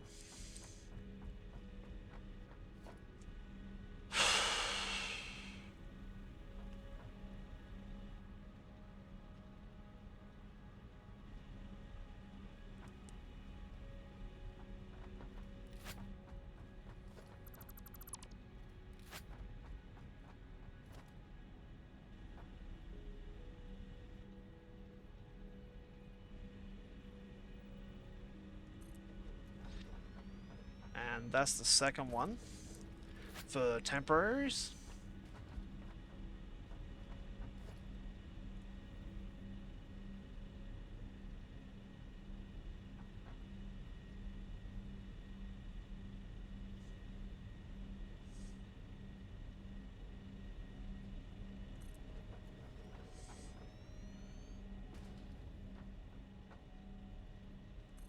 Alright, so they're the two, as I've stated before, that are going to be for when I finally get the extra cable up. So 1, 2, 3, 4, 5, 6, 7, 8, 9. Remember, like, this one started further back than the other row, so that's why it's not exactly even.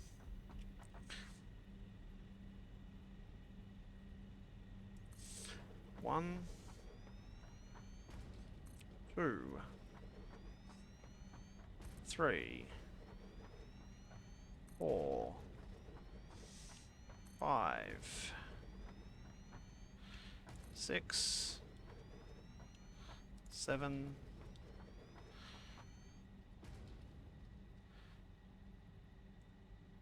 8, and there's number 9. Ooh. Nearly there, guys. We are nearly there.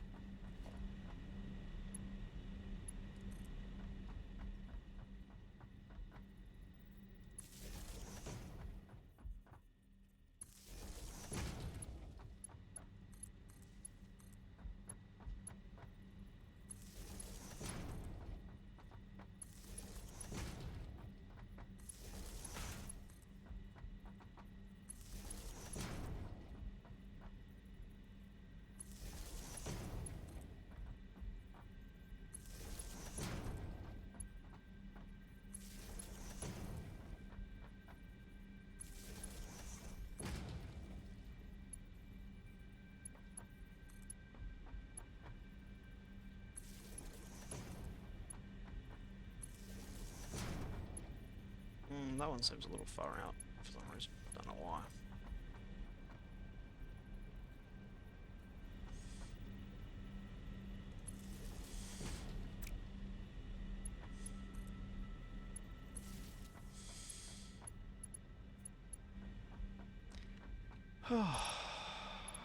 Good stuff.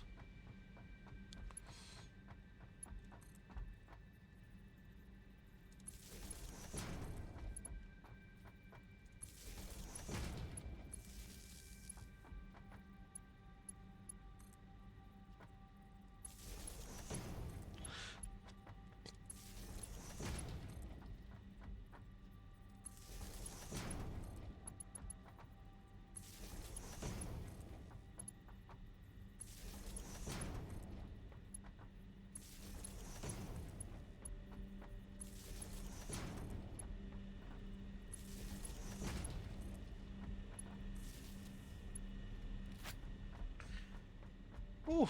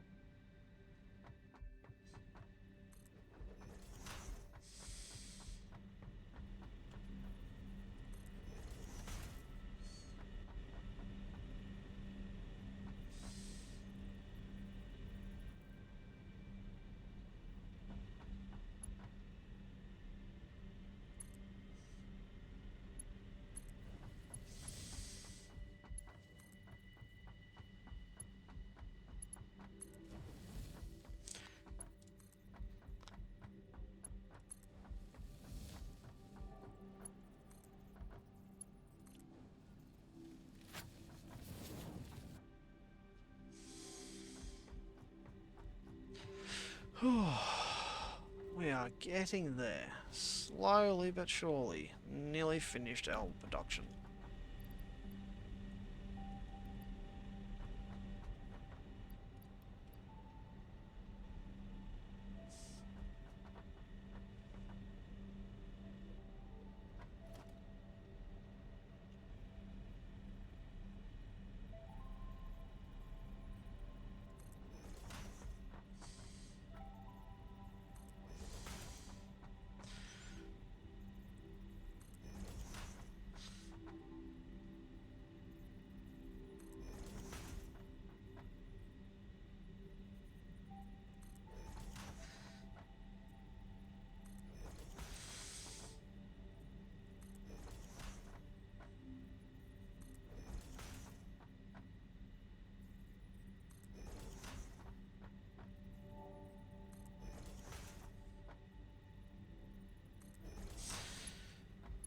Alright.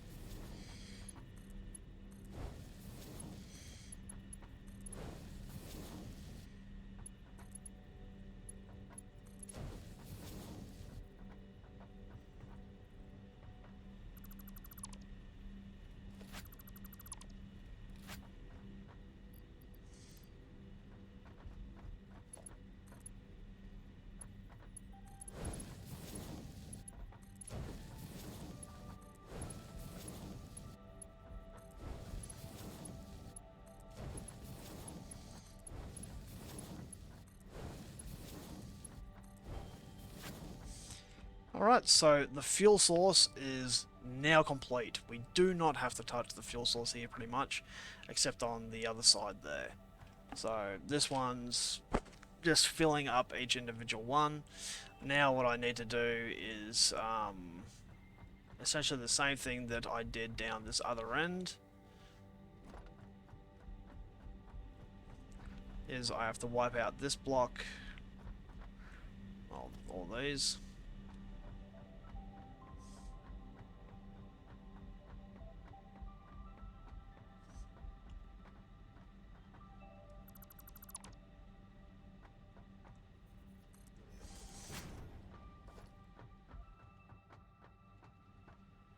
Hold control and hold shift. And you're just going to run along.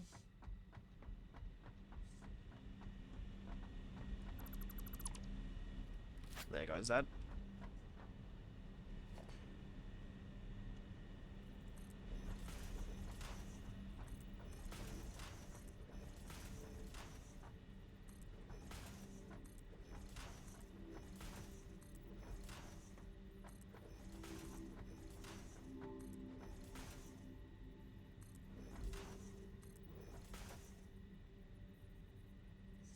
I know I don't have to put it in these sections, but I actually like putting this bit because it just gives it some more character.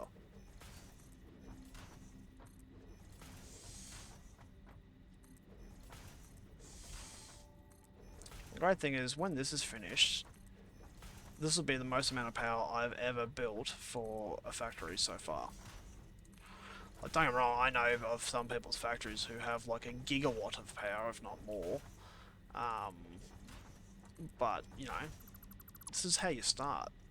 You've seen me go from humble beginnings to what we have now. So, self-automated factory pretty much.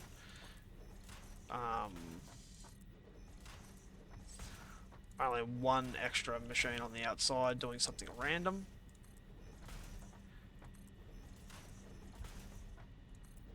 And a huge amount of power coming in and out. So, like, seriously, I think we've done really well. Let's go down here.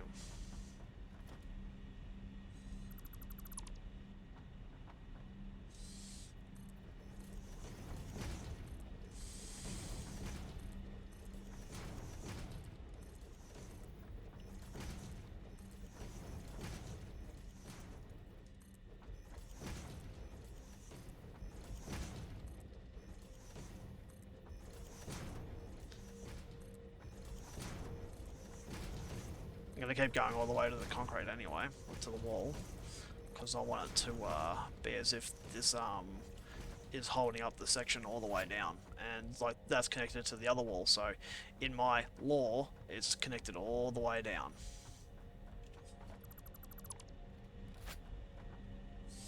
So, now what we need to do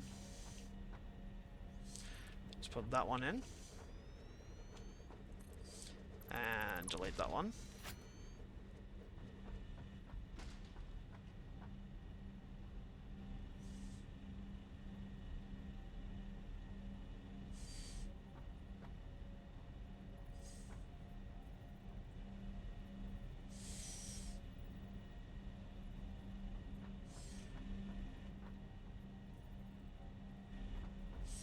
Why are you being dicky?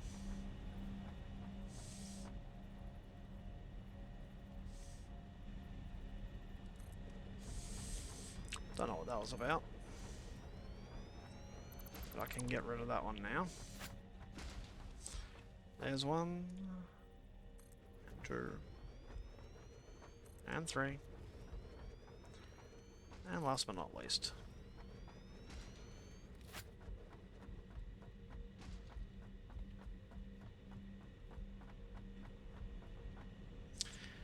So they're the 2 extra.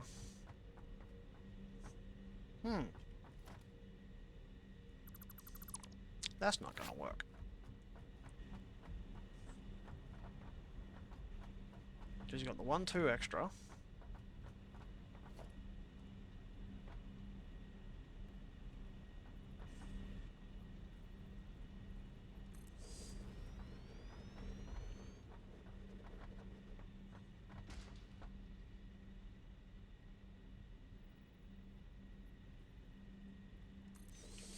There we go. Now, let's do it. It should work out properly.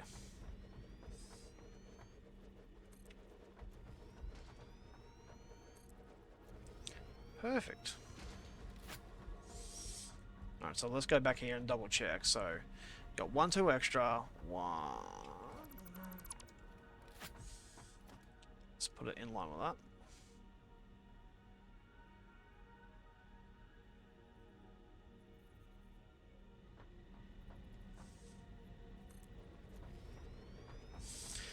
One, 2, 3.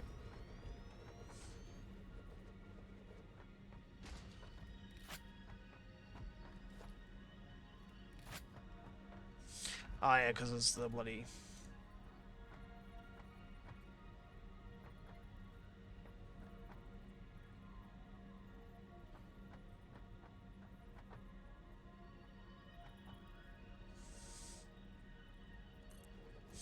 There we go.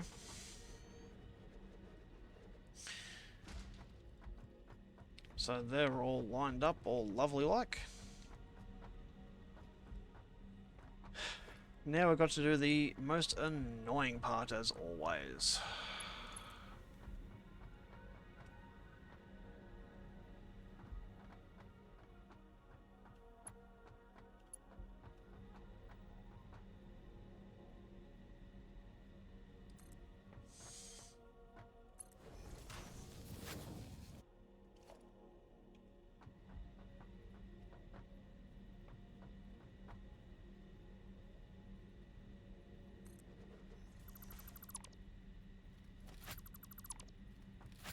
Alright. I wonder if I can do it.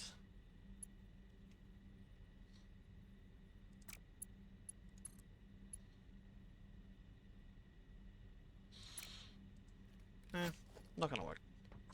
Worth a try.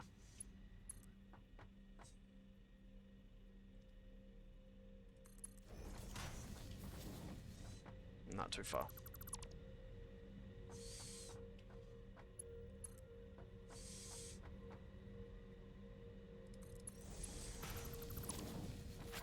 That's better.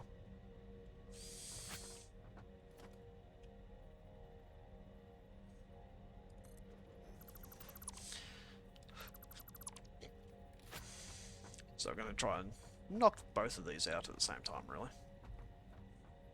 Well, actually, what I could do...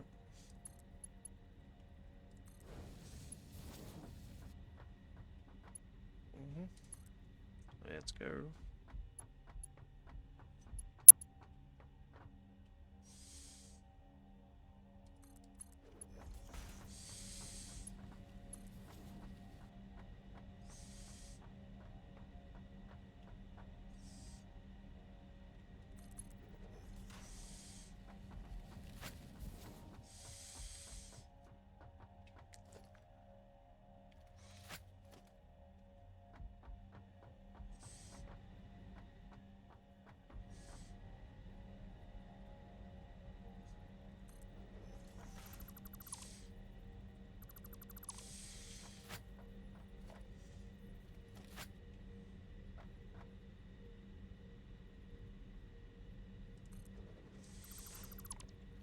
If that works...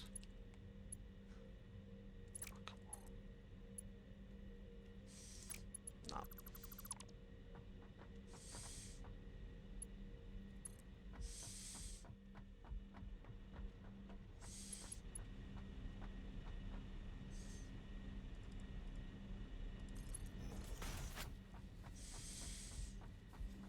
Let's try that again.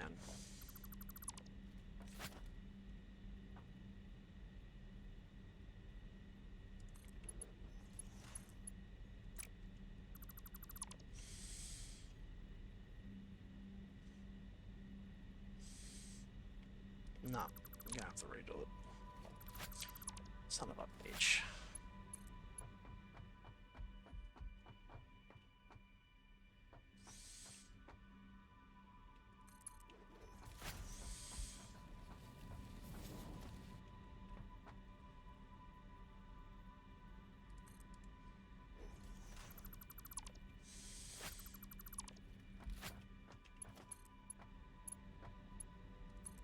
Oh, cool. Now it works.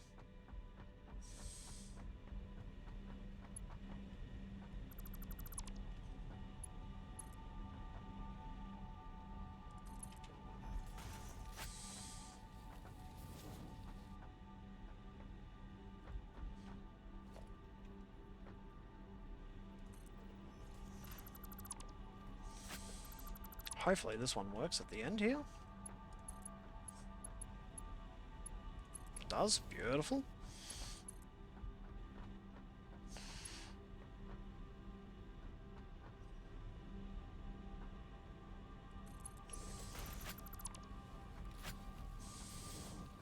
So that's one, that's two, and this is the right one.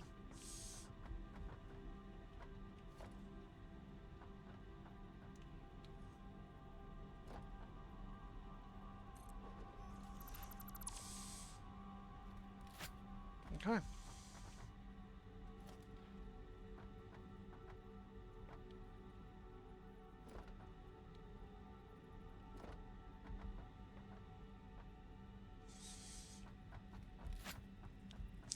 I'm actually going to get up there up top because that one's being a pain in the butt and I can't see shite.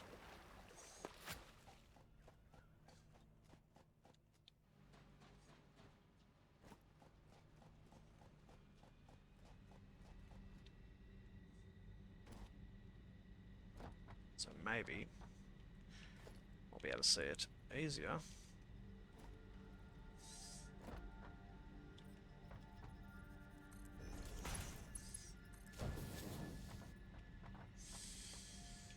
From up here.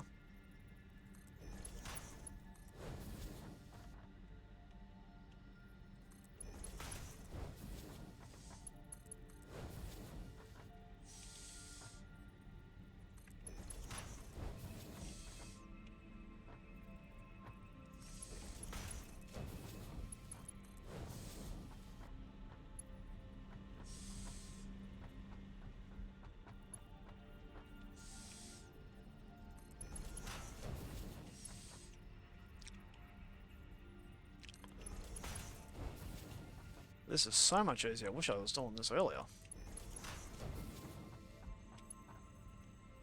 It's all a learning progress. Just learn different ways to do it. What works most efficiently. Well, obviously, to get that line like we've done, we had to go downstairs first. But now it looks so much better.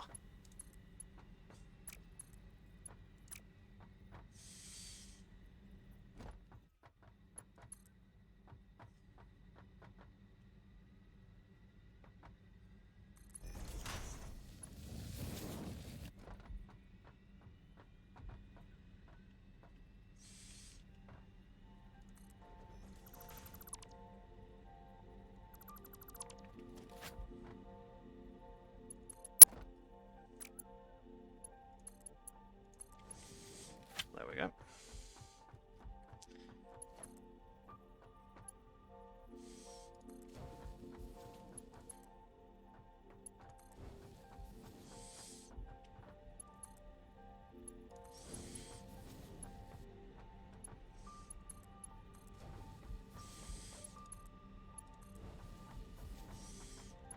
We are nearly finished.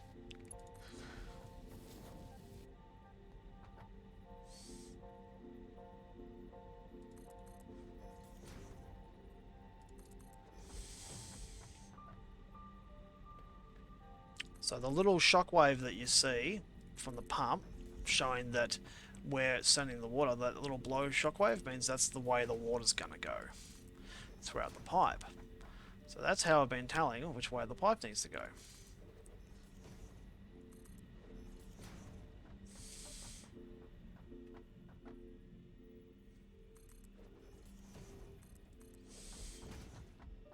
Makes life so much easier.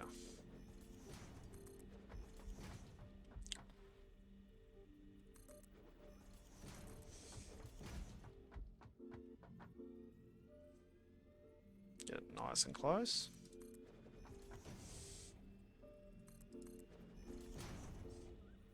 There we are. Oh, home stretch, guys. I am very happy about this. It's been a long 4.5 hours for our stream today. Well, video.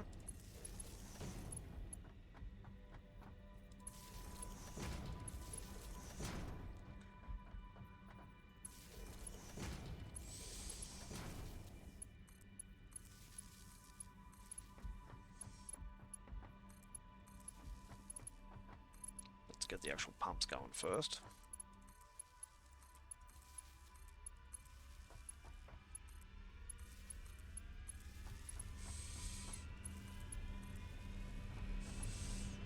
Nice.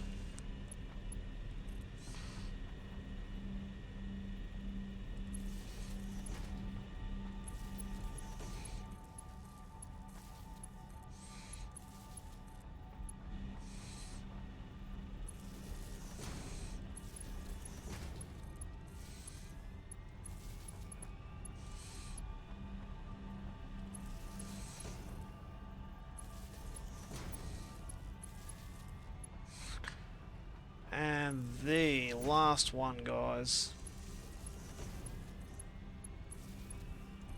Bob's your bloody uncle. We are done.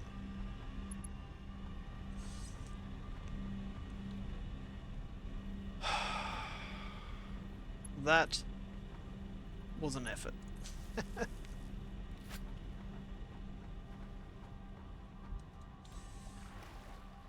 So the last thing to do is go up and check and make sure that everything's running perfectly.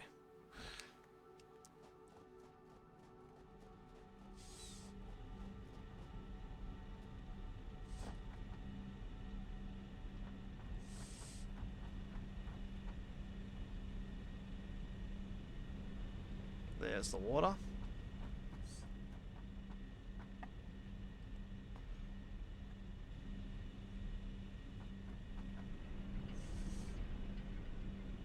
Yep. The water will struggle just for a little bit, and then it'll sort itself out.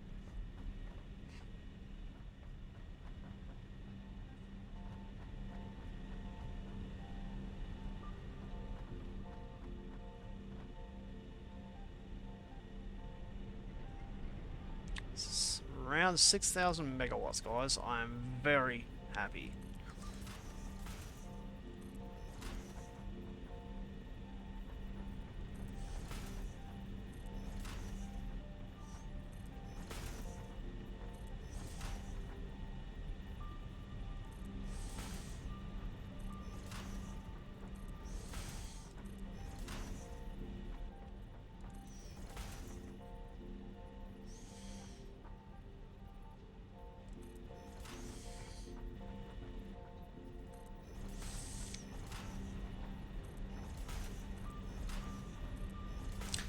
The main reason why I'm doing this little bit is it kind of gives you somewhere to walk across if you want to, but it also makes it look like it's actually connected.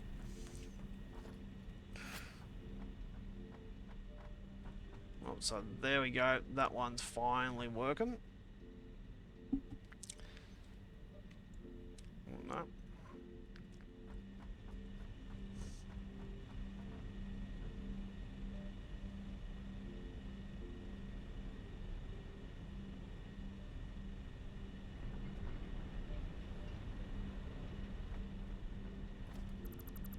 What if you turn the power off to it for a sec? See what happens if the water actually fills up into you.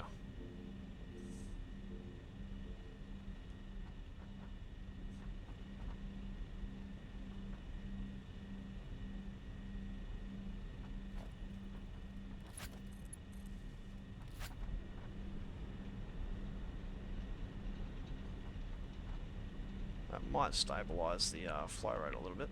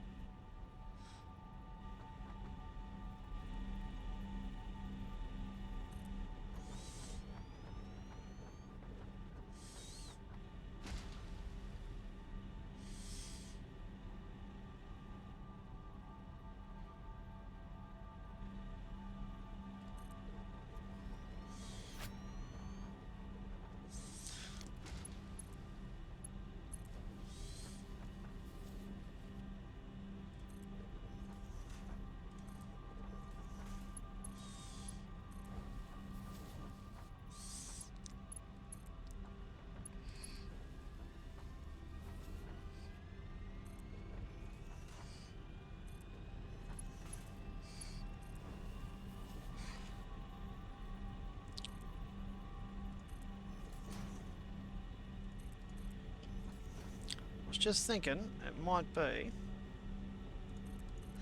worth just adding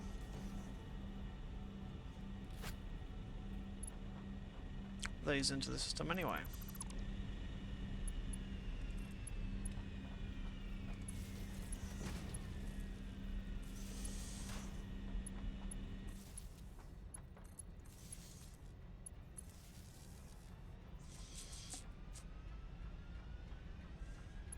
Even though they're not necessarily actually getting used.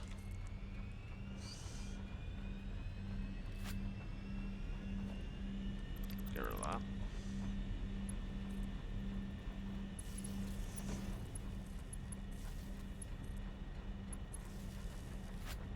There we go.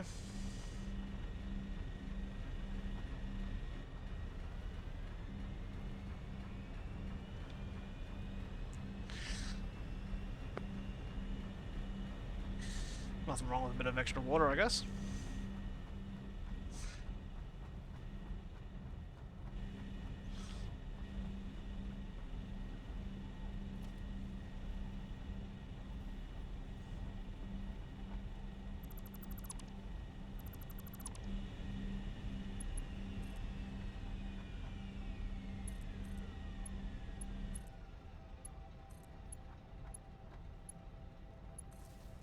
There we are.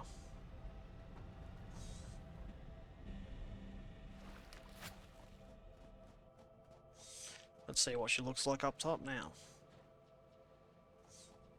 Oh, that extra water has certainly made a difference.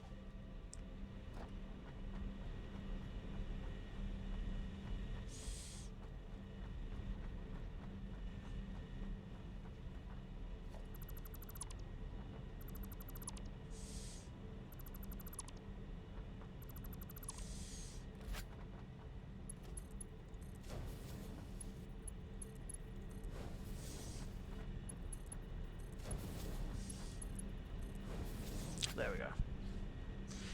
Because they can be used anytime they can.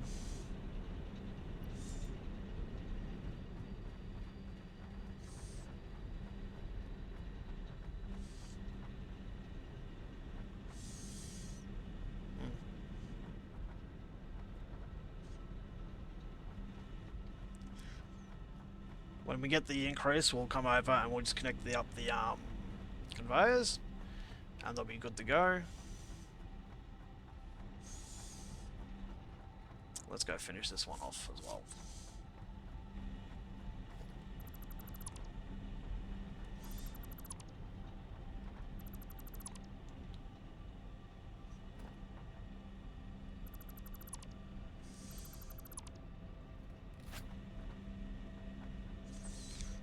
Alright. Since that's gone.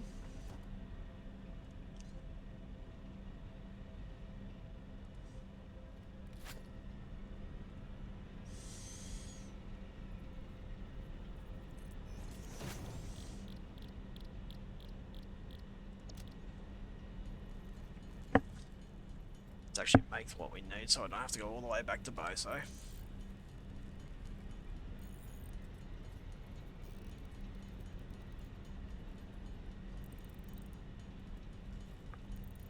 Get to 100 and we'll see how we go from there.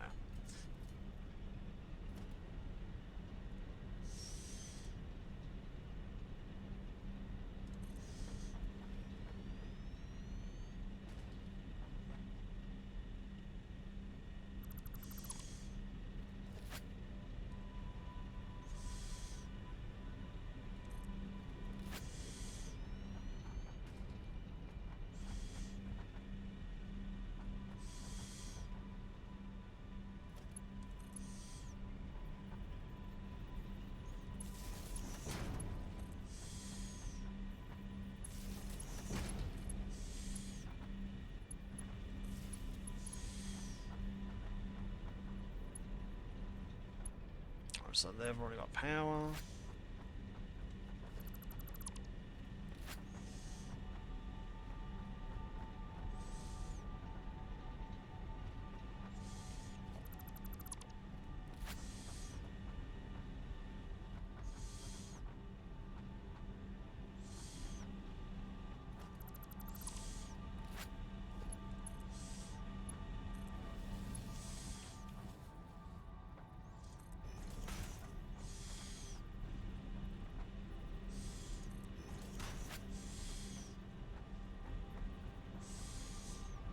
Two. That should be the two there. Actually, no, it's them too. My bad.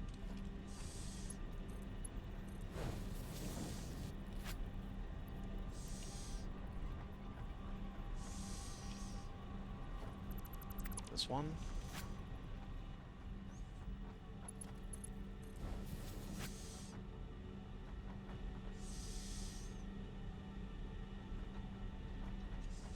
And this one.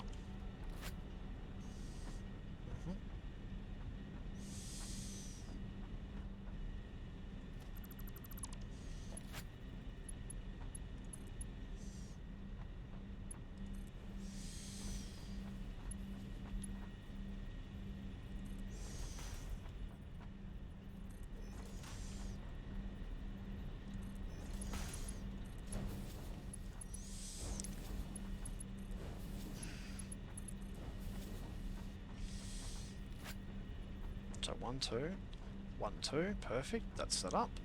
Now we just have to put down the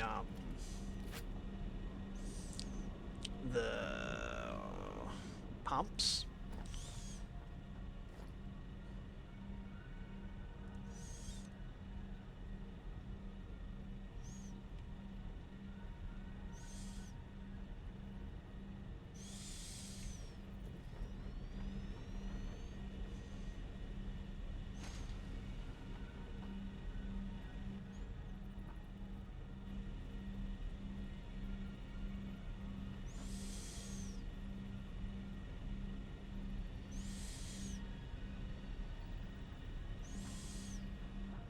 I'll stuff ya. Of course I put them too bloody close, didn't I?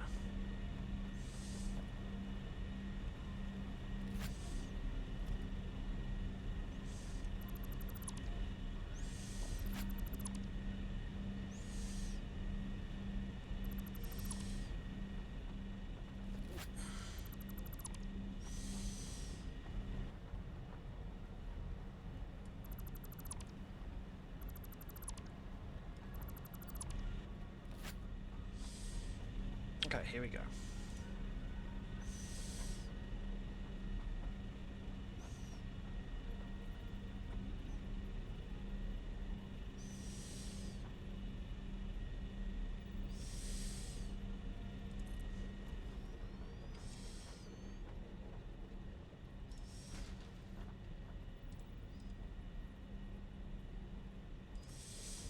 Two.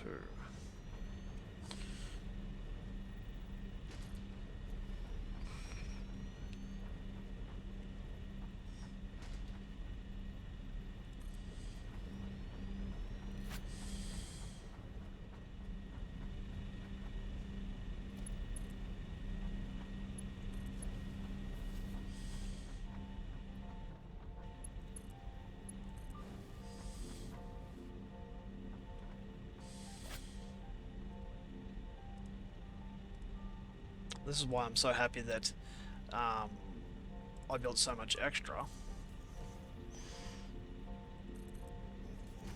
because it allows me to do what I'm doing right now.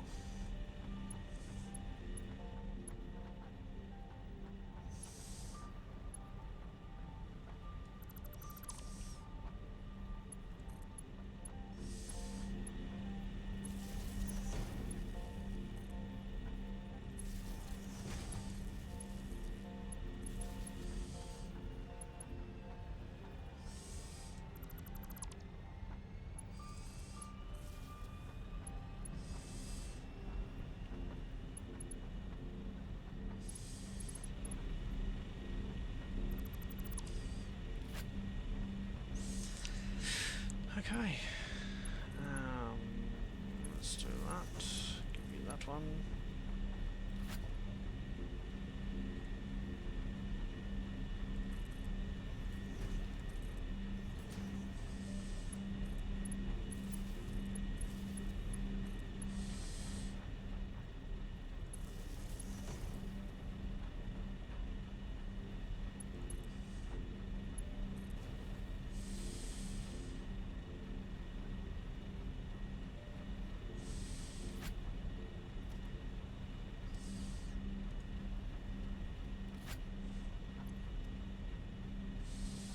I thought I had more pumps than that. Should have more pumps than that, because I just put a whole heap away.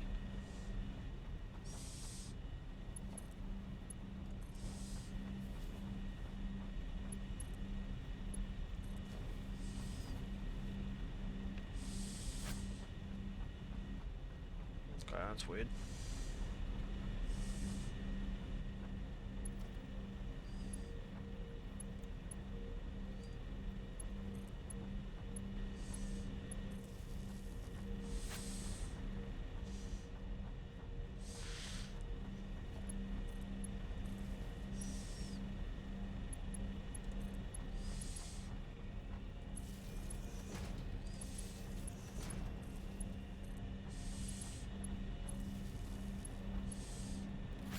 I need 1, 2, 3, 4, 5, 6 pumps worth of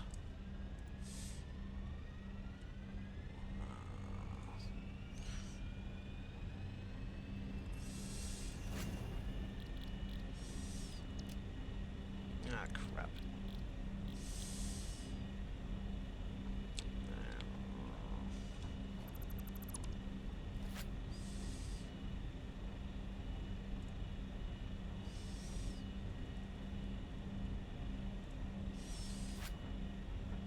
Yep, 6 pumps worth.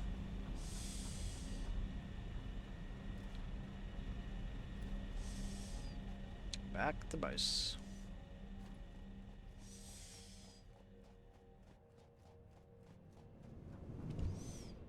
Then we're finished. The only thing we need to do is, when it comes time, connect up the conveyor belts to the last ones once we've got the higher level conveyor. And that area just does not need to be touched after that. It can literally just run the way it is. Yeah, because I've no intention of actually making on Mark 3s because, yeah, it'll just be to expand it even more. I don't think it's actually worth it.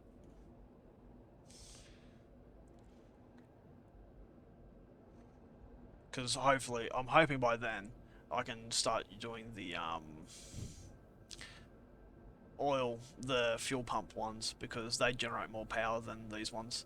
So I kind of want this to be the last coal ones I do. So yeah, I think that's going to be the dealio from now. Oh, don't you hate when you stuff up and go to the wrong one?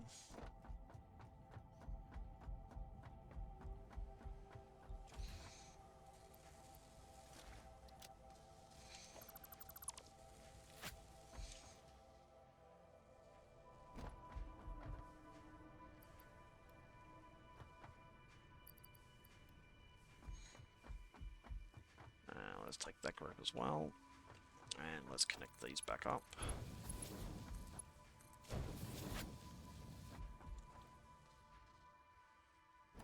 Because we've basically finished our task, so we just need to do that last little piece, and I'm going to be super happy.